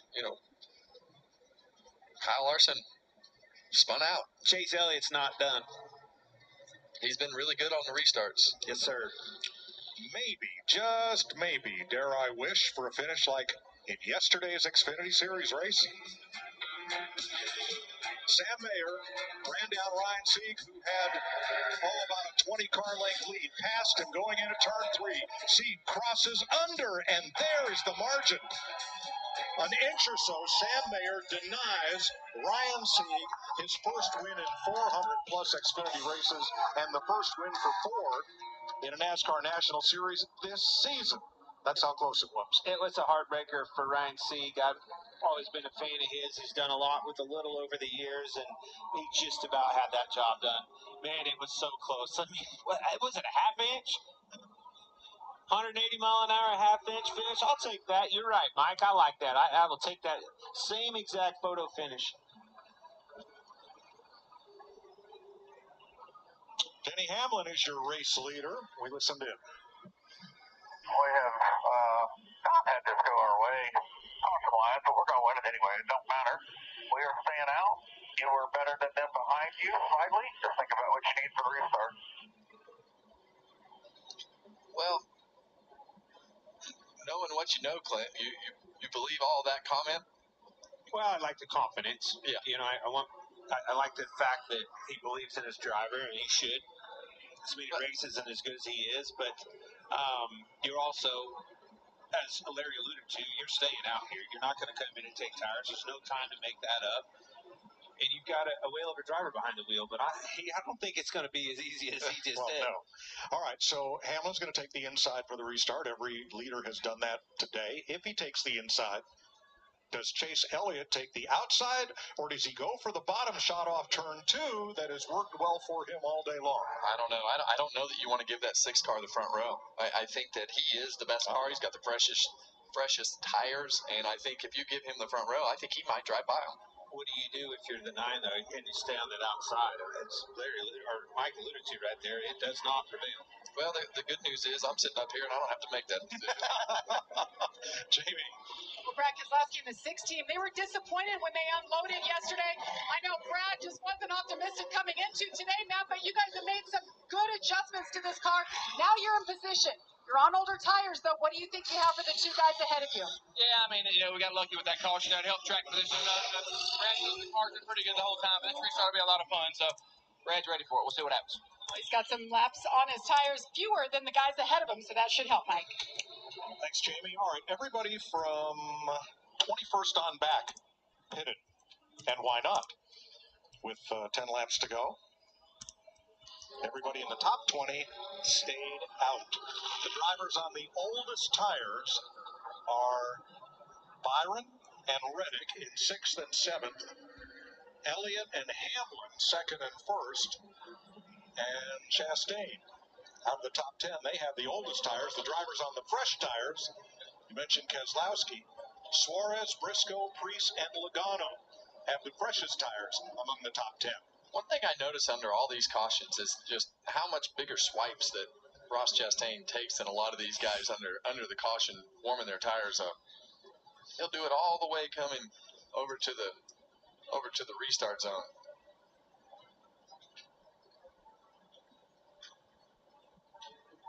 Well, it's time to get him warmed up, get him cleaned up. When he gets down there to turn 1, all right, tires, that thing's got to go left. Most important shoes of the day, Hamlin inside, Elliott outside, and Keselowski second row inside. But you know Brad Keselowski is going to want to go 3 wide and put himself in a position to try to force the lead going into turn 1. Yep. Elliott just got the lead the same way. This is going to be... And Brad has fresher tires. And like you said, Clint, they're going to have their elbows out. So far this year has belonged. The race for the bottom lane on this restart is going to be very intense. We're going to have just 8 laps to go. The 2 drivers on the front row have old tires. Keselowski has fresh. I think Daniel Suarez has fresher tires back in the 5th place position, so he'll be inside of row 3. So if Keselowski can't get there, don't count Suarez out of it for that reason. The next closest driver in 4 fresh Goodyears, I believe, would be Chase Briscoe back at 8. So looking at the 6, and then if something crazy happens on this restart, look at the 99 after the fact. Obviously, the 2 drivers on the front row, Hamlin and Elliott, are there. Be sure to hit the like button if you guys haven't done so yet. I'll take you to the finish of this race. We are at 129 likes, I do believe. The goal is to get to 150. We have well more than that many people watching. Be sure to hit the like button. 131 now. Yeah, hit the like button. Subscribe for more new NASCAR content. Every NASCAR race weekend, live commentary for Truck, Xfinity, Cup practice, qualifying. And now, the race, just like now. Green flag back in the air. Hamlin leads them. One car clips the grass on the front stretch, spreads the field 3 to nearly 4 wide. Keselowski did not launch great on those old tires, but he's going to have another chance because we have a wreck. It's Larson spinning at the back of the pack, and we're under caution again. Elliott got to the lead on that restart, by the way. He had a nose out ahead of Hamlin. Our 13th yellow of the day, I believe. Chase Elliott is going to be the leader. Scoring loop crossed before the button was pushed for the yellow lights. And it's very close. And we'll await NASCAR's ruling. Elliott's the leader, we're told. Here's what happened to Kyle Larson. Zane Smith outside of 4 wide. 4 wide, yeah. 16 got into Smith, who got into Larson. Yeah, and Larson, he was just happened to be the top car. He did not expect 3 cars to be below him, and it's just not that wide right there. And tough day for Larson. Got a little contact from the car below him and up into the 5 to spin him around. Was one of those so on and so on and so on. Yeah, and Larson just never could clear the middle of the pack to get himself back in contention. This was big for Chase Elliott. That was a big win for him. So now what do you do? He just took the lead on the outside. Do you pick the outside again? Heck no. He took the lead because of the guy behind him. He took the lead because Chastain gave him a great push getting off into 1, got established in the track position with Hamlin, and the rest was history. You go back down to the bottom and you get them elbows up and you block big time. Get a good jump. Not too early. Well, if we end up with Chastain and Keselowski in row 2 for this restart, they're the best pushers here. Yeah, I would agree. I don't know that you want to give up the bottom. PS data at the last scoring loop crossed before the yellow lights came on. Huge. I think you could take the lead on the bottom or the top right here, Clint. I think it all depends on how good your push is. He did a good job. I'm talking about Chase Elliott. Did a good job with the jump, but absolutely had that connection. You saw it with Chastain from the word go. Chastain was pushing on that bumper. They were behind a little bit at first, and he pushed him straight by the leader, Denny Hamlin. Chase Elliott's been on it on these restarts. You can tell the hunger. He's focused. He's sharp. His eyes on the ball. So if Hamlin chooses first row outside, and we think he will, that would put Chastain behind Elliott and Keselowski behind Hamlin. Maybe. Well, you're right, maybe. Regan?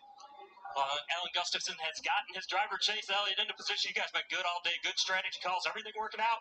Has he got enough? As he's going to have conversation. Has he got enough here at the end to hold it off? Yeah, I think so. It's super close, so it's going to be, touch and go here. Restarts are tough, but super proud of the team. I want to take a second to say condolences to the Labonte family. They've been huge in my career, so, it's sad to lose Bob like that. So thinking about them, but I think we got a great shot. Super proud of the guys. I think Chase is going to have to get it done.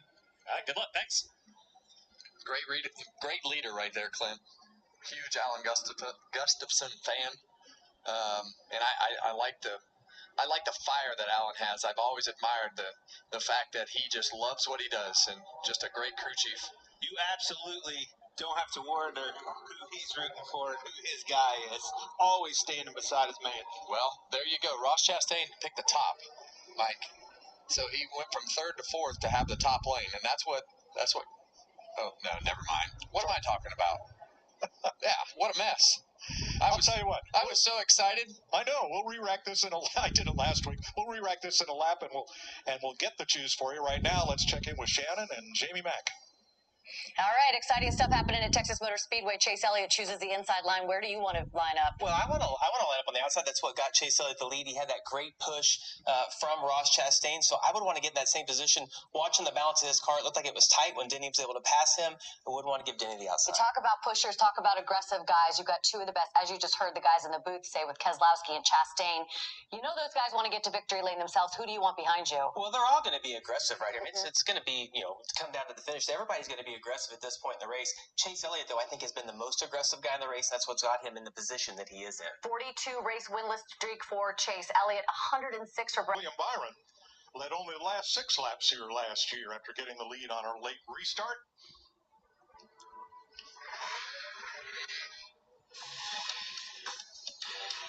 Chase Elliott, the number 9, Talladega, fall of 2022. 5 wide behind him. And he went to victory lane. And that was the most recent time. Had a tough 2023, had to sit out for a couple of stretches. But now, I'm seeing a Chase Elliott today that I haven't seen show up in all of the latter half of 2023 or in the first 8 races of this season. I like it, Mike. I love how aggressive he has been. We've talked about it all day. Right from the drop of the green flag, he has been side drafting, pushing 3 wide, doing everything that he needs to do to fight every single lap to gain a spot. Always total team effort. Surprised they haven't gotten one to go yet. Teammates have been winning races. We're only going to have 2 to go. Bouncing back from last year, all the stuff that happened with Chase Elliott, the injury, all the stuff, right? Finally, all the pieces of the puzzle are coming back to the table, getting them put together correctly. I think this has been in the works for a long time, but it's not over. You've got a 53-time race winner on that outside. Don't forget that. Now, Denny Hamlin's been to victory lane 5 times since Chase Elliott last won. Chastain, always super aggressive on this. Probably going to be the inside of him giving a push. Well, he tried to put him 3 wide, shove him out. The elbows, the gloves are off, elbows up.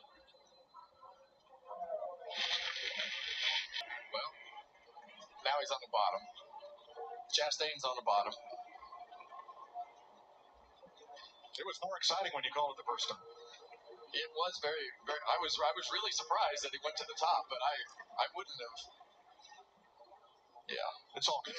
Believe me, it's all good. Yeah, a lot of things have happened today. That's just one of them. There's a lot to put it aside. It's still going to come down to the second row and who gets the best push. Exactly. Whether you're top or bottom, it's going to come down to the second row and who can get attached and push as far as you can into the corner. All right, how far can you push into the corner? Farther than you pushed all day. You remember when Keselowski pushed Gordon and then shoved him 3 wide? Yeah. You remember that, right, Kevin? That's right. You pushed him back into the fight after the race. Right. Get in there, boy. 13 caution flags, including the 2 stage breaks. All right, here we go. We got 2 laps shootout, not quite overtime. This is under a regulation finish, unless we get another yellow before the white flag is displayed. Chase Elliott, Denny Hamlin on the front row. It's been over a year since it's been over a year since Chase Elliott has won. It has been almost 3 years to the weekend that Brad Keselowski has won. Who is going to get it done? He's on the outside of row 2. Brad is freshest tires of everybody in the front couple rows. Elliott on the inside of row 1. Hamlin on the outside. Green flag back in the air. 2 laps left at Texas. Good restart for both of them. Ross Chastain could not take it 3 wide to the inside into the first turn. Hamlin is digging, trying to side draft the nail through 3 and 4 all day. Can Hamlin stick it? And he does it! He goes around, backing it into the wall. Elliott is going to hold on to the lead, but he's got another restart coming. The 11 car has crashed.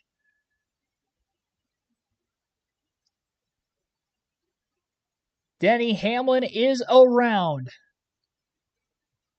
The caution flag is out for the 14th time, and this time it will put us into overtime. He tried to hold dirty air, full throttle through the bumps. And Hamlin is back to pit road.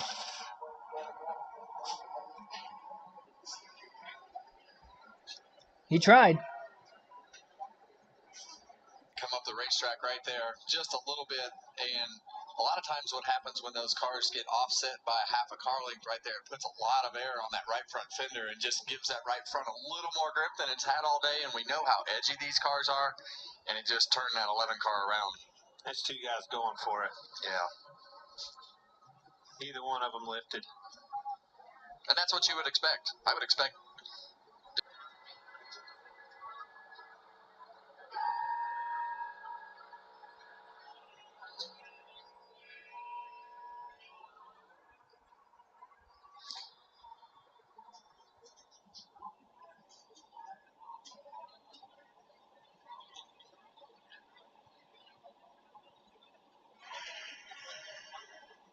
So we'll try it again. Hamlin is still on the lead lap, though back in 32nd place. But we got a new player in the top 4, William Byron, always sticking around, putting himself in position, grinding them out to stay alive all day. I like what you said, but as aggressive as Denny Hamlin is, there's one of them out there that's more aggressive, and that one of them is number 1, Chastain. Let's walk you through this race. As you can see by the yellow slashes at the top left of the screen, it's been an eventful one. Each one of those is a caution flag. That is Christopher Bell at lap 100. And a bit later, lap 114, Carson Hocevar goes around with Kyle Larson. Josh Berry twice. The last one took him out of the race. Michael McDowell crashes. Bubba Wallace goes for a spin. Ryan Blaney off of Ryan Preece. John Hunter Nemechek. Ricky Stenhouse. Larson.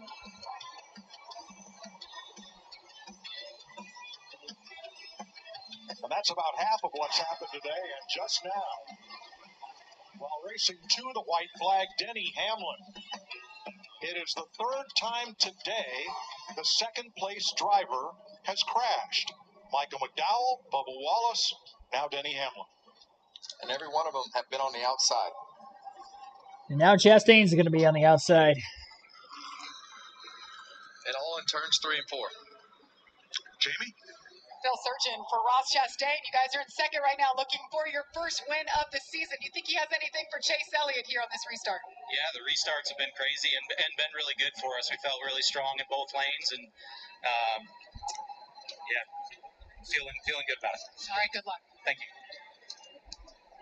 So if you're joining us from the Masters, where Scott Scheffler has won by 4 strokes, keep an eye on William Byron.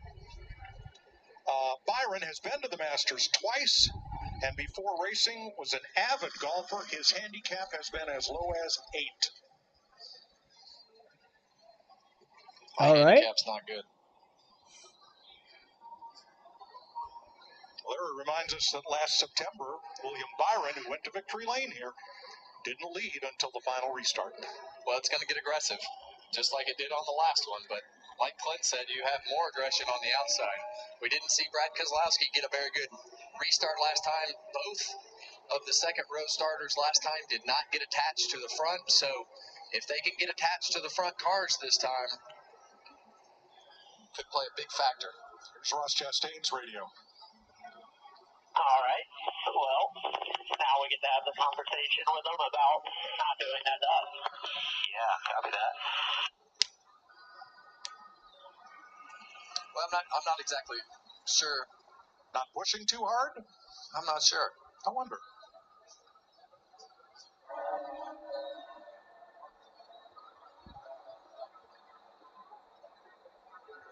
Got to switch up your jump. We went about right in the middle of the restart zone last time, so The only 2 cars inside the entire top 20 that have a win this season are William Byron, Daniel Suarez in 4th and 5th. Top 3 haven't won. Everybody behind them for quite a ways through the running order has not won a race. Spot in the playoffs is on the line. Still early in the regular season. 8th race of the year. Actually, this is the 9th race of the season at the Texas Motor Speedway. And you got Chase Elliott, Ross Chastain on the front row. These 2 have a history. Although Elliott and Hamlin have a history too, and they didn't make contact. But we'll see what happens here. We know Chastain's more aggressive than Hamlin, so we'll see how this works. First attempt at an overtime restart. The green flag is back in the air. Brad Keselowski on the inside of row 2 still has the fresher tires, pushes Elliott. Elliott gets a little loose into the first turn. Door-to-door for the race lead for now is Chastain and Elliott. Contact a little further back, another spin and another caution.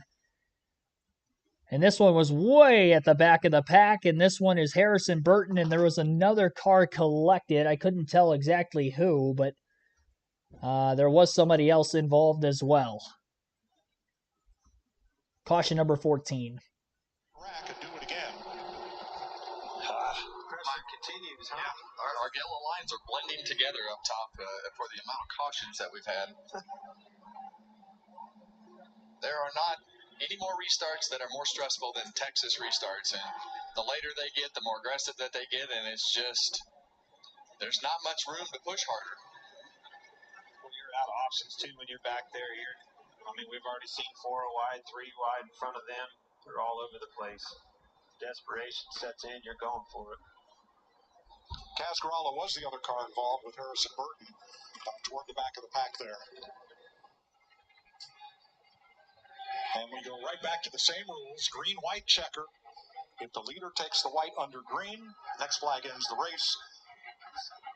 And coming up next on FS1, the NHRA 4-Wide Nationals from Las Vegas.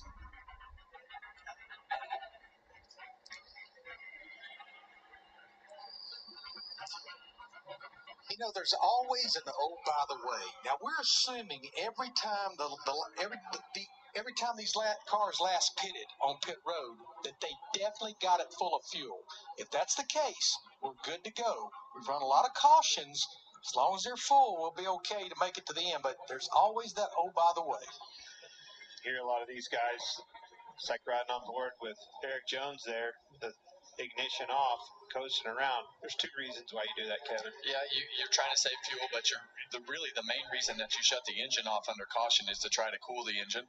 And you hold the gas pedal all the way down while the engine is off to run air through that intake manifold to get the intake manifold as cool as possible. So you want the water in the radiator to get as cool as possible. You want the intake manifold to get as cool as possible because that will help make horsepower.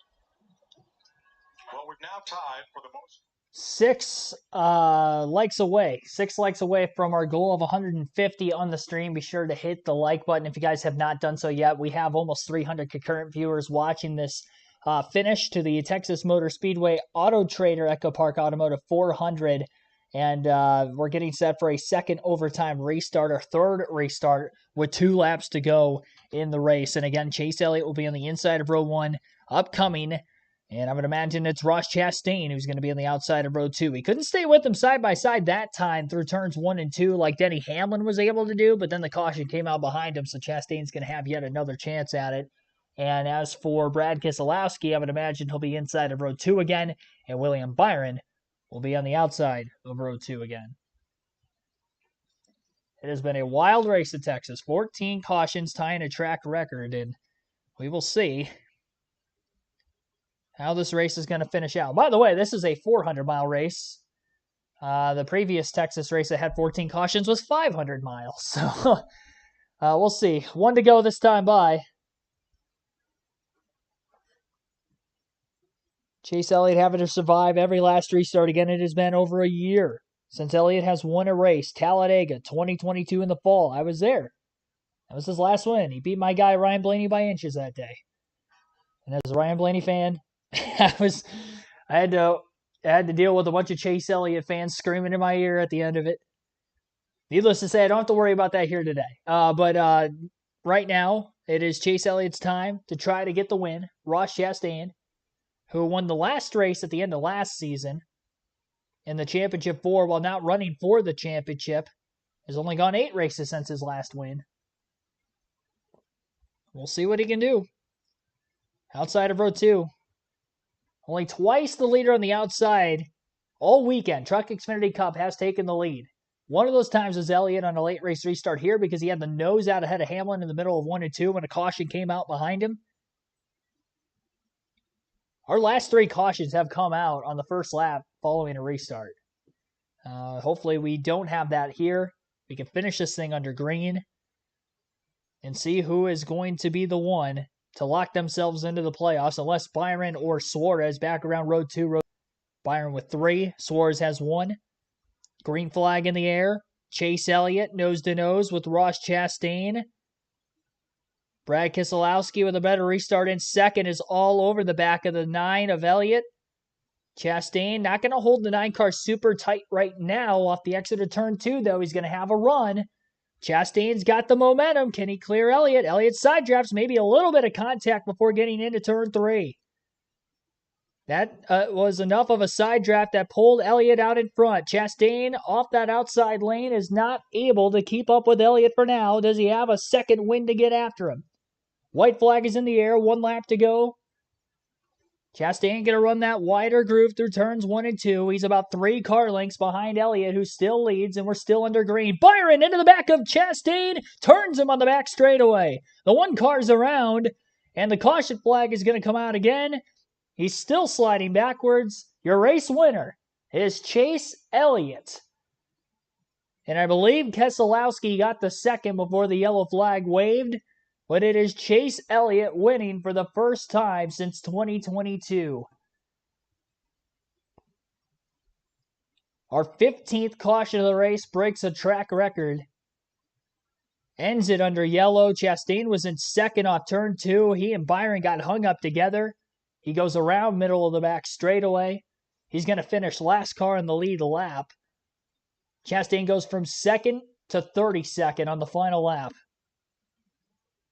That's a tough one there. That's a loss of 30 points in 1 lap at the end of this race.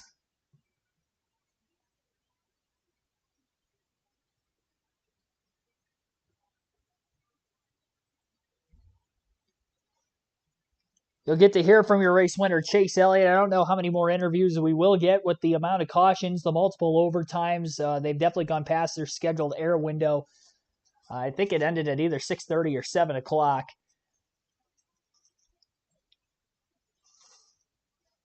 Margin of victory is going to end under caution. We ran 9 laps past the scheduled distance. 267 laps was the original distance. 276 is what we ended up at. 118.25 mile per hour average race speed, 3 hour, 33 minute, and 13-second race. I believe the longest race of the season so far.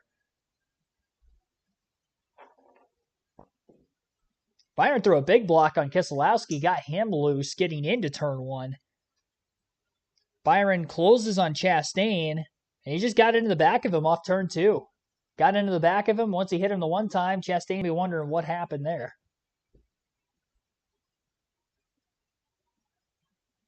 Another podium finish, though, for Byron. He ends up 3rd. We'll go through the rest of the full field finishing order after you hear your interview from race winner Chase Elliott.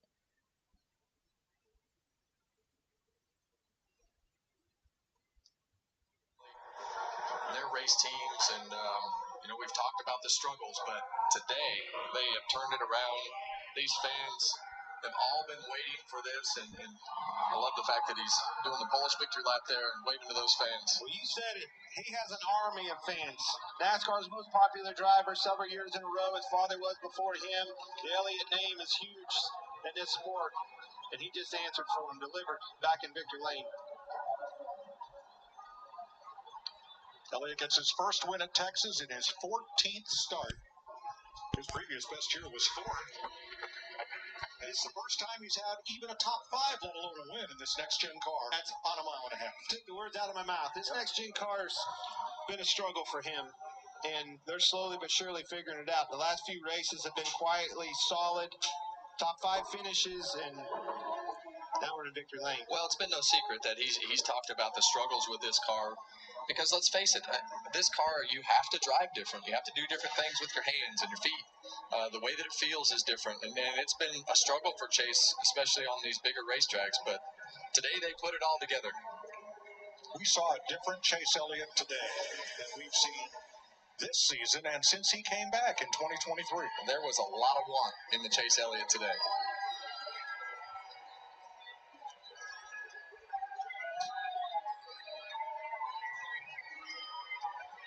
William Byron is now credited with a 2nd place finish. Brad Keselowski 3rd. Tyler Reddick, Daniel Suarez, the top 5.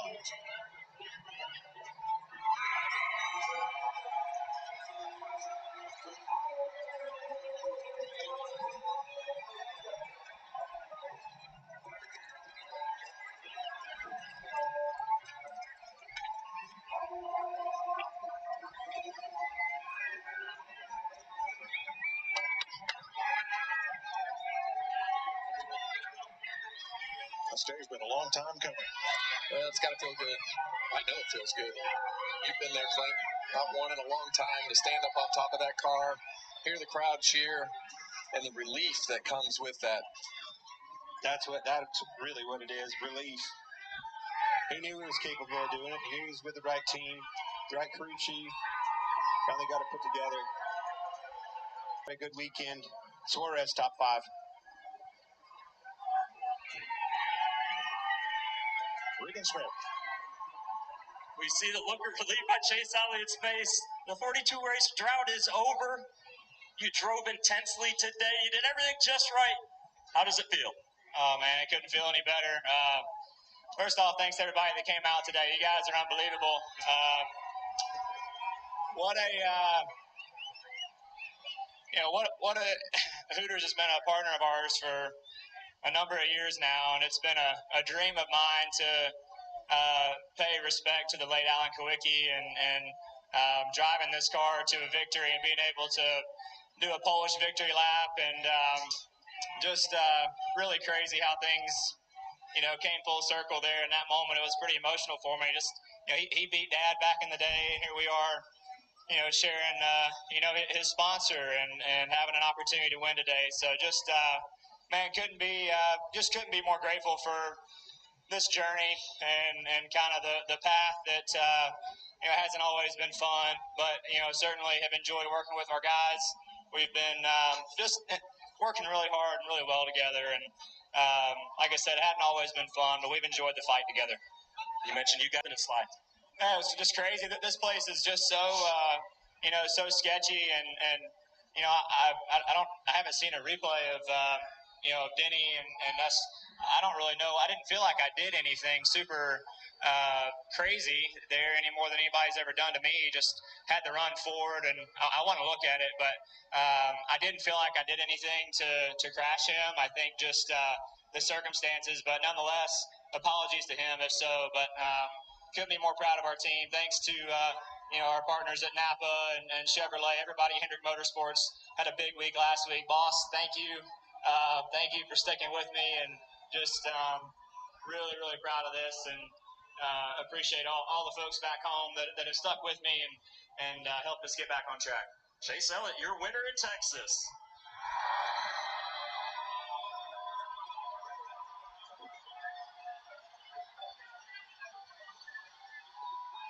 And Brad Keselowski brings it home third, and Brad, best finish at Texas since 2015.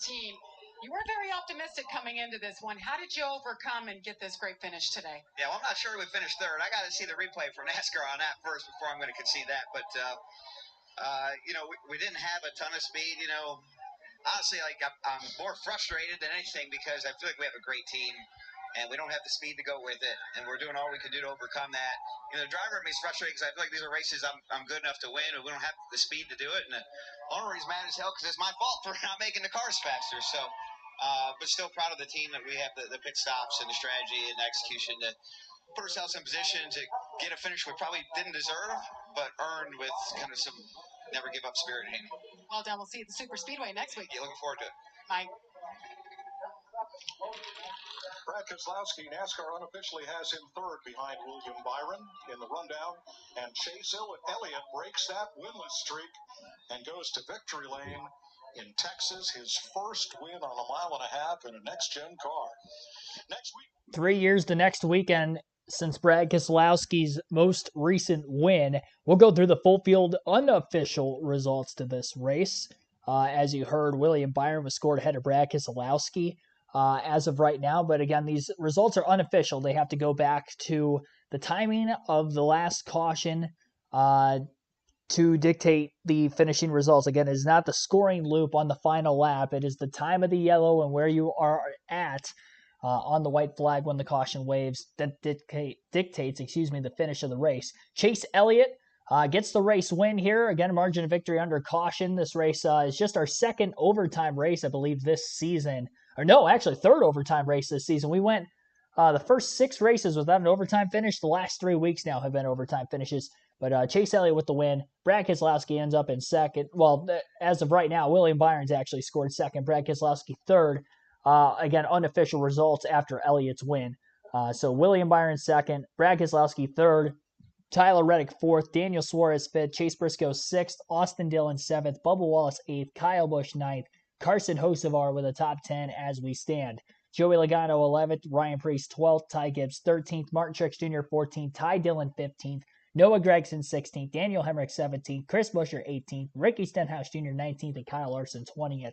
21st for Kaz Grala, Eric Jones 22nd, Christopher Bell 23rd, Zane Smith 24th, Corey LaJoie 25th, Jimmy Johnson 26th, Austin Cindric 27th, Justin Haley 28th, Harrison Burton 29th, Denny Hamlin 30th, 31st for Ty Gillen, Ross Chastain 32nd, Ryan Blaney 33rd, 8 laps down. And then everybody on back after that ended up DNFing today. Jonathan Nemechek finishes 34th. Oddly enough, Nemechek brought out it would have been the caution with about 18 to go, and he still finished 50 laps down with the overtime laps in this race. That's insane. There was like 18 to go or so when his caution came out. What lap was that? I need to look at that again. The fact he finished 50 laps down is insane. Oh, I guess it was earlier. Never mind. I was thinking of the Stenhouse incident, not the Nemechek incident. That makes more sense. I had those two flipped around for some reason. So anyway, DNF for John Hunter Nemechek finishing 34th, 35th for Michael McDowell, Josh Berry 36th, Alex Bowman 37th, Austin Hill 38th. So we ended up having 5 drivers DNF in total. And 32 of them finished on the lead lap. Chase Elliott, your race winner, leads 39 laps today. It was the second most laps led to that of only his teammate Kyle Larson, who led 77 laps. Larson won Stage 1. Stage 2 winner was Ross Chastain. Chastain led for 33 laps. Tyler Reddick led for 37 today. He was a contender as well. Most of those, if not all of those laps led, were in the final stage. And then the only other laps led were pretty much during green flag pit stops, cycling or some sort of pit strategy to get that said driver out in front. Blaney led for 17. Logano led for 14. Ty Gibbs for 5. Ty Gillen for 3. Austin Hill led a lap under caution. Harrison Burton led for 7 there under a yellow and a restart. Christopher Bell led for 1. There were several different drivers, obviously, that led some laps today. Bubba Wallace led for 5 laps on pit strategy. Counting the amount of different leaders we had, it looks like we had 13 different drivers lead at least 1 lap in the race today. And we had 23 lead changes amongst those 13 different leaders. So that is the full race statistics. Again, 3 hours, 33 minutes, 13 seconds. Total time on the race, and average race speed was 118.25 miles per hour. So that is the full race statistics. Now we got to go through the predictions in the Fantasy League and how all that ended up shaping out to be. As far as the predictions go, the drivers who I predicted to get a top 10, whether they were sleeper and or must-have picks, Tyler Reddick, 4th place run there. So there's 1. Bubba Wallace gets a top 10. He was one of the sleeper picks, finishes in 8th, and I think that was it. I think all the other ones wrecked, quite honestly. Ty Gibbs was on that list. He didn't wreck, but he did end up 13th. So I guess that wasn't the reason he fell back.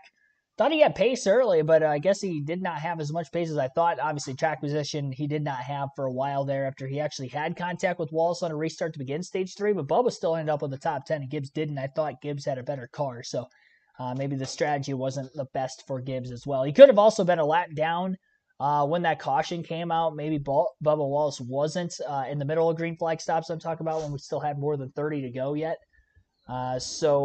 However, that ended up transpiring. Gibbs did not get the top 10 I predicted for him. Another driver who didn't get the top 10 I predicted for him was the guy I predicted to win the race, Kyle Larson. First 2 races I predicted him to win. He finished 1st and then 2nd, and this week he finishes 20th. Had the right rear tire come off under caution while leading in the middle going of the race just before the halfway mark early in stage 2. Another driver that I had predicted to finish in the top 10 that did not get it was Ross Chastain. Finishes 32nd. He was running 2nd on the last lap. And then Byron got into the back of him off turn 2. He didn't end up finishing the race. So I guess technically he would have been 1 of 60 and that's not 5. He was still credited with the lead lap because he did take the white flag, but I don't think he made it back to the finish. Or maybe he did make it back to the finish well after the fact. It shows that he did not. It shows him lap 275 there. So looks like he did DNF, 32nd place. Did not make it past the backstretch.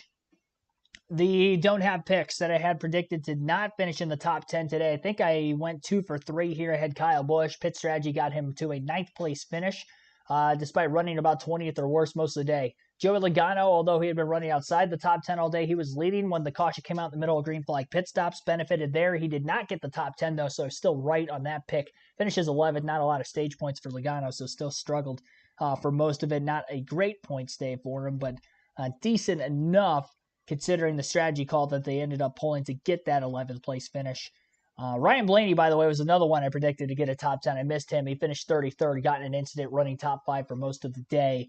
Was running 14th at the time of the caution because they had put themselves back in traffic, and then Ryan Preece, a new track record. I got to find the other don't have guy. Buescher was the other don't have pick to not finish in the top 10. His streak is now 4 straight races of 14th or worse as he finishes 18th today. So overall in the predictions, I think I was 4 for 9. Yeah, not good. Below 500. Definitely not one of the better weeks for me. I think this is my worst week on the prediction side of things since the super speedways at Atlanta and Daytona. I had a good run going there. I think my record was like 42-20 or something like that. 42-23, so somewhere around that ballpark for overall in the season with my predictions. So it was well above 500, but this week just below it, 4 and 5. I'll leave the finishing order up on screen, actually, for right now.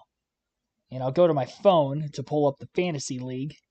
You can join our NASCAR Fantasy League on the NASCAR mobile app or NASCAR.com website.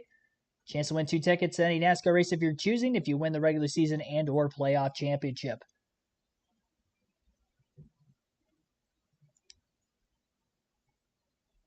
with that being said, give me one quick second here. Yeah, we are still streaming.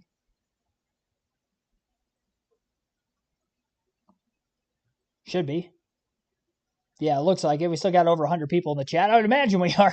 All right, so back to the Fantasy League. Again, you can join on the NASCAR mobile app, NASCAR.com website. Chance to win 2 tickets to any NASCAR race if you're choosing, as I mentioned, for the following season, excluding the Daytona 500 if you win the regular season and or playoff championship. The league name is KRC League. KRC in all caps, space, capital L on league. Put it right there in the chat. KRC League is where you'd want to join. You can't win the regular season championship, obviously, because if you aren't in the league yet, at least you can't win it because we are 9 races into the season. But you can get a gist of how it works, and the points reset when the playoffs begin. My team this week, I had Ryan Blaney, Ross Chastain, Tyler Reddick, Ty Gibbs, and Kyle Larson. And I think Reddick was the only one to get a top 10 of those guys. The other ones wrecked. The other 4, well, 3 of the 4 wrecked. I had Wallace in my garage, and he got a top 10, so that's tough. And then the bonus picks, I ended up getting 2 of 4. I guess it wasn't bad there. I had Keselowski beating Suarez, and I had Reddick beating Wallace, so I got those 2. I had Larson beating Byron because Larson was my pick to win. Byron won there, so I lost those 10 bonus points, and then I lost the bonus points taking Blaney ahead of Elliott. Chase Elliott obviously got the win, and Blaney finished, 8 laps down, I said. This week's winner in the Fantasy League is Monster Jam X10, who actually came in with the points lead. 214 points for him as he continues with the points lead in our league through 9 races. Hercules Harrigan finishes second this week with 213 points. Dale 30 with 200 points. Dark Crypto at 196 in fourth. And P-Chat Motorsports rounds out our top 5 at 197 points. Monster Jam X10 had Tyler Reddick, William Byron, Ross Chastain, Brad Keselowski, Bubba Wallace on his team. Outside of Chastain, the others had top 10 finishes. Chastain obviously second last lap, so he definitely lost out on some points on that final lap, but still gets the win by 1 point this week.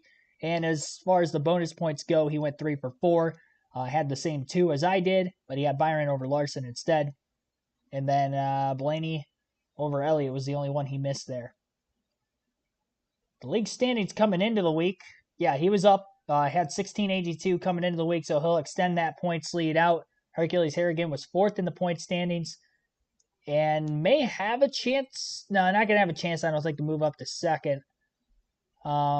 We'll have to wait for those points to update. They won't update until tomorrow, and we'll have the rest of the order. I was 7th coming into the week, 1492. I think I finished 15th this week with 156 points.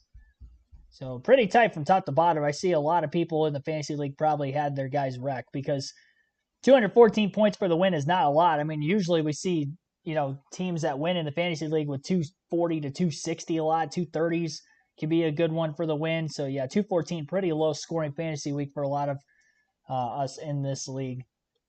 And again, KRC League is where you can join. It is free to sign up. You just need your email as well. Monster Jam X10's in the chat. There he is. Congratulations winning this week and extending your points lead through the first 9 races of the season. That's all I've got. We've gone through everything in the post race. We don't have any more interviews. NHL. While the NASCAR Xfinity and NASCAR Cup Series head to Talladega Super Speedway. In replacement of no truck race, I will be doing an ARCA stream next week at Talladega. The only ARCA race I've done this year is Daytona, but because it is another super speedway event, I figured why not? The truck series is off, so I'll pick up the ARCA race. We'll have a triple header on Saturday. No streams Friday this weekend, again with no truck series. 3 streams on Saturday, 10:30 a.m. for qualifying for the NASCAR Cup Series. There's no practice session next week, so again, no practice next week. Qualifying as far as the rest of the stream Saturday go, 12:30 Eastern Time will be the ARCA race at the Talladega Super Speedway, and our Xfinity Series race coverage will begin at 4 p.m. Eastern Time. So again, 4 p.m. Eastern for Xfinity on Saturday next week, ARCA at 12:30 in the afternoon Eastern Time, 10:30 in the morning for Cup. It's going to be a long Saturday, but it'll be a fun Saturday. Again, Talladega Super Speedway. Our Cup Series coverage next week will begin about 45 minutes or so before the drop of the green flag at 2:30 p.m. Eastern Time. Next Sunday, 2:30, Big Fox, Talladega, but we'll be here on the channel at that time. So I'll see you guys on Saturday. We have the next 5 days off. Hopefully you enjoyed today's live commentary coverage. I believe this was the most viewed live commentary stream of the season. One of the most liked streams as well, as we hit our goal of 150. But I think, 167 is where we're at right now. Be sure to hit that like button if you haven't yet. And be sure to subscribe for more NASCAR content if you haven't as well. We just hit the 5,000 subscriber threshold yesterday during our Xfinity Series race coverage. And so greatly appreciate that. Be sure to subscribe again if you have not, so we can grow this channel even more into the future and beyond, as Buzz Lightyear would say. That is going to wrap things up. I will have more in the community post as far as if this is the most viewed stream of the year. I think it is. I know Daytona usually brings in a lot, but that was ran on a Monday this year, so I think we beat Daytona. Because I think the most viewed race after that was COTA. Usually Daytona is my most viewed stream, but again, that was ran on a Monday, so it hurt the viewership that day. Looking, Martinsville, we had more than Martinsville. Had more than Richmond. Yeah, we beat COTA by about 600 to 700 views, it looks like. And that's as of right now. So, yeah, most viewed stream on the channel this season. Greatly appreciated, everybody. That's awesome.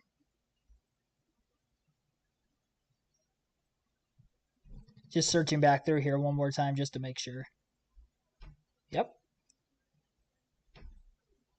Most viewed stream on the channel. Most liked. We had 167 last week. We're at 169 now, so we beat that.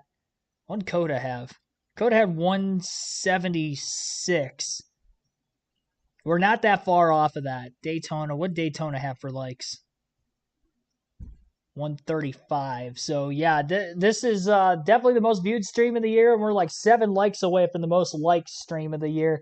Again, appreciate everybody tuning in. A wild race today at Texas. Congratulations to Chase Elliott for breaking his year-long winless streak. He's back in victory lane, and I'll be back next Saturday morning. Have a good rest of your week, everybody. Have a good rest of your weekend tonight, and I'll see you back better than ever at 10:30 a.m. Saturday morning, for Cup Series qualifying at Talladega next week.